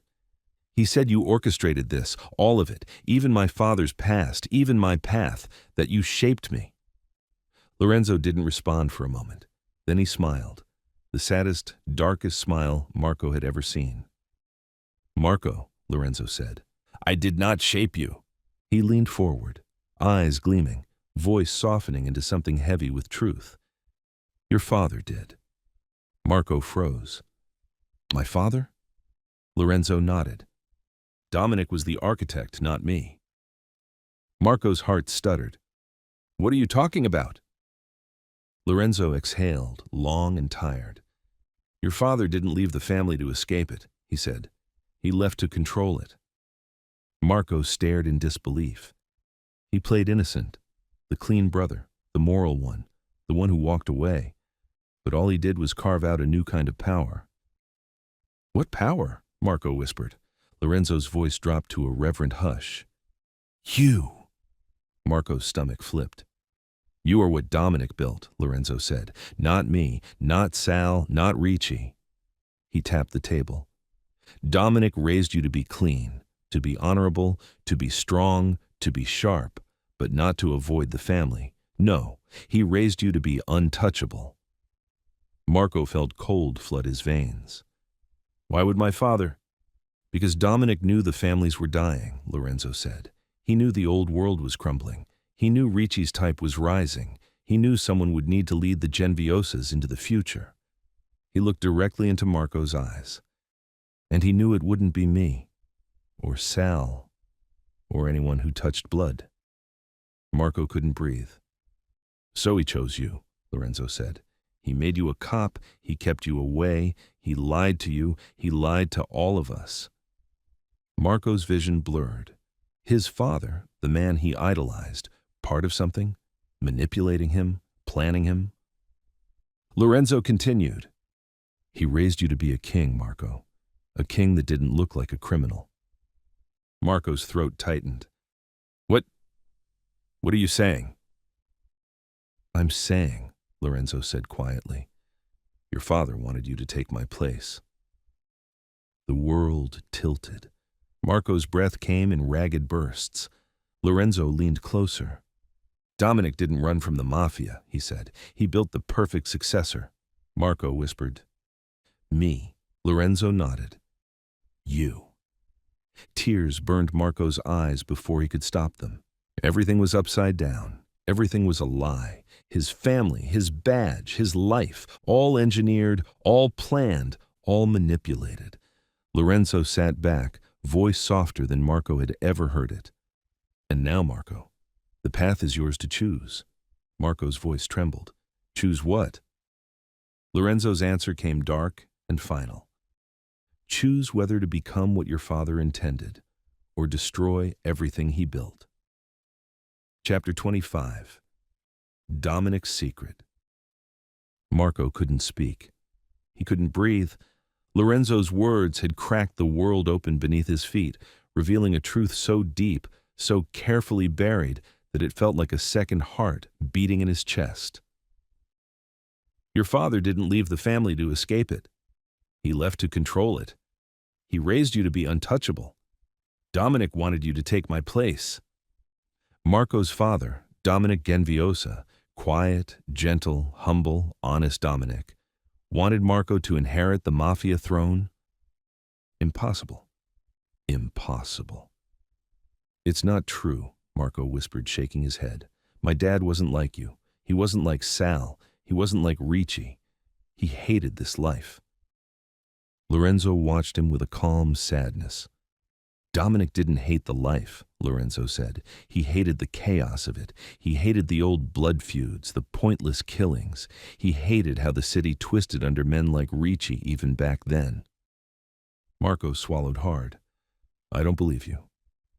You do, Lorenzo said quietly, or you wouldn't be here. Marco felt a chill shiver along his spine. You're lying to control me, Marco said. You're lying to drag me in. You're lying like you lied about my parents. Marco, Lorenzo interrupted, your father was the smartest man I ever knew. Marco's breath hitched. He saw everything. The rise of modern families, Ricci's networking, law enforcement changing, federal eyes expanding, politics tightening. Lorenzo leaned forward. Your father understood something no one else did. The future wouldn't belong to men like me. Or Ricci. It would belong to men like you. Men with clean records, men with badges, men with influence in both worlds. Marco's heart pounded painfully. You're saying my father wanted me to be… what? Some kind of inside man? A double agent? No, Lorenzo said. A bridge? Marco rubbed his forehead, struggling to form words. He never told me anything. He never mentioned you. Never mentioned any of this. And that, Lorenzo said, is the proof he was planning something bigger. Marco snapped. That makes no sense. It does, Lorenzo replied softly, because if Dominic told you what he truly wanted, you would have rebelled. You would have run, just like he did. Marco froze. What? Lorenzo's expression shifted, darkened. Your father didn't leave the family because he was weak, Lorenzo said. He left because he saw where the world was heading. He left because he didn't want you growing up in the shadows. He wanted you free. That doesn't sound like a kingmaker, Marco muttered.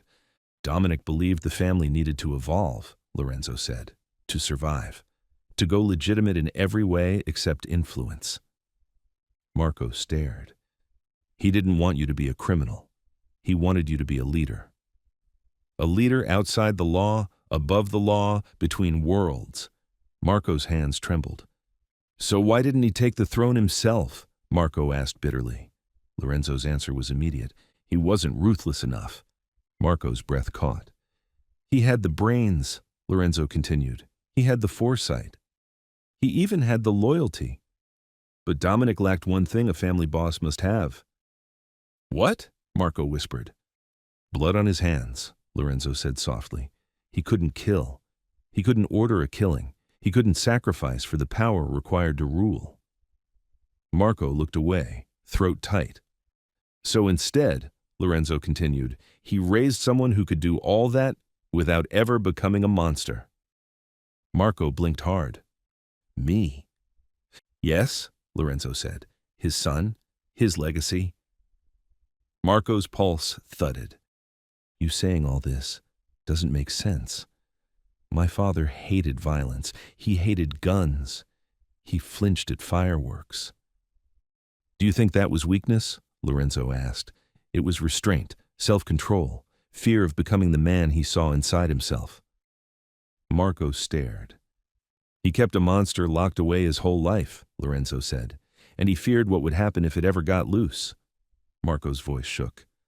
What monster? The part of him, Lorenzo said quietly, that was born Genviosa. Marco gripped the edge of the table. So what, he raised me to finish what he couldn't start? Lorenzo nodded once.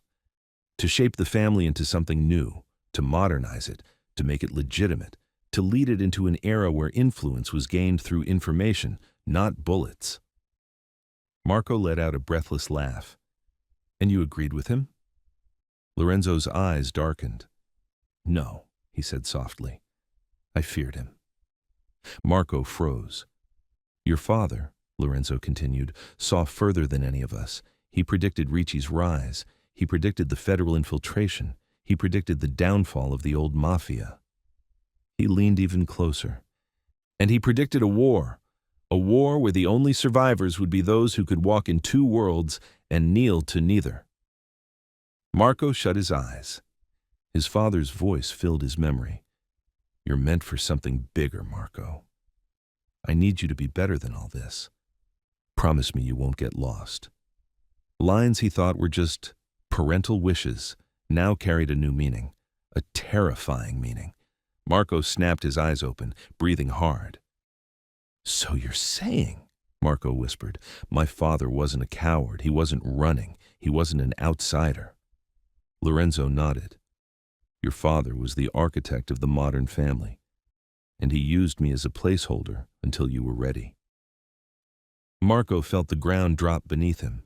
His entire identity, his upbringing, his badge, his morality, his career, all framed by a man who'd quietly shaped a destiny Marco never asked for. Where are my parents? Marco asked again, voice raw. Lorenzo finally answered. At a safe house, he said, protected, hidden, alive. Marco pressed, protected from WHO, Lorenzo? Lorenzo's eyes hardened. From Ricci, a pause, and from Spectre, another pause, and from you. Marco blinked. Me? Lorenzo leaned in. Yes, because if you walked into this truth too soon, it would have broken you. Marco whispered, What truth? Lorenzo took a long, steady breath. The truth, he said quietly, that your father's legacy was never the restaurant or the clean life he pretended to live. Lorenzo tapped Marco's chest. His legacy is you, the next Don, the bridge between blood and law, the only man who can destroy Ricci, the only man who can stop Spectre, the only man who can save this city. Marco stared, tears in his eyes, shaking his head slowly. No, I'm not. Lorenzo spoke softly. You are, and your father always knew it. Chapter 26. Dominic's Letter. When Marco left the trattoria, he didn't remember shutting the door, didn't remember walking to his car, didn't remember driving. He only remembered the weight in his chest. His father. His gentle, soft-spoken, olive-skinned, pasta-stirring, Sunday-smiling father. A kingmaker, a strategist, a man who shaped the future of the Genviosa name from the shadows. It felt impossible. It felt wrong. It felt like grief wearing a stranger's face. Marco didn't drive to the precinct. He didn't drive to Reyes's office. He didn't drive to Ricci's territory or back to the safe house Spectre once used. Marco drove home, to the house where he grew up, where his father taught him how to lace his shoes, where he taught him how to throw a baseball, where he told him stories about Sicily and childhood summers, and everything except the one thing Marco needed most right now, the truth. Marco parked outside, stood on the pavement for a long time, just looking at the front door. Then slowly. He stepped inside. The silence of home. The house still smelled like his family. Tomato sauce, fabric softener, coffee grounds, old furniture, and older memories. Marco walked through the hallway like it was a museum of his childhood. The framed pictures, the scuffed paint on the wall where he'd crashed a scooter, the little table where his mother set out keys and mail, the coat stand where his father hung his jacket every night at exactly 6:07 p.m. Marco stopped there. The jacket was gone. His father's hat was gone. The absence hit him harder than any gunshot. He closed his eyes, and then he saw it. A drawer slightly open, barely noticeable. He approached it slowly. This drawer, he hadn't opened it since he was a teenager. His father's desk drawer, the one his mother always teased him about. You put your soul in that thing, Dom. One day Marco will find all your secrets. Marco kneeled. His fingers trembled as he pulled the drawer fully open. Inside, old receipts, a broken pen, 2 baseball tickets from 1998, a St. Anthony prayer card, nothing that screamed Mafia architect. He sighed. But something in the back, a small flap of wood, was slightly raised. Marco frowned. He pressed it. A tiny compartment clicked open. His heart jumped. Inside was a single envelope, yellowed from time, thick, handwritten. On the front, in his father's unmistakable looping handwriting, for Marco, do not open until you're ready. Dad. Marco's breath caught. His throat closed. He wiped his shaking hands on his jeans and gently opened the envelope, careful like it was something sacred. Inside was a folded letter and another envelope sealed with wax. Marco unfolded the letter first. Dominic's letter. His father's handwriting was steady, neat, and heartbreakingly familiar. Marco read, My son, if you're reading this, I am gone. Not from this world, God willing, but gone from what I once was. I am leaving you this truth because I never wanted you to learn it from anyone else. Not Lorenzo, not Ricci, not the streets, not the badge. From me, from your father. Marco. Our name carries weight. Good weight, bad weight, history, blood.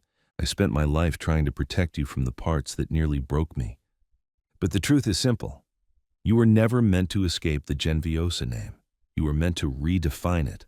Lorenzo will tell you I ran from responsibility. Ricci will tell you I gave up power. The cops will tell you I turned legit.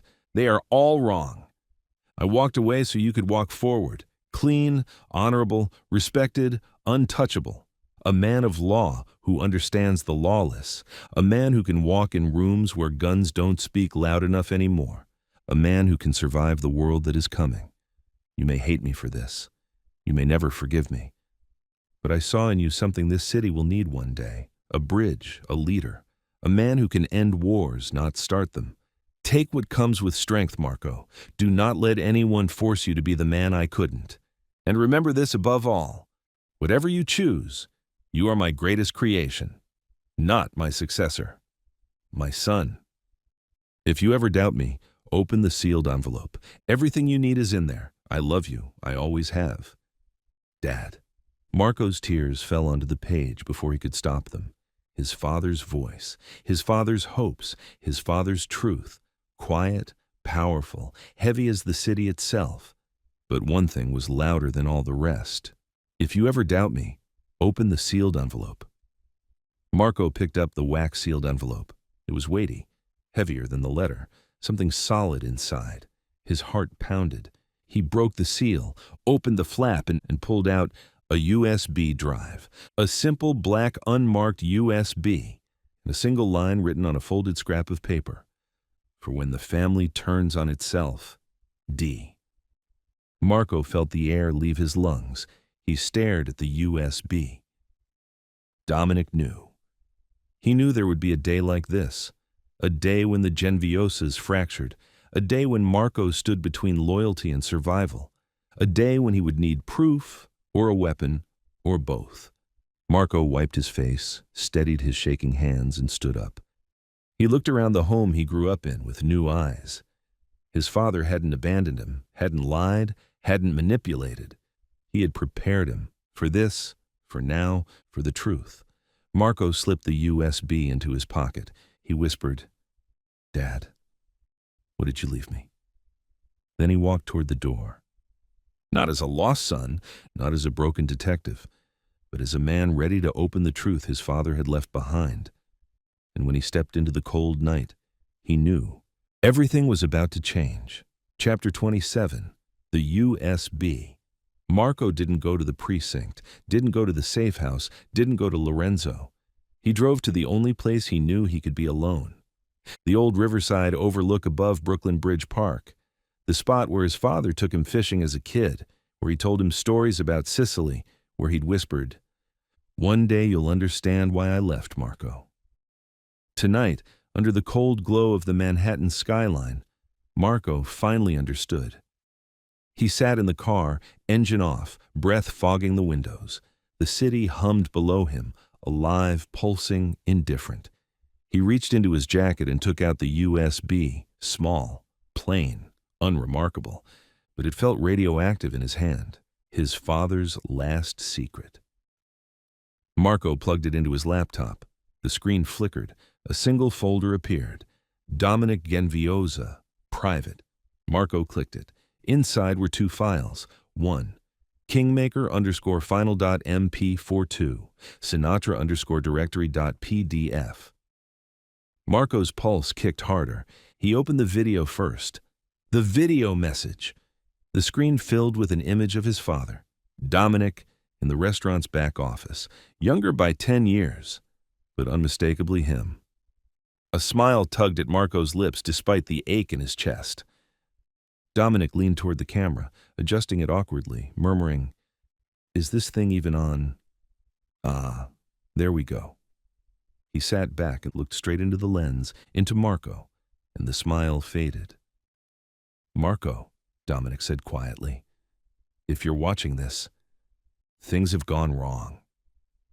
Marco's heart clenched. "I hoped you'd never need this. I prayed for it. But you're a Genviosa, which means you'll walk into storms no matter how far you run." Dominic sighed. "I need to tell you the truth about three things: the family, Lorenzo, and the man you must fear most." Marco leaned forward. Dominic continued. "One, the family. I didn't leave the family because I hated it," Dominic said softly. "I left because I loved you more than the throne." Marco swallowed. "I stepped away to give you distance, time, innocence, so you could grow without blood on your hands, so you could walk between worlds one day." Dominic stared directly at the camera. "I didn't want you to inherit the family. I wanted you to transform it." Marco's pulse quickened. "Two, Lorenzo." Dominic hesitated, just a flicker. "Your uncle is a good man with a terrible job. He was never meant to lead. He saw the world changing and tried to hold it still. Pride made him cling to the old ways." A pause. "Lorenzo loves you, Marco, more than he'll ever admit. But remember, love inside this world becomes possession. Fear becomes control. If he tries to shape you, it's because he's afraid." Marco breathed slowly. Dominic's voice eased. "He'll try to make you a king. Don't let him." Three, the man you must fear. Dominic leaned closer. His eyes hardened, something Marco almost never saw. "Now listen carefully." Marco's heart pounded. "There is someone in the shadows of this family, someone with no loyalty but ambition, someone who undermined me, undermined Lorenzo, undermined everyone." Dominic paused, chest rising with steady breath. "This man stole from us, manipulated us, fed information to Ricci, to the feds, to the streets." Marco froze. Dominic whispered, "If he is still alive today, Marco, he is the true threat to you." Marco leaned forward, heart hammering. "His name is..." The video glitched. The audio cut out. Dominic's voice warped into static. Marco's breath seized. "No, no, no, come on!" he muttered, tapping the keyboard. The image flickered violently. Then the screen went black. A single line of corrupted text appeared. File damaged. Name redacted. Marco slammed his fist on the steering wheel. Spectre, Ricci, Lorenzo, Sal. Everyone had a motive. Everyone was lying. Everyone wanted power. But Dominic had pointed to a third man, a hidden man, a shadow Marco didn't yet see. He forced himself to breathe. Okay, Dad, there's still the second file. He opened SINATRA_directory.pdf, the directory. The document was clean, organized, precise, exactly how his father did everything. At the top, a header, Family Network, confidential, prepared by D. Genviosa. Marco scrolled.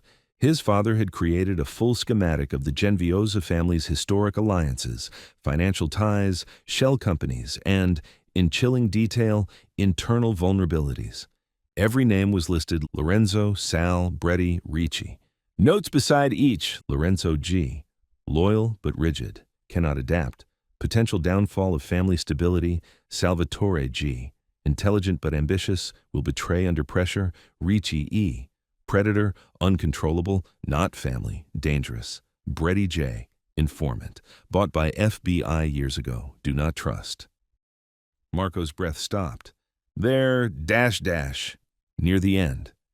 A section marked Unknown, Internal Infiltrator. Marco froze. His father had found the mole.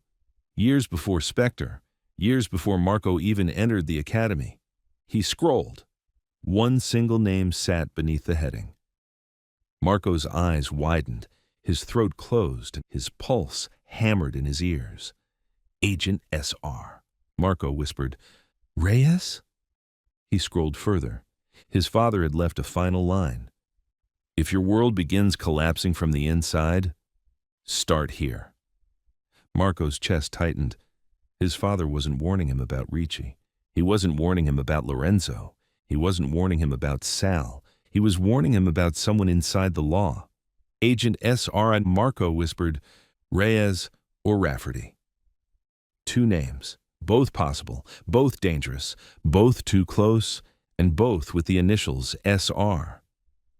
Marco's heart thudded in his chest. Reyes, the federal handler he was forced to trust? Or Rafferty, Ricci's link to the Bureau? Who was the infiltrator? Who was his father trying to expose? Dominic had left him a path, but not the final answer. Marco stared at the glowing PDF, trying to breathe. Then, a notification popped up in the corner of his laptop screen. An unknown number. A single text message. You're getting close. Meet now. SR. Marco's blood ran ice cold. Every muscle in his body tensed. Reyes, Rafferty, whoever it was. They knew he had the USB. They knew he'd watched the files. They knew he was coming. Marco whispered into the dark windshield. Dad, what the hell have you dragged me into? He closed the laptop, started the engine, and drove toward the appointed meeting place, because he had no choice, because the war was here, because SR had finally stepped out of the shadows. Chapter 28. SR. Marco drove with one hand on the wheel and the other gripping his phone so tightly his knuckles turned white. SR. 2 letters, 2 possibilities, 2 people who had shaped the last 48 hours of his life. Special Agent Sarah Reyes. His federal handler, sharp, calm, seemingly loyal. Or Special Agent Samuel Rafferty Ricci's quiet link inside the Bureau. A man Marco never trusted. Both dangerous, both capable, both embedded deep where it mattered. But only one had sent him a text. Marco pulled into the meeting point, Pier 42, South Warehouse Lot, a deserted stretch of cracked concrete, rusted gates, and abandoned shipping crates. Manhattan glowed across the water, indifferent. No lights, no movement, just shadows and the low hum of distant tugboats. Marco stepped out, hand resting on his holster, the USB drive burning like a brand in his jacket pocket. A single figure emerged from behind a stacked wall of containers. Marco's breath tightened. The figure stepped forward. And under the moonlight, he saw her. Reyes, Agent Sarah Reyes, poised, calm, eyes unreadable. "SR?" Marco asked, voice sharp. Reyes gave a faint, tired smile. "Surprised?" she asked. Marco didn't lower his guard. "Depends," he said coldly. "Are you about to kill me?" Reyes raised her hands a little, not surrendering, just showing she wasn't reaching for her weapon. "No, detective. I'm here to tell you the truth." Marco's chest tightened. "That's what everyone's been saying lately." Reyes nodded, accepting the jab. "You found the USB." Marco stiffened. "How do you know about that?" "Because," Reyes said, stepping closer, "I helped your father make it." Marco's world lurched. "What?" Reyes exhaled slowly. "Marco, I knew Dominic." Marco blinked hard. "No. No, this couldn't." "My father didn't talk to feds," Marco snapped. He hated federal involvement. He didn't hate us," Reyes interrupted softly. "He hated corruption. He hated what the Bureau became, but he never hated the idea of law." She took another step toward him. "I worked with him before you joined the academy, years before. I was his handler." Marco shook his head violently. "No, you're lying. You're part of this. My father wasn't a CI. He would have told me." Reyes swallowed. "He couldn't tell you. Not then. Not ever. He was protecting you." Marco inhaled sharply. Reyes continued, voice steady. "Dominic approached the Bureau after witnessing Ricci's rise. He saw the fractures in the families. He knew Lorenzo's grip was slipping. He knew the future was unstable. And he came to us, not to betray the family, but to save it." Marco's pulse hammered. "So what was he?" Marco whispered. "A rat?" "No," Reyes said firmly. "He was a strategist, a man who wanted peace over war, a man who wanted you free from a life he couldn't escape." Marco's eyes burned. Reyes stepped close enough for the wind to catch her hair. "He gave me the names, the files, the patterns. He built the early foundation of what would become JOG. He planned for you, Marco, long before you knew." Marco felt sick. Reyes watched him carefully. "And when he knew his time was running short," she said, "he gave me something to deliver to you." Marco's voice cracked. "What?" Reyes reached into her coat slowly. Marco tensed, but she withdrew something small, rectangular, wrapped in a leather case. She held it out. "This is his real legacy," Reyes said quietly. "Not the PDF, not the video, not the USB." Marco hesitated. "What is it?" Reyes pressed it into his hand. "A badge," she said. Marco stared at her.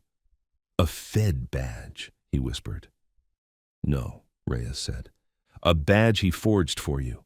A dual identity credential." Marco's heart stuttered. "A badge. That would let you walk between both worlds." Marco opened the leather case. Inside was a credential card, blank except for a seal he recognized instantly. Department of Justice, Shadow Operations Division Unofficial, Off Books, Ghost Authority. A badge that meant you serve no department, you answer to no chain of command. Your authority is both everywhere and nowhere. Marco whispered, "This is illegal." Reyes nodded. "Very." He made it anyway. Marco felt heat building behind his eyes. "Why?" he whispered. Reyes answered, "Because your father wanted you to be the one man in this city with the power to take down Ricci, and the power to dismantle Lorenzo, and the power to expose the Bureau infiltrators trying to control it all." Marco shook his head. "This can't be true." Reyes stepped closer. "It's time you understood something, Marco." She took a breath. "You were not born to wear the NYPD badge." Marco's heart pounded. Reyes finished, "You were born to rewrite the city." Marco stared at her. "You're saying my dad wanted me to be some kind of vigilante? A one-man task force?" "No," Reyes said. "A king." Marco froze. A long, icy moment passed where neither of them breathed. Reyes's voice softened. "This city has three powers: the law, the streets, and the shadows." She touched the badge in his hand. Your father built you to stand in the middle. Marco felt everything inside him collapsing, twisting, reforming. But I don't want this, he whispered. Reyes nodded. Doesn't matter, it's already happening. Marco gripped the badge so tightly it cut into his palm. Tell me something, he said, voice cracking. Who is SR in my father's file? You? Or Rafferty? Reyes went still. Then she shook her head slowly. I am SR, she said. Your father trusted me. Marco's shoulders sagged with relief until Reyes's expression changed. But I wasn't the infiltrator.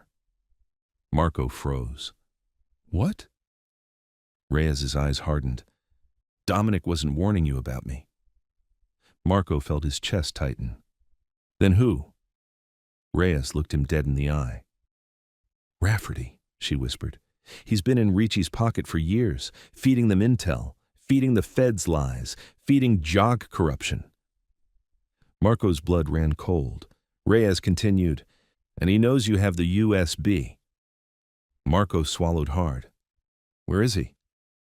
Reyes looked toward the water. He's coming here. Marco's pulse thundered. Reyes added, and he's not coming alone. Marco turned. Just as 3 black SUVs rolled into the pier, engines growling, lights off. Reyes whispered, Marco, this is the moment your father prepared you for. Marco tightened his grip on the badge, on the gun, on his breath. He whispered back, then let's finish what he started. The SUV doors opened. Dark silhouettes stepped out, Rafferty among them, armed, cold, ready. Reyes raised her weapon. Marco stepped forward. No badge, no uniform, no family, just purpose. And the war began. Chapter 29. The Pier Ambush. The first SUV door swung open with a heavy thunk that echoed across the empty pier. Cold river wind whipped through the open space, carrying the metallic scent of gun oil and the low thrum of engines idling in the dark. Marco's pulse hammered. Reyes steadied her weapon beside him. 3 SUVs, half a dozen silhouettes, maybe more inside. Then Rafferty stepped out, calm, smiling, like this was a scheduled meeting, not an execution. Detective? Rafferty called out, his voice carrying clean over the water. Funny place for a reunion. Marco didn't lower his gun. You're the infiltrator, Marco said. My father flagged you years ago. Rafferty laughed lightly, turning to the men behind him. You hear that? Dominic Genviosa left his boy treasure maps. Marco's jaw clenched. Rafferty spread his arms. You really think you're the first Genviosa to dig too deep? Your uncle, your cousin, they all asked questions. Questions I answered with force. Reyes murmured out of the side of her mouth. He's stalling, waiting for them to fan out. Let him, Marco whispered. Rafferty stepped forward, smirking. You always were the clean one, Marco. The good one. The golden boy. Even Ricci saw it. Even Lorenzo. They all wanted to shape you. He tilted his head. But me? I want you gone. Marco's hand tightened around the badge his father left him, still in his coat pocket. He felt the weight of it. Another silhouette emerged from the last SUV, shorter, broader, moving with practiced, lethal precision. Marco felt his blood run cold. That's not one of his men, Reyes whispered. Marco realized it too. The man wasn't dressed like Rafferty's crew. He was dressed in black tactical gear, high-end, silent-footed, a ghost. No dash, the ghost, Spectre. He stepped forward slowly, mask gleaming under the moonlight. Rafferty didn't turn, didn't acknowledge him. That meant one thing. They weren't working together. Reyes whispered sharply, This just got worse. Spectre spoke first, voice distorted and calm. Step away from him, Rafferty. Rafferty's smirk faded. Ah, the phantom. I wondered when you'd crawl out. Spectre's tone didn't change. You've interfered long enough. Rafferty's men tensed. He didn't flinch. You gonna shoot me? Rafferty asked. In front of the kid? Spectre took another step. The air thickened. I only need to shoot you once, Spectre said. Marco felt tension coil through the pier. Rafferty chuckled. Marco, he said, not taking his eyes off Spectre, this piece of hardware is just another criminal with a high-end modulator and an ego. You know what scares guys like him? Paperwork. Real authority. That's why he pretends not to answer to anyone. Marco clenched his jaw but didn't reply. You really trust him? Rafferty asked. This masked freak? You think he'll save you? He's been pulling your strings, same as your uncle, same as Ricci. He pointed at Marco with a slow, mocking gesture. Tell him the truth, Spectre. Tell him what you told the Bureau. Tell him what you told Ricci. Tell him who you really belong to. Spectre moved like a shadow, one smooth step forward. Reyes whispered, Marco, if they go for each other, we move right. Marco nodded once. Rafferty smirked. So, answer me, Ghost. Who do you serve? Spectre's reply was ice cold. I serve balance. You serve chaos. Rafferty spat to the side. Balance? You're the reason everything's on fire. He pointed at Marco again. You think he doesn't know? Your masked friend there is the one who tipped off Ricci about the Breddy operation. He's the one who pulled the trigger on that agent in the alleyway. He's the one who fed intelligence to every side just to keep things balanced. Marco's heart stopped. Spectre didn't deny it. Reyes whispered, Marco, hold steady. Marco's grip tightened. Spectre finally spoke. Yes, he said.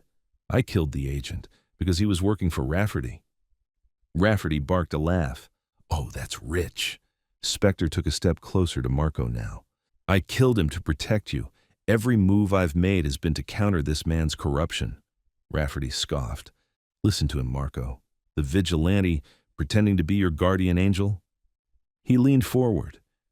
Ask him who gave Ricci your name. Marco's breath hitched. Reyes whispered sharply, Don't listen, Marco. But it was too late.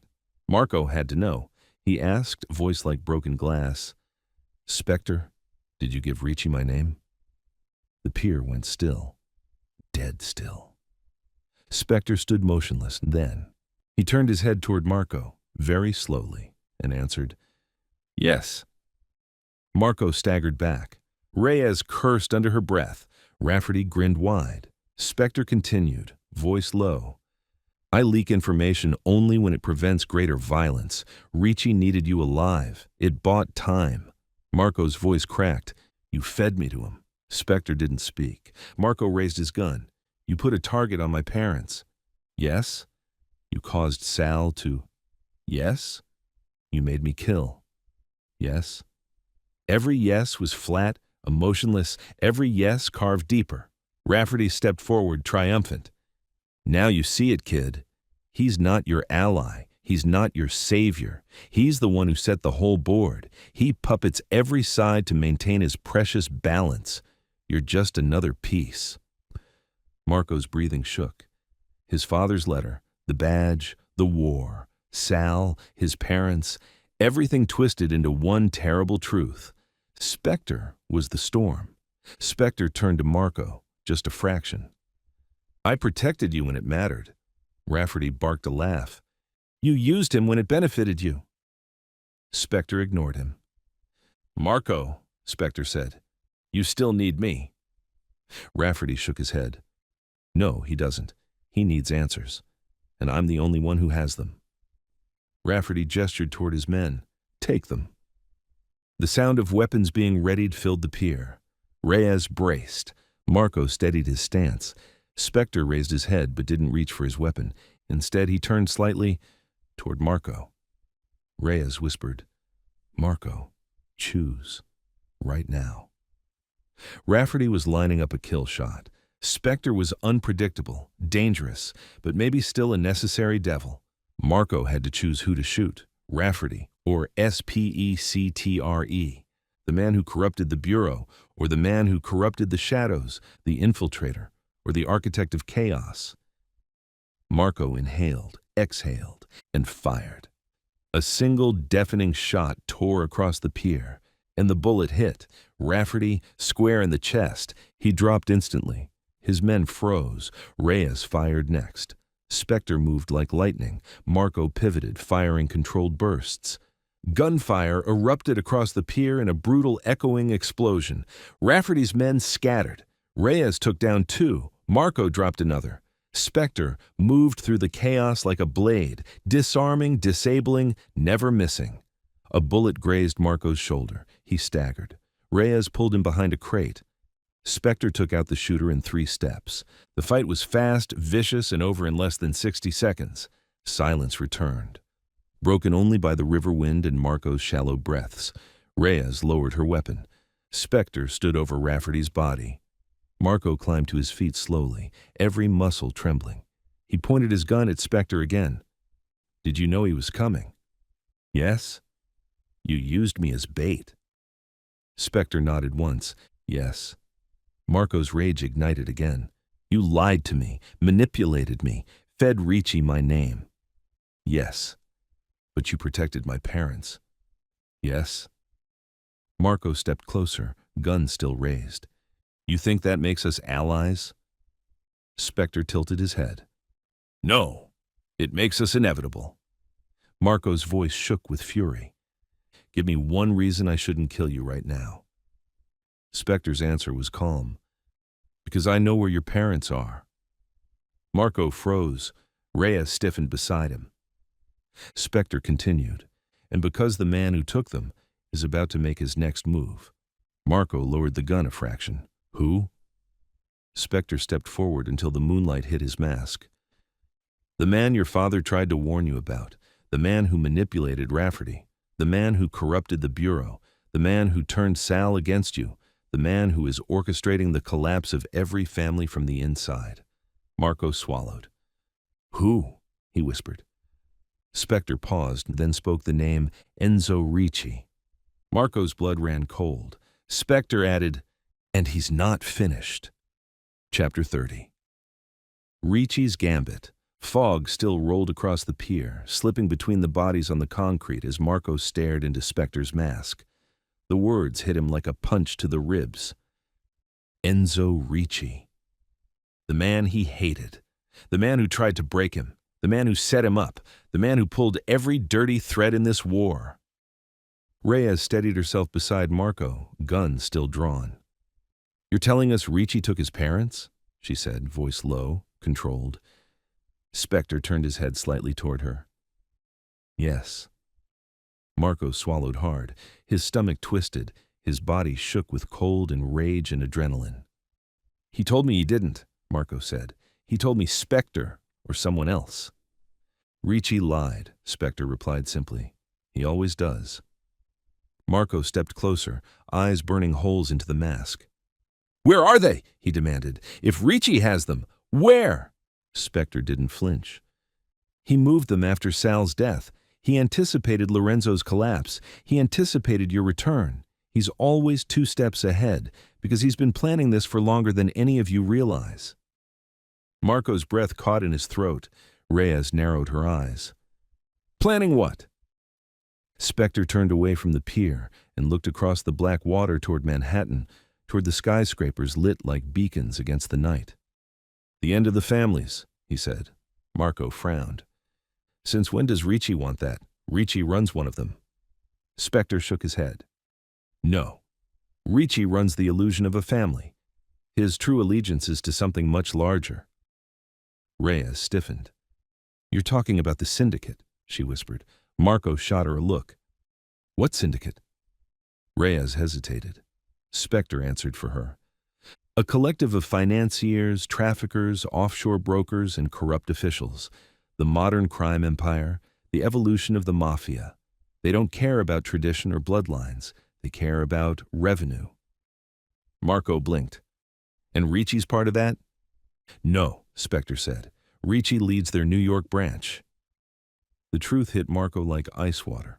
Ricci wasn't just a boss. Ricci wasn't just trying to overthrow Lorenzo. Ricci wasn't just manipulating the Bureau or the streets. He was building something bigger, something global, something unstoppable. "But why take my parents?" Marco whispered. "Why drag them into this?"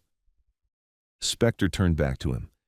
Because you're the last variable he can't control. You were supposed to break, to fall, to join him. You were supposed to abandon your badge, your morals, everything. Marco clenched his jaw. And instead, you became a threat? Marco shook his head slowly. I'm just one man. Spectre stepped closer. Not to Ricci. To Ricci, you are your father's son. Marco's throat tightened. Dominic, what does he have to do with this? Spectre leaned in, voice quiet and razor sharp. Everything. Your father was the last person who stood in the syndicate's way 20 years ago. He refused to give them influence over the family. He refused to let New York fall into their hands. Marco whispered, and Ricci killed him. Spectre didn't move. He didn't pull the trigger, he said, but he orchestrated everything that followed. Dominic's collapse, Lorenzo's rise, Sal's desperation. Marco's heart pounded. Ricci knew Dominic discovered the syndicate structure. He knew Dominic was planning a countermove, so he forced him into silence by threatening your mother. Marco stopped breathing. Your father left not because he wanted you safe from Lorenzo, Spectre said, but because Ricci would have killed you if he stayed. Marco staggered as the truth slammed into him. His father didn't step away from power. He was pushed, threatened, forced into hiding with a family to protect. Reyes whispered, "Oh my God!" Spectre straightened. Now Ricci is finishing the job. Marco felt the world tilt. The Mafia, the feds, Spectre, the families, Sal, Lorenzo, all puppets, and Ricci had strings on every one. Reyes stepped toward Spectre, gun still raised. Where did he take them? Spectre answered without hesitation. To the Gough Street terminal. Reyes froze. Are you serious? She muttered. That place has more security than a federal drop point. Marco frowned. What is it?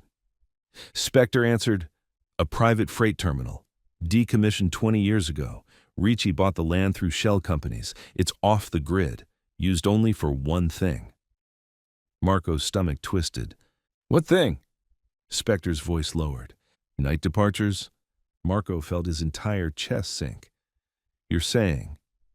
He's moving them out of the country, Spectre said, to a facility in Sicily. Once they're on that ship, they disappear. Reyes swore under her breath. Marco's pulse slammed like a war drum. When does the ship leave? He asked. Spectre paused, then spoke. 40 minutes. Marco's eyes went wide. 40 minutes? Yes. And you're telling me now? You weren't ready before. Marco almost lunged at him. Reyes grabbed his arm. Marco, focus. We can still do this, but we need a team, air support, backup. No, Spectre interrupted. There's no time. And Ricci has men in the bureau. Any call triggers a kill order. Marco clenched his fists. His mind raced. His heart burned. So how do we get in? Spectre lifted a small remote from his vest, pressed it. A freight map flickered onto his phone, lighting up in red lines. A side access tunnel under the docks, built before the security upgrades, unmonitored, unmapped, only a handful of people know it exists. Marco stepped closer. Do you? Spectre nodded. I do. And so did Dominic. Marco's breath caught. You mean? Yes, Spectre said. Your father used it once, against Ricci. The truth hit Marco like fire. This wasn't just a rescue. This wasn't just vengeance. This was finishing what Dominic started. Reyes holstered her weapon. Marco, she said, you know we might not come back, right? Marco stared at the freight map. At this point, he said quietly, it doesn't matter. Reyes nodded once, then Spectre said, we need to move. Now. Marco looked at the two people beside him. Reyes, a federal agent whose loyalty had been tested and proven. Spectre, a ghost who manipulated him, lied to him, and yet kept him alive. Marco didn't trust either. But he trusted one thing. His father wanted him to finish this. Marco tightened his grip on the badge in his pocket. Then he said the words that would ignite the endgame. Let's go get my parents. Spectre nodded. Reyes chambered around. The three of them moved toward the car. The war had one chapter left, and Ricci was about to learn. You don't touch a Genviosa's family. Not and survive. Chapter 31. The Terminal. The city blurred past the windshield in streaks of white and blue as Marco drove harder, faster, angrier than he ever had in his life. Reyes sat beside him, switching between maps, comm signals, and the encrypted schematic Spectre had provided. Spectre rode in the back seat, silent, still, a dark shape watching the road ahead like a predator waiting for the moment to strike. The clock on the dashboard read 00:32:11, 32 minutes until departure, 32 minutes until Ricci put Marco's parents on a ship bound for a black site in Sicily, 32 minutes until they vanished into a world with no extradition, no oversight, no laws, no hope. Marco's knuckles turned white on the steering wheel. Reyes glanced at him. You good? No. Good, she replied. Keep that energy. Spectre finally spoke, voice low but not distorted this time, almost human. We reached the terminal through the drainage access on Broom. Marco frowned. That's a storm drain. Yes, Spectre said. One the city doesn't know connects to the terminal. Reyes raised an eyebrow.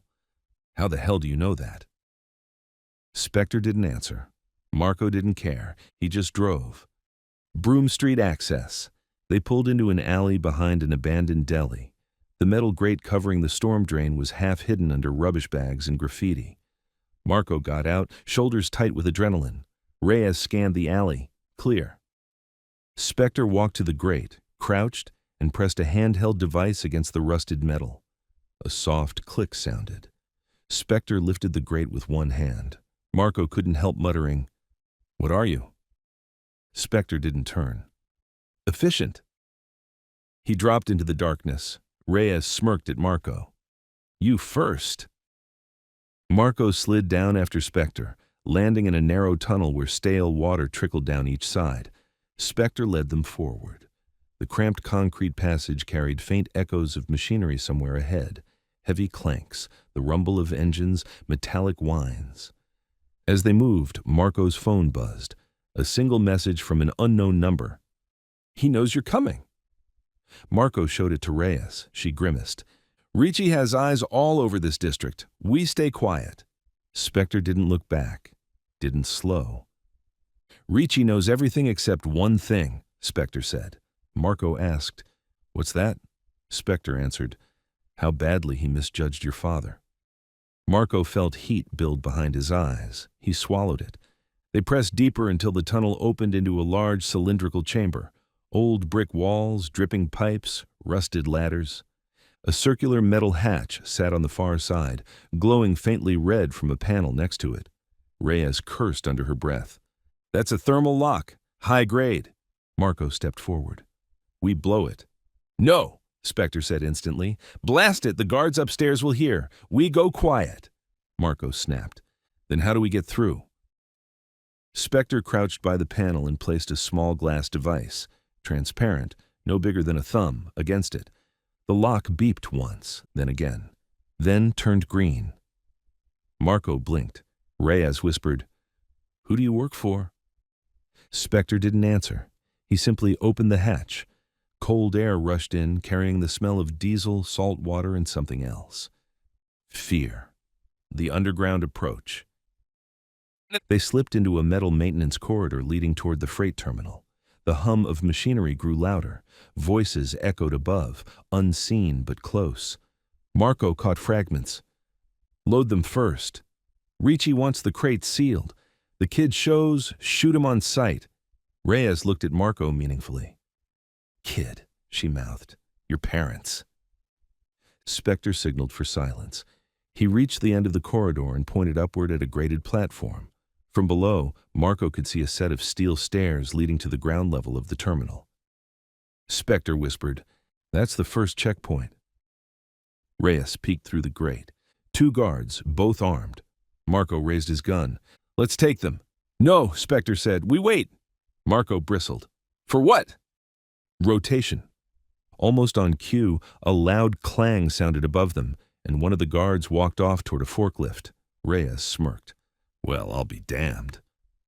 Spectre said nothing and climbed the ladder. His movement barely made a sound. Marco followed, weapon ready. They emerged onto a catwalk overlooking the massive terminal. Marco's breath caught. Shipping crates the size of houses lined the warehouse floor. Floodlights gave the whole space a sickly yellow glow. Armed guards patrolled in twos. Forklifts hummed between rows. At the far end, a giant cargo ship loomed behind an open loading bay door. Its ramp extended like the tongue of some steel beast. Reyes whispered, "Holy shit." Spectre pointed. "There." Marco froze. Two figures sat in a metal cage crate, guarded by three men. His mother, his father, bound at the wrists but alive. Marco's chest twisted so hard it hurt. Reyes grabbed his arm. "Marco, wait, we do this smart." But Marco had already made his decision. "No," he whispered, "we do this fast." He stepped forward to move. Spectre's arm slammed in front of him, stopping him. "No," Spectre said, "this is bigger than you think." Marco grit his teeth. "They have my parents." "And Ricci has you," Spectre said. "You rush in, he detonates the explosives." Marco went still. "Explosives?" Reyes shot Spectre a glare. "What explosives?" Spectre gestured toward the ship. "That's not cargo. That's a bomb shipment for Sicily. Ricci plans to destabilize the remaining families overseas." Marco's pulse hammered. "He's transporting weapons?" "No," Spectre said flatly. "He's transporting war." Reyes whispered, "And your parents are in the middle of it." Marco clenched his fists. His vision sharpened, every muscle tensed. "You said he knows we're coming. What's the trap?"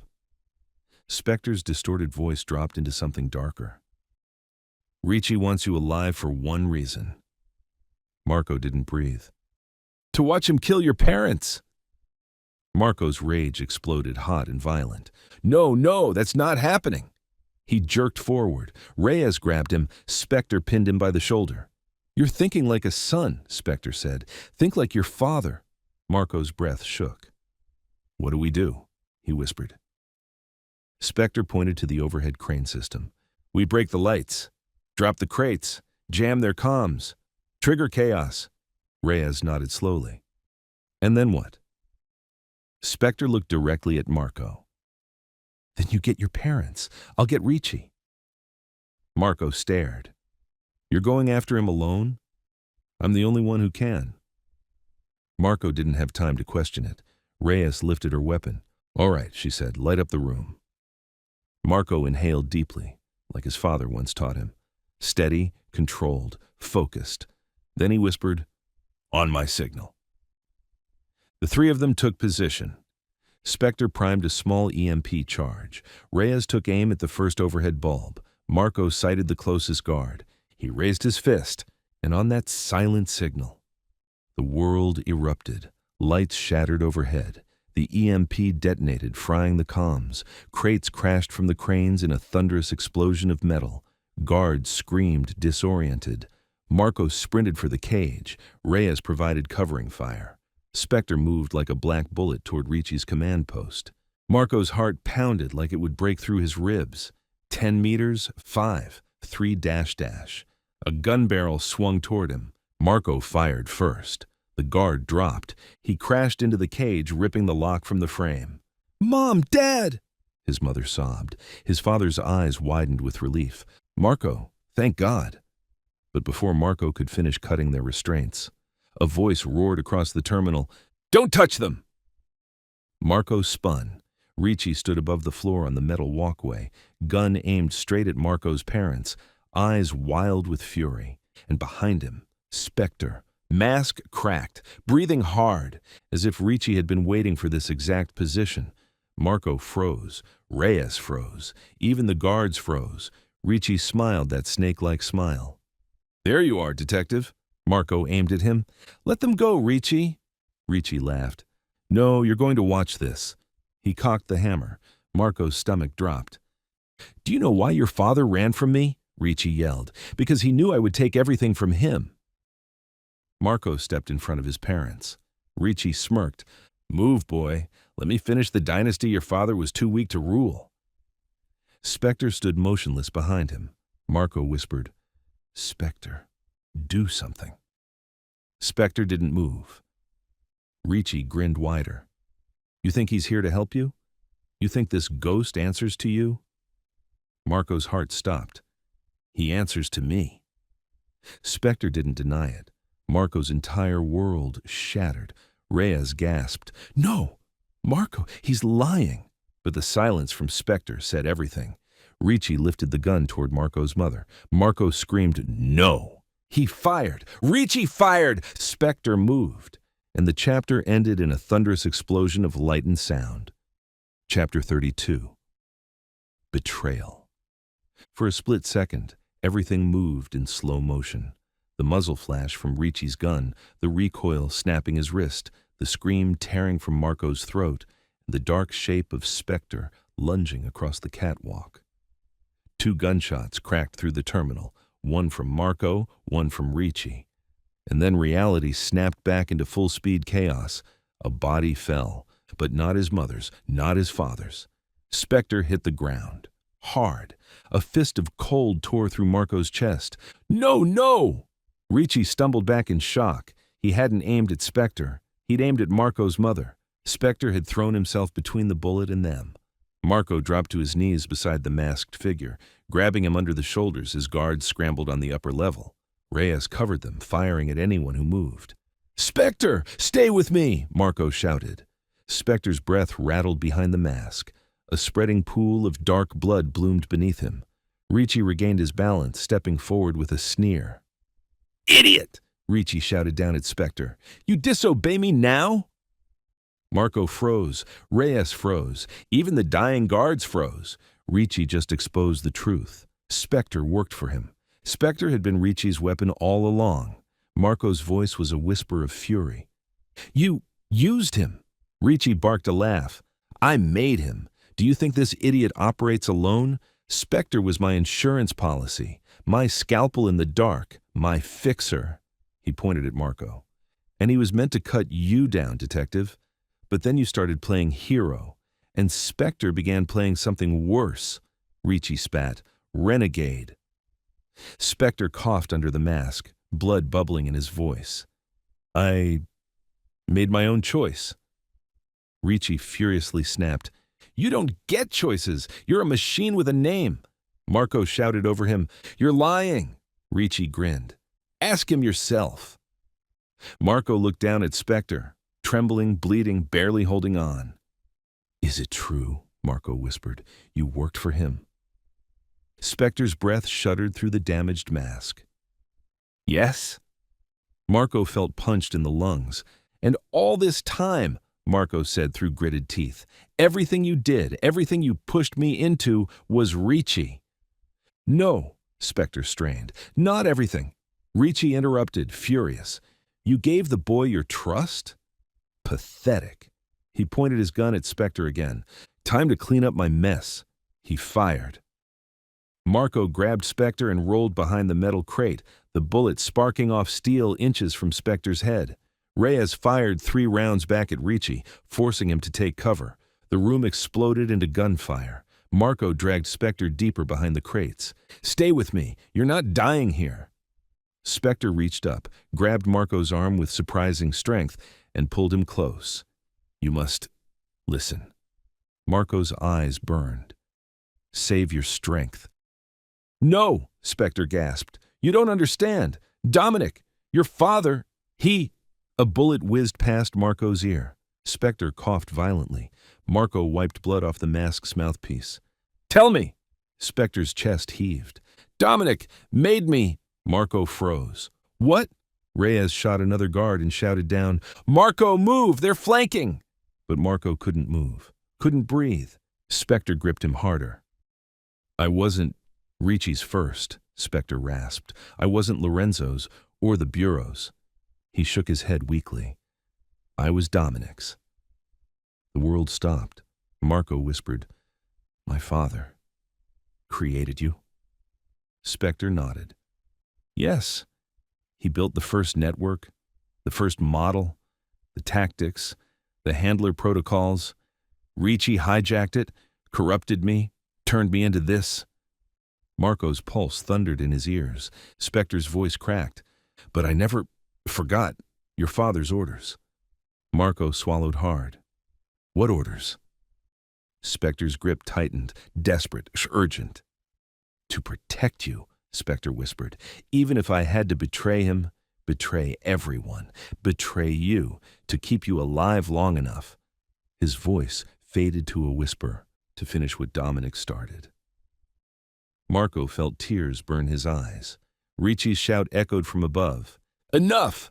He aimed down at Marco's parents again. Marco sprang to his feet. Reyes shouted, Marco, don't! But he was already running, charging into open ground, directly toward his parents, directly toward Ricci. Ricci fired again, the bullet ripping past Marco's hip, sparking off a crate. Marco didn't slow. Reyes covered him, firing upward. Guards scrambled. Marco got within 10 feet. 5, 3. He raised his gun. Ricci grabbed Marco's mother around the neck and pressed his barrel hard against her temple. Drop it! Ricci roared. Marco froze mid-step. His mother gasped, tears streaking her cheeks. Ricci grinned. One more step, Detective, and I make you watch her die. Marco lowered the gun slowly, rage boiling under his skin like liquid fire. Let her go, he said, voice shaking. This is between you and me. Ricci pressed the gun harder. Oh, Marco, it's only ever been between us. Behind Ricci, something moved in the shadows, a black shape rising, specter, bleeding, staggering, barely able to stand, but moving. Marco whispered, No, stay down. Ricci didn't notice. He was too fixated on Marco. You killed Rafferty, Ricci snarled. You cut down Sal, you turned Lorenzo against me, and now you come to my house. Marco cut him off. This isn't your house. Ricci smirked wildly. Oh? And who does this city belong to, huh? You? Marco stepped forward 1 inch. Ricci's finger twitched on the trigger. Behind him, Spectre raised his gun. Marco whispered, Spectre, don't. Ricci heard it. He whirled. Too late. Spectre fired! Ricci fired! And Marco's father lunged, and everything collapsed in a single deafening explosion of violence. Chapter 33. The Fall of Ricci. For the first time in Marco's life, gunshots didn't sound like gunshots. They sounded like breaks. Breaks in time, breaks in fate, breaks in the world he thought he understood. 1 shot, 2 shots, 3 bodies moving at once. Ricci firing, Spectre firing. Dominic, Marco's father, lunging in front of a bullet that wasn't meant for him. Then, silence. A sick, heavy silence. Marco blinked once, twice. The world came back in fragments. His father falling, his mother screaming, Ricci stumbling, clutching his arm, Spectre collapsing again, blood leaking from every seam of his suit, and Marco. Marco dropped his gun and sprinted forward, skidding on his knees to catch his father before he hit the ground. Dad, Dad, stay with me. Dominic's face was pale, too pale. Blood seeped through his shirt from a wound near his ribs. His mother sobbed uncontrollably beside him. No, no, Dominic, no! Marco pressed his hands against the wound, trying to stop the bleeding, fingers shaking violently. Dad, look at me, look at me! Dominic's eyes fluttered open, and for a moment, they were clear, focused, full of the same softness Marco remembered from childhood. My boy, Dominic whispered. Marco choked on a sob. I'm here, Dad. I'm here. Dominic lifted a trembling hand and cupped Marco's cheek. You did everything I hoped, everything I feared. Marco shook his head desperately. Dad, stop. Don't talk. Stay with me. Dominic's voice was barely a breath. No, you need to hear this. He swallowed hard, blood bubbling at his lips. Your mother? She's safe with you, but Marco, you must finish. Marco leaned closer. Finish what, Dad? What? Dominic whispered one final sentence, soft, broken, and shattering. Finish what I couldn't. Forgive me. And then, his chest fell still. Marco's world collapsed. No, no, Dad, no! Marco pressed harder, tried CPR, tried everything. But Dominic Genviosa was gone. Marco screamed. A raw animal sound ripped straight from his heart. His mother clung to him. Her cries echoed through the terminal. Reyes shouted in the background, Marco, we need to move! Ricci's still... But her voice faded. Everything faded, except Ricci. Enzo.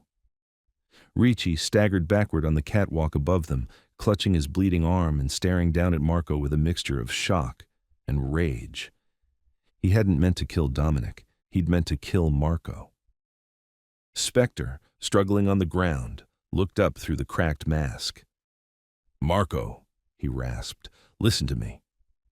Marco lifted his head slowly, and something inside him changed. The grief didn't go away. It sharpened. The sorrow didn't weaken him. It became a blade. He stood, turned toward Ricci. His voice was ice and fire and death all at once. You killed my father, Ricci snarled. That was his choice. He jumped in front of... Marco cut him off. Shut up. Reyes grabbed Marco's arm. Marco, don't do anything stupid. Marco pulled away, eyes locked on Ricci. Ricci fired again. Marco dove behind a crate, bullets sparking off metal, and Reyes returned fire, forcing Ricci to retreat deeper into the catwalk maze. Marco shouted back to Reyes, Stay with my mother. Reyes hesitated. Marco, no. But Marco was already moving, already climbing the maintenance ladder, already chasing Ricci into the ribs of the terminal structure. Every step burned, every breath hurt, every beat of his heart screamed the same thing. Ricci dies tonight. The hunt above the terminal. The catwalk shook under Marco's footsteps. Ricci limped ahead, firing blindly over his shoulder. You think you know this world? Ricci roared. You think you're strong enough? You're your father's son. Timid, weak. Marco fired back, one shot grazing Ricci's shoulder, spinning him into the railing. Ricci howled, gripping the metal to steady himself. You should have taken my offer, Marco, Ricci spat. You could have been king. Marco advanced, gun raised, eyes wild, full of tears and fury. I didn't want a throne. Ricci spat blood. No. You wanted a family. Marco's jaw clenched. You don't get to say that. Ricci shook his head. You don't get it. The families are done. Lorenzo is done. Sal was a pawn. Dominic was a coward. This city belongs to the syndicate now. Marco fired again, shattering the railing inches from Ricci's hand. Ricci stumbled. This city, Marco growled, belongs to no one. Ricci laughed. A broken, wild laugh. You're just like Dominic, a dreamer, a fool. Marco stepped closer. My father died protecting my mother, protecting your targets, protecting me. Ricci grinned darkly. And look how well that worked out. Marco raised his gun. This ends now. Ricci's expression changed. A sliver of fear, a sliver of recognition, he realized. Marco wasn't bluffing. Marco wasn't hesitating. Marco wasn't his father. A final gunshot cracked through the terminal, one single clean bullet. Ricci staggered, looked down at the sudden bloom of red in his chest. He dropped to his knees. Marco held the gun steady. Ricci's voice was a ghost of itself. You're not your father, Marco whispered. I know. Ricci reached for the railing, failed, and fell from the catwalk, crashing onto the steel floor below with a sickening thud. Silence followed. Then distant shouts. Reyes calling out, footsteps. Marco didn't move, didn't breathe, didn't blink. He stood on the catwalk, chest heaving, staring down at the man who had destroyed his family. He felt no satisfaction, no relief. Only the hollow echo of his father's last words. Finish what I couldn't. Forgive me. Marco lowered his gun. He descended the ladder like a man drowning in air. Reyes met him halfway, eyes wide. Marco, are you okay? No. He pushed past gently, heading straight to his mother, who knelt beside Dominic's still body. Marco dropped to the ground beside her, held his father, held everything breaking inside him. Reyes lowered her weapon, blinking back tears. Spectre lay against a crate, barely alive, watching Marco silently. Because the next truth was coming, and the next enemy wasn't dead, and the war wasn't over. Not even close. Chapter 34. The Last Order. The terminal felt wrong in the silence that followed Ricci's fall. Too still, too quiet, too cold. A place built on violence now held grief like a tomb. Marco sat on the floor, holding his father's body against him. His mother knelt beside them, clinging to Dominic's hand, whispering his name through cracked sobs. Reyes stood a respectful distance away, eyes lowered, jaw tight, giving them space. Across the floor, slumped against a steel crate, Spectre remained barely alive, mask cracked, suit punctured, blood darkening the concrete beneath him. But even with everything broken, everything lost, everything burning in Marco's chest, the night wasn't done. There was still one more truth, one more enemy, one more order his father left behind. The file inside Dominic's jacket.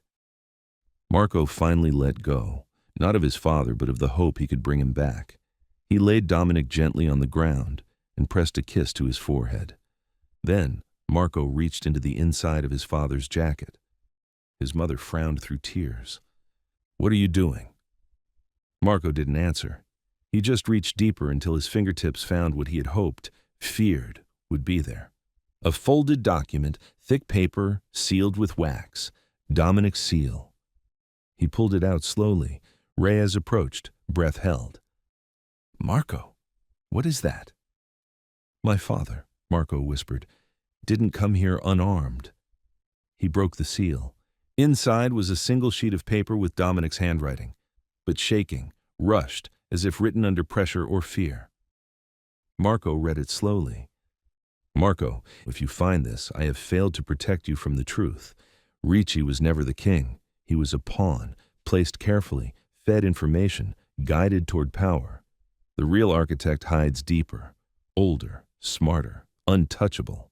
He is the one who threatened our family. He is the one who corrupted the Bureau. He is the one who turned Spectre.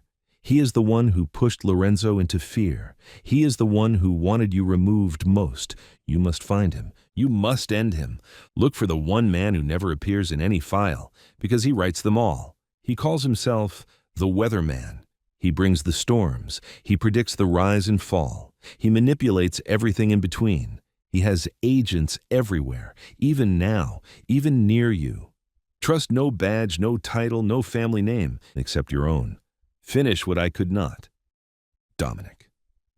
Marco's breath caught. The paper trembled in his hand. Reyes stepped closer, reading the words upside down, and her face drained of color.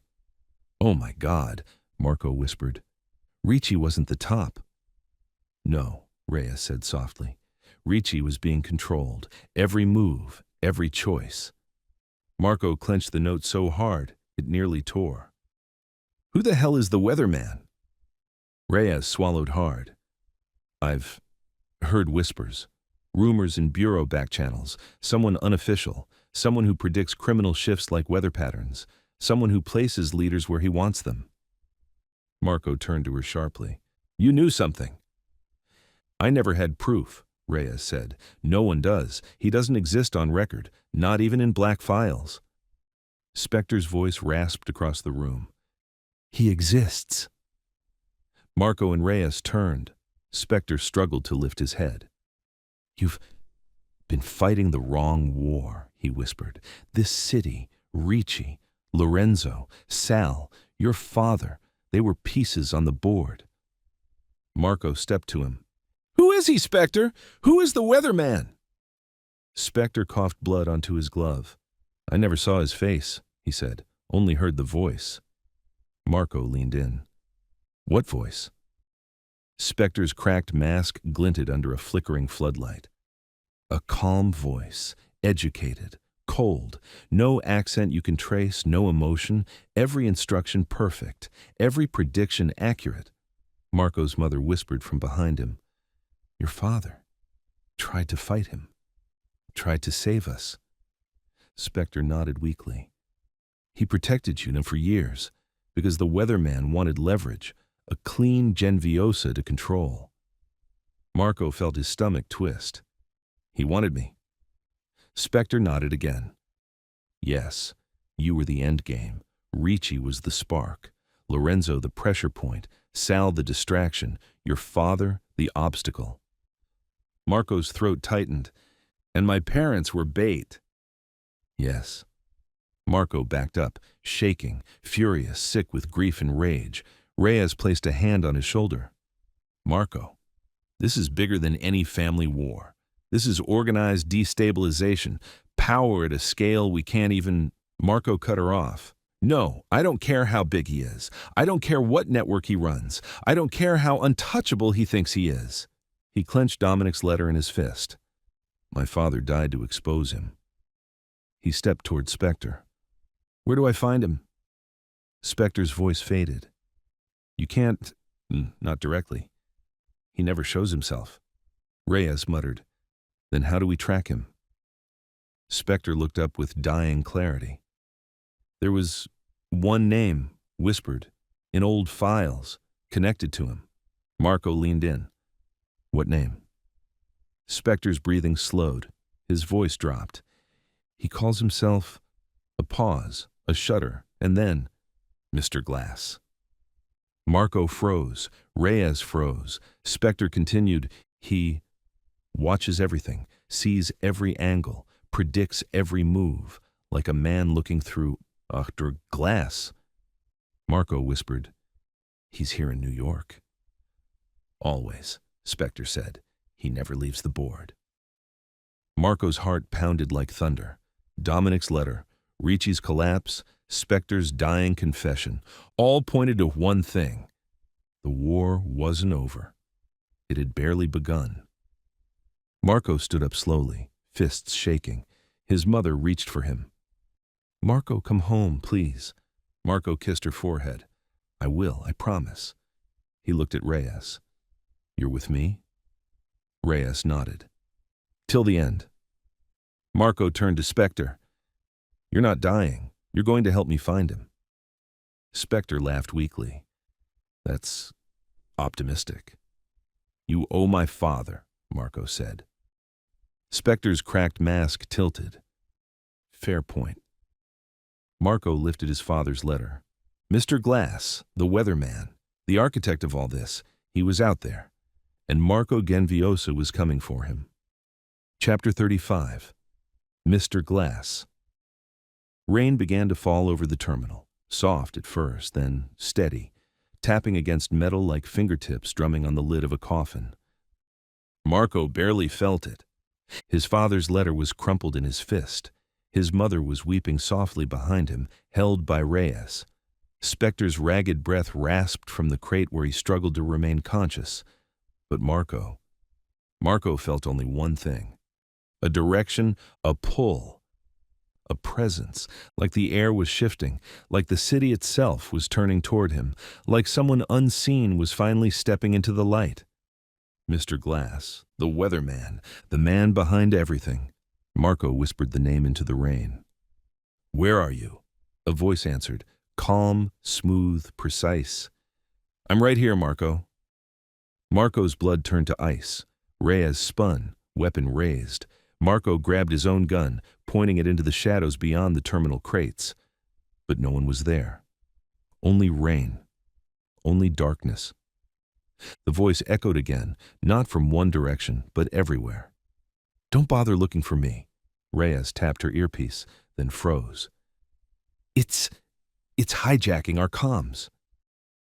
Spectre tried to sit up, wincing. He's near.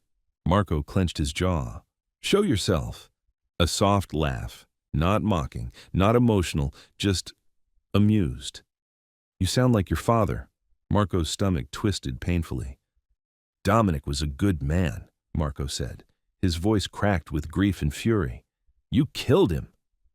No, the voice grew colder, sharper. You killed him, Marco. Marco's breath caught. Reyes shot him a horrified look. What the hell does that mean? The voice continued, unbothered. If you hadn't come tonight, Dominic would still be alive. Ricci was ordered to keep him breathing, his wife too. They were leverage. Marco screamed into the rain. You set this up! You caused this! Incorrect. The voice paused, letting the silence stretch. Then, I predicted it. Marco fired blindly into the darkness. Come out! Silence. Then footsteps. Slow, measured, approaching from behind the shipping containers. Reyes raised her weapon. Spectre tried to stand. Marco aimed, and the man stepped into view. The Weatherman appears. Tall, elegant, unarmed, a dark tailored coat, silver hair combed neatly back, eyes like polished stone, reflective, unreadable, cold. Marco had expected a monster. But Mr. Glass looked like a banker, a teacher, a museum curator, a man who wouldn't look out of place at a charity gala or a Senate hearing. And somehow, that made him infinitely more terrifying.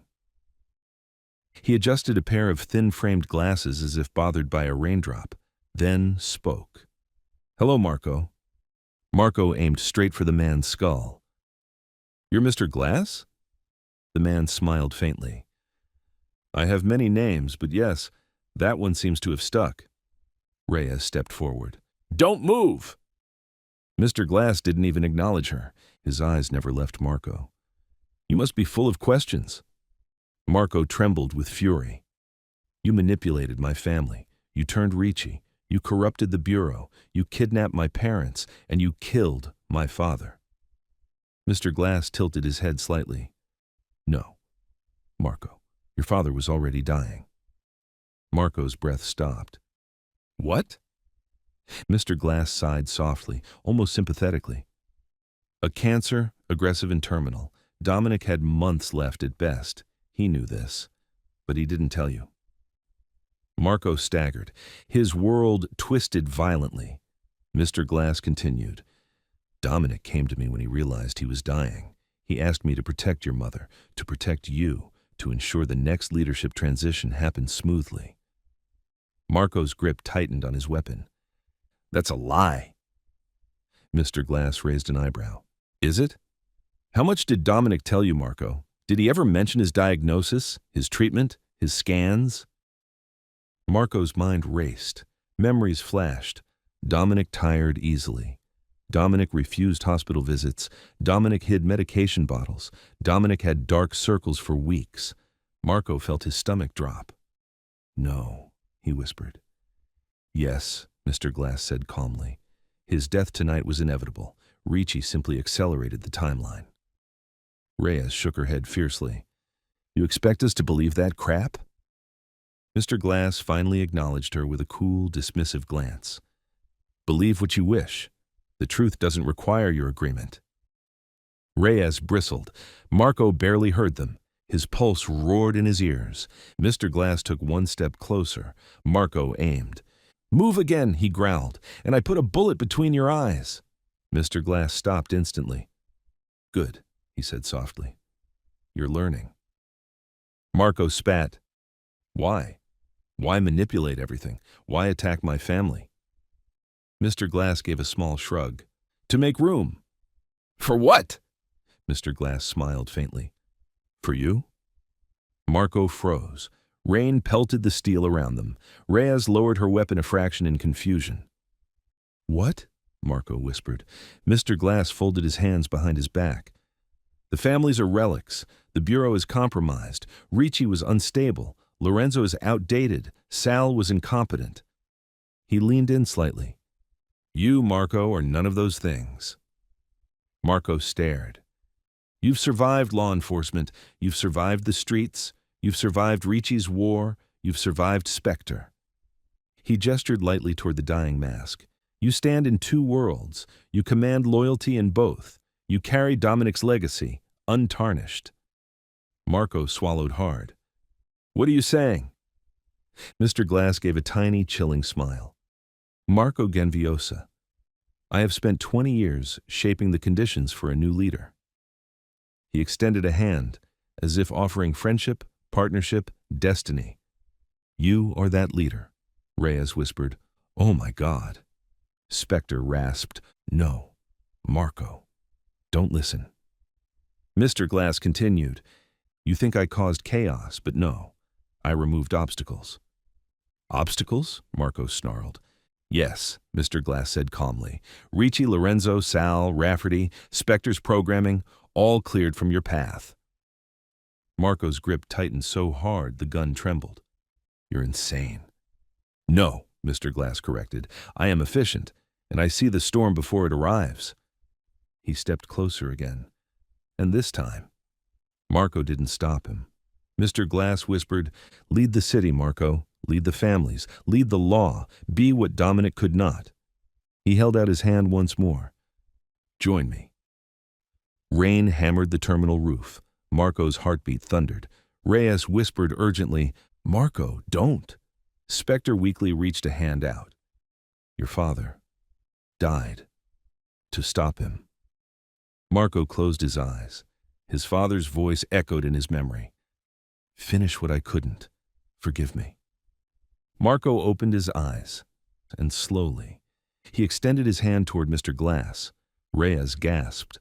Spectre struggled to rise. Mr. Glass smiled, satisfied, victorious. But Marco didn't shake the offered hand. He grabbed Mr. Glass by the wrist, twisted violently, and slammed him against a crate. Mr. Glass dropped to one knee, pain flashing across his composed face. Marco pressed his gun against Mr. Glass's skull. "I'm not your weapon," Marco whispered. "I'm not your pawn, and I'm not your king." Mr. Glass looked up, calm, cold, but no longer in control. Marco leaned closer. "I'm the storm you didn't predict." And he pulled the trigger. Chapter 36. The Man Who Predicts Everything. The gunshot cracked through the terminal like splitting glass. Mr. Glass's head snapped back. His body bucked, and he collapsed onto the wet concrete. Reyes jolted. Marco's mother screamed. Spectre slumped forward, mask flickering. For one breathless second, everything was still. Then, Marco stepped back, chest heaving, rain sliding down his face like tears he refused to shed. Reyes whispered, "Marco, you killed him." Marco didn't answer. He didn't move toward Mr. Glass. He didn't want to see the body. He didn't want to see anything except his mother, Reyes, and the dying ghost on the floor. He just holstered the gun with trembling hands. Reyes approached cautiously. "It's over," she murmured. "You did it." Marco finally looked at her, eyes hollow and burning. "No," he said quietly. "It isn't." Reyes frowned. "What do you mean?" Marco gestured toward Mr. Glass's body. "Check him." Reyes swallowed, stepped forward, and crouched beside the fallen mastermind. She hesitated for half a heartbeat, then reached for his neck to feel for a pulse. Her eyes went wide. "Marco, he's still alive." Marco nodded. "I didn't shoot to kill." Reyes stared at him. "Where did you hit him?" Marco looked away, jaw set.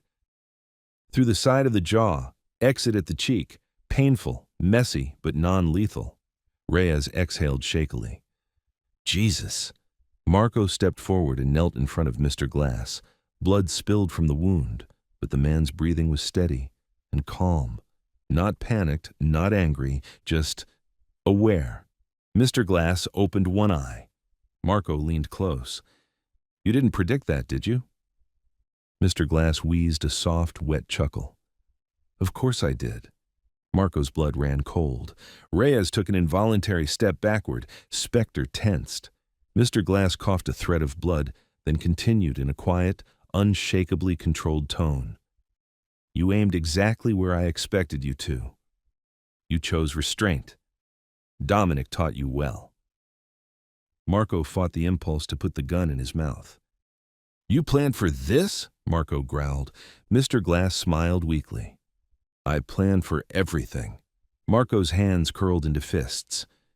"You manipulated my father. You threatened my mother. You orchestrated war." "I orchestrated order," Mr. Glass corrected softly. "Chaos was already here. Dominating Ricci was a necessity. Removing Lorenzo was an inevitability. Neutralizing Sal was mercy.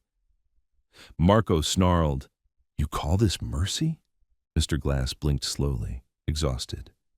"Yes, because without me, Marco, the families wouldn't have fought each other." He coughed again. "They would have united." Rhea stepped forward, gun shaking in her grip. "United under WHO?" Mr. Glass looked directly at her. "A man much worse than Ricci." Reyes's eyes narrowed. "Who?" Mr. Glass shook his head. "I'll only speak to Marco." Reyes opened her mouth, but Marco held up a hand. "It's okay." Marco leaned closer. "Tell me." Mr. Glass's expression softened, not out of empathy, but something colder, more clinical. Satisfaction. "The true leader behind all this, the one even I answer to, is someone you've already met." Marco's pulse spiked. "You're lying." "No," Mr. Glass whispered. "I'm informing." Marco grabbed him by the coat. "Give me a name." Mr. Glass coughed, blood spraying onto Marco's sleeve, and whispered, "The Weather Syndicate isn't run from the shadows of New York, but from the heart of its justice." Marco froze. Reyes froze. Mr. Glass smiled faintly. "The man who gave Ricci his rise, the man who freed Lorenzo's fear, the man who controlled Rafferty, the man who controlled Spectre." His voice dropped lower. "The man who assigned Reyes to you." Reyes stepped back like she'd been punched in the stomach. "No," she whispered. "No." Marco's chest tightened painfully. "Who?" he demanded. Mr. Glass inhaled shallowly, placed a trembling hand on Marco's arm, and whispered a name that detonated the world: Deputy Director Samuel Roth. Marco's throat closed. Reyes covered her mouth in horror. Spectre's eye module flickered violently. Roth. Roth, the second highest ranking official in the New York Bureau, Reyes's superior, Marco's federal liaison, the man who had overseen Ricci's casework, the man who pulled Marco into federal oversight, the man who knew everything that happened in this city. Reyes whispered, "No, he wouldn't. My God." Mr. Glass coughed again, blinking through blood. "He manipulates crime, like climate. He predicts human behavior, like seasons. He decides which families fall and which agents rise." Marco felt his vision narrow. Roth. Roth was the one, not Ricci, not Lorenzo, not Rafferty. Roth, the weatherman's architect, the voice behind the syndicate, the puppeteer above Mr. Glass. Marco whispered, "He ordered Ricci to take my parents." "Yes." "He ordered Spectre to manipulate me." "Yes." "He wants me to lead for him?" Mr. Glass nodded weakly. "You were never meant to be king, Marco. You were meant to be his asset." Marco pulled back in revulsion. "Why me?" Mr. Glass smiled painfully. "Because you are predictable and unpredictable in exactly the right ratio." Marco stared at him, cold, unmoving. Then Mr. Glass whispered, "And he is coming for you next." A chill slid down Marco's spine. Reyes whispered, "Marco, what do we do?" Marco stood slowly, looked at Mr. Glass on the ground, looked at his dying father, looked at his grieving mother, looked at Spectre, barely holding on, looked at Reyes, his last reliable ally. He holstered his gun, straightened his shoulders, and said, "We go after Roth." Spectre coughed. "Then, you wage war against the federal government." Marco nodded once. "No." His voice dropped to a steely whisper. "We wage war against the man who thinks he is the government." Light flickered overhead. Thunder cracked across the river. Marco stepped out into the rain. He wanted a storm. Marco clenched his fists. "I'll give him one." Chapter 37. Roth.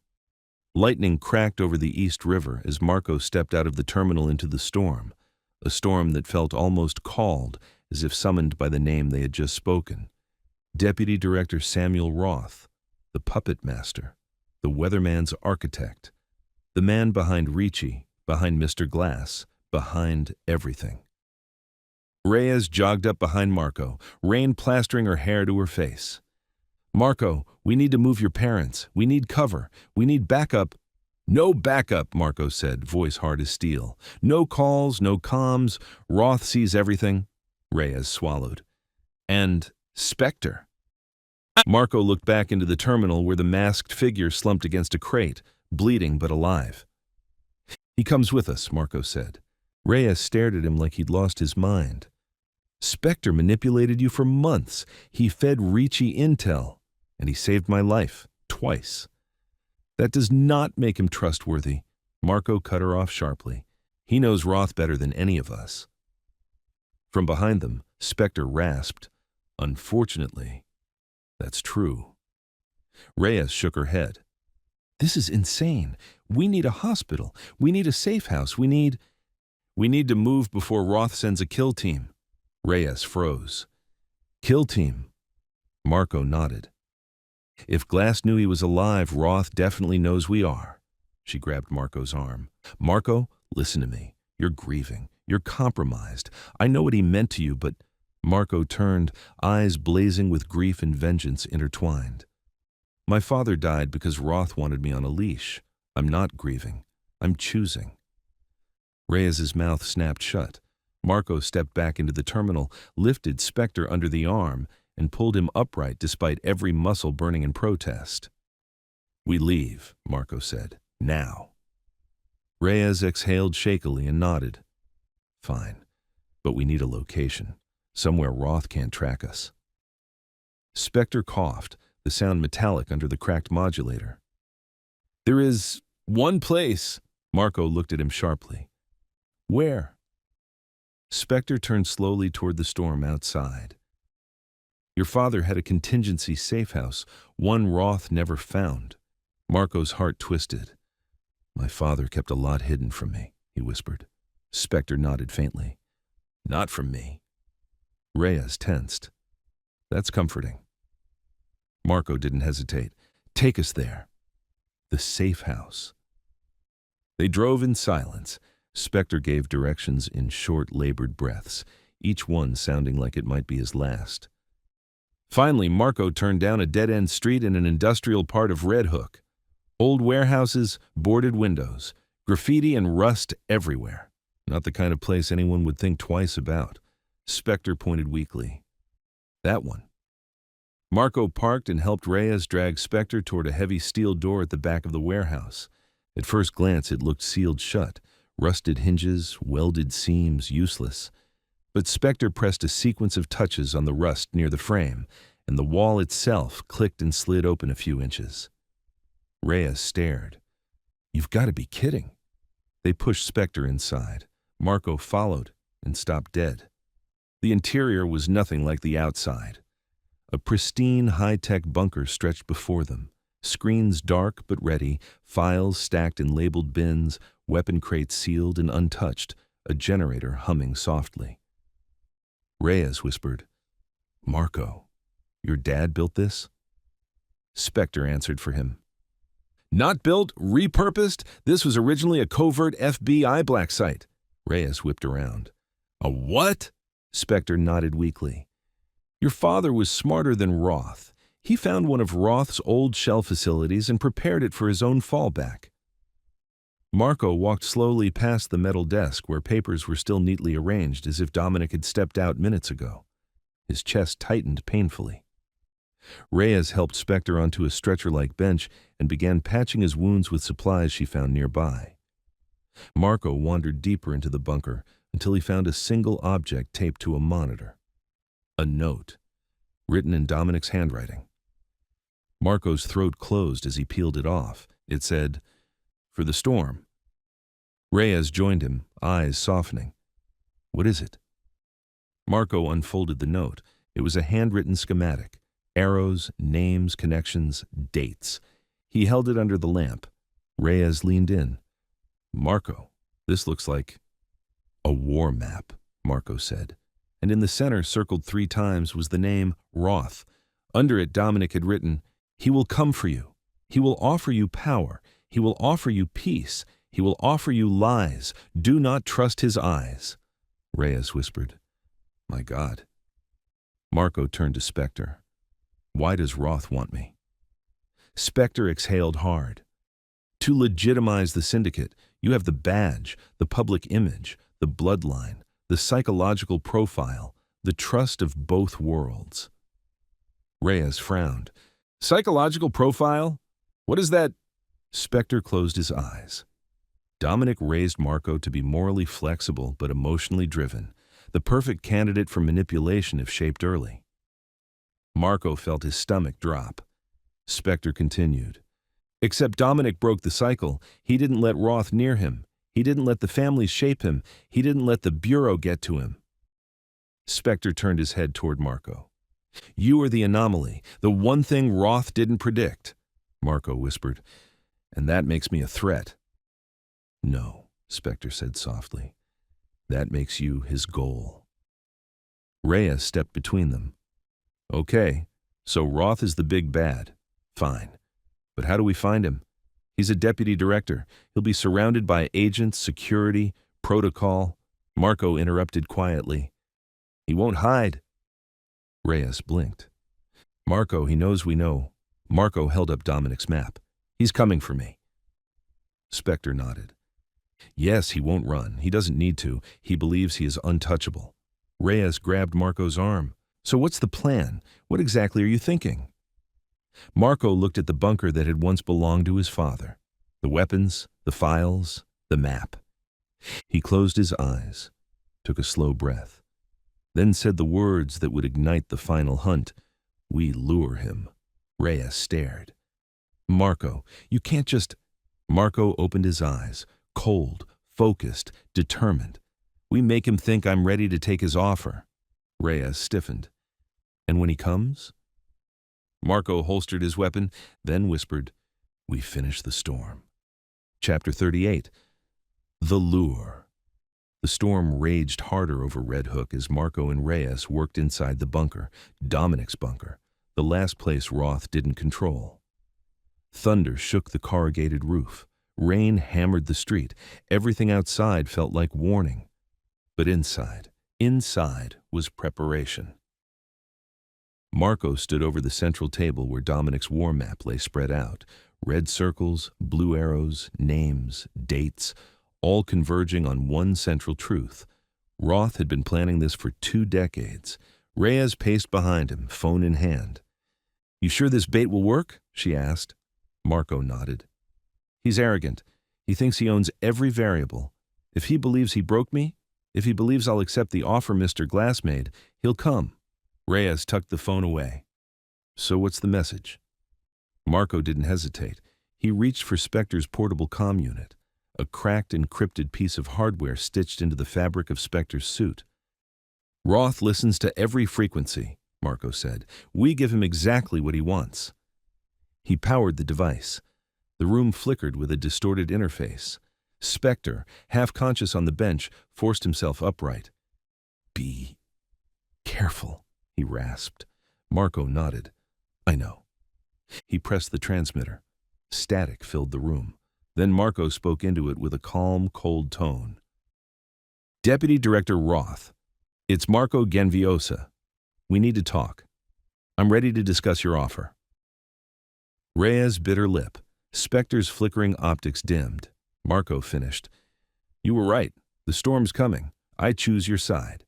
He ended the transmission. Silence. Reyes whispered harshly, "Oh God, you actually said it." Marco jogged the lock switch off the comm unit and set it on the table. "He'll hear it," Marco said, "whether in 30 seconds or 5 minutes." Reyes leaned on the table, lowering her voice. "You understand this man isn't just dangerous, Marco. He's untouchable. He's protected by half the Bureau, shielded by corrupt systems we can't even see, and he owns enough judges to bury anyone who goes against him. You're baiting the most powerful man in federal law enforcement." Marco's jaw tightened. "That's the point." Spectre coughed, his voice thin. "You don't understand. Roth doesn't come alone. He'll bring an entire kill cell." Marco nodded. "I know. Reyes looked between them, incredulous. Marco, are you seriously planning to fight the FBI? No, Marco said quietly. He stepped closer to the war table. I'm planning to fight one man. Before Reyes could reply, the bunker lights flickered. Once, twice. Then, the central monitor snapped to life on its own. Reyes pulled her gun instantly. Spectre tried to sit up. Marco stared as the monitor revealed a live video feed, encrypted, untraceable, perfect clarity. And the man on screen, Deputy Director Samuel Roth. Gray suit, silver tie, calm expression, eyes like polished ice. Reyes whispered, "No way, he already—" "Of course I heard," Roth said smoothly, cutting her off. "I hear everything." Marco moved closer to the screen. "Where are you?" Roth smiled faintly. "You already know. You're your father's son." Marco's stomach twisted. Roth continued. "Marco Genviosa, you've caused quite the mess tonight. Ricci is dead. Mr. Glass is compromised. Spectre is malfunctioning. And Dominic—" He paused. "Dominic has finally fallen." Marco's rage sharpened like a knife. "You did that." Roth tilted his head. "I accelerated what nature already began. Dominic's illness made him soft, but you—" He smiled. "You're iron." Marco clenched his fists. "What do you want from me?" Roth's eyes narrowed. "The same thing your father wanted." Marco blinked. "What?" "To end the old Mafia. To end the corrupt bureau. To end the obsolete families and rebuild something new. Strong, unified, intelligent." Roth leaned forward slightly into camera. "A world ruled not by chaos, but by calculation." Marco's breath grew cold. "You want me to run New York?" Roth smiled. "At first." Reyes swore under her breath. "This guy is insane." Roth's gaze flicked to her. "Agent Reyes, your betrayal was expected." Reyes froze. "Betrayal?" Roth continued evenly. "You were useful as long as you were predictable. But siding with Marco was premature." Reyes gripped her pistol tighter, hands shaking. "You're finished, Roth. We're going to expose you." Roth actually laughed. "Expose me? To whom? The Bureau? The department? The judges I appointed? The senators I own? The media I influence?" Marco felt a chill crawl up his spine. Roth leaned closer to the camera. "There is no exposing me." He raised a finger. "There is only joining me, or dying, fighting me." Marco exhaled sharply. "You're not unstoppable." Roth nodded calmly. "No, but you cannot stop me alone." Marco swallowed. "Then come and kill me yourself." Roth's smile widened. "Already on my way." Then the feed cut out. Reyes stumbled back. "Oh my God, he's coming here." Marco didn't blink. "Good." But before he could say more, a click echoed in the bunker. Metal, sharp, close. Marco turned and froze. His mother stood behind him, holding a gun pointed at Marco's chest. Reyes gasped. Spectre's optics flashed. Marco stared in shock. "Mom?" Her hand trembled, but her eyes were steady and full of devastating truth. She whispered, "I'm sorry, Marco. I didn't want you to find out like this." Marco couldn't breathe. "Find out what?" She swallowed hard. "Your father wasn't the only one Roth controlled." Marco's heart plummeted into darkness. His mother whispered, voice cracking with guilt, fear, and betrayal. "Roth owns me too." Chapter 39. The Mother. For a moment, Marco didn't recognize his own mother. Her hand shook violently. Her breath trembled. Her eyes, usually warm, usually soft, were glassy and haunted, like someone trapped behind them was begging to be let out. But the gun she held, that wasn't fear. That was obedience. "Mom," Marco whispered, taking a single step toward her. "Don't," she said shakily, tightening her grip. "Please, Marco, don't come closer." Reyes stayed completely still, gun pointed down, eyes wide with disbelief. Spectre forced himself upright, his damaged voice rasping from under the broken mask. "No, not her. Roth wouldn't—" His mother cut him off sharply. "He did." Marco swallowed hard. "Mom, what the hell's going on?" She squeezed her eyes shut, a tear rolling down her cheek. "I didn't want this. I never wanted this. God knows I tried to protect you, both of you." Her voice cracked as she looked briefly back toward Dominic's body. "But Roth never let me forget." "Forget what?" Marco whispered. Another tear fell. "The debt." Reyes frowned. "What debt?" Marco's mother lowered her head, shame twisting her features. "Before you were born, your father and I made a mistake, a terrible one. We trusted someone we shouldn't have." Marco's heart thudded. "Who?" Her voice was barely a whisper. "Roth." Marco froze. Reyes took a step closer. "What do you mean trusted? Why would you trust him?" Marco's mother sobbed once, quick and broken. "Because he saved Dominic's life." Marco's breath hitched. "What?" She nodded shakily, the gun wobbling in her trembling hands. "When your father was young, not long after Sal's mother died, Dominic crossed someone very powerful in the early syndicate. They put out a hit. Dominic was beaten nearly to death." Marco's stomach twisted. "I didn't know this." "No one knew." She wiped her cheek with the back of her hand. "He was going to die, and then Roth appeared. Back then, he wasn't deputy director yet. He was already quietly building power. He intervened. He stopped the hit. He saved Dominic's life and made the threat disappear." Reyes muttered, "Saving Dominic, just to own him forever." Marco's mother nodded. "That's how Roth operates. Every favor is a chain." Marco's voice trembled. "So you owed him because he saved Dad?" "No." She shook her head painfully. "We owed him because he didn't save him for free." Marco felt ice slide down his spine. What did he ask for? Her answer crushed him. "Me." The bunker fell silent. Reyes blinked. "What?" Marco's voice cracked. "What do you mean, you?" A tear rolled down her cheek. "Roth didn't want money. He didn't want influence. He didn't want a seat at Dominic's table." She swallowed hard. "He wanted me to be his asset inside the Genviosa family."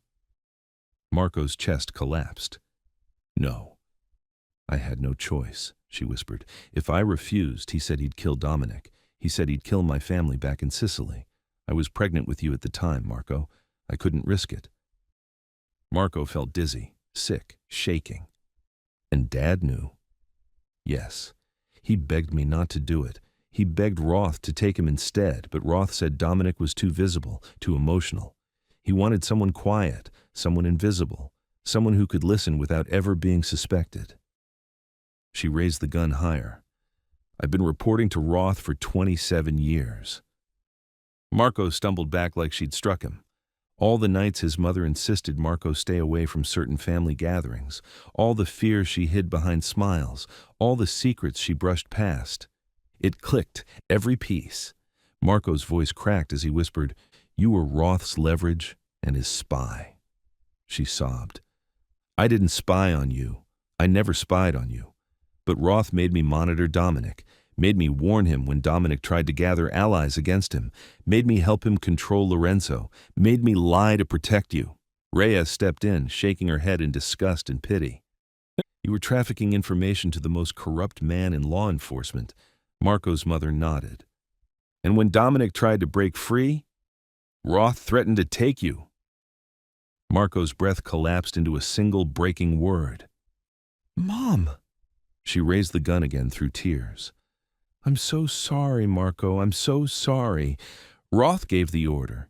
He said you have to come with him. He said if you refuse, I have to pull the trigger."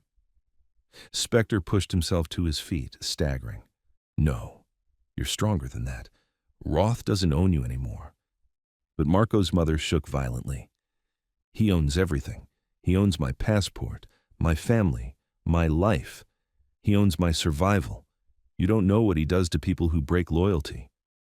Roth doesn't forgive." Reyes stepped closer, hands raised. "You don't have to do this. Put the gun down. We can protect you." Marco's mother shook her head violently. "No, you can't protect me from him. You can't protect any of us." She sobbed harder. "Marco, he's coming. He'll kill me if I don't deliver you, please. Just come with me. Please." Marco looked at her and saw the woman who raised him, who kissed bruises on his knees, who cooked Sundays at the restaurant, who hid fear behind every smile for 27 years. He stepped forward gently. "Mom," he whispered, "I'm not going anywhere, and you're not pulling that trigger." She trembled. "I have to—" "No," Marco said softly. "You don't." He slowly reached up and placed his hand over the barrel. Reyes flinched. Spectre staggered. Marco continued, voice soft but unbreakable. "You were Roth's prisoner, but you're my mother, and I'm not losing you too." Her grip faltered. Her breath broke. The gun lowered a few centimeters. Marco whispered, "Dad died fighting for us. You don't have to die fighting for Roth." Her hand opened. The gun dropped into Marco's palm. She collapsed into his chest, sobbing uncontrollably. Reyes exhaled a shaky breath. "Oh, thank God." Spectre slumped to the floor, but the relief didn't last. The bunker lights flickered again, and an automated voice crackled through the speakers. "Breach detected. Unauthorized entry. Sector 4. Marco pulled free from the embrace and grabbed his gun. Reyes drew hers. Spectre forced himself upright. Marco whispered, "He's here." The final hunt had begun. Chapter 40. The breach. The bunker lights stuttered again, once, twice, then glowed a deep warning red. Sirens wailed. "Unauthorized entry. Sector 4. Containment compromised." Marco's blood chilled. Reyes sprinted to the security console. Spectre dragged himself upright using the side rails. Marco pulled his mother behind him. "Reyes, what have we got?" She typed furiously across Dominic's custom interface. Her eyes widened. "Oh, God!" Marco stepped beside her. The screen showed 4 thermal signatures moving through the outer corridor, fast, precise, formation-trained, and behind them, a 5th heat signature, larger, slower, deliberate, Roth. Marco clenched his jaw. Spectre's voice cut through the sirens, weak but urgent. "Roth won't come in guns blazing. He'll let his team soften you first." Reyes loaded a fresh magazine with shaking hands.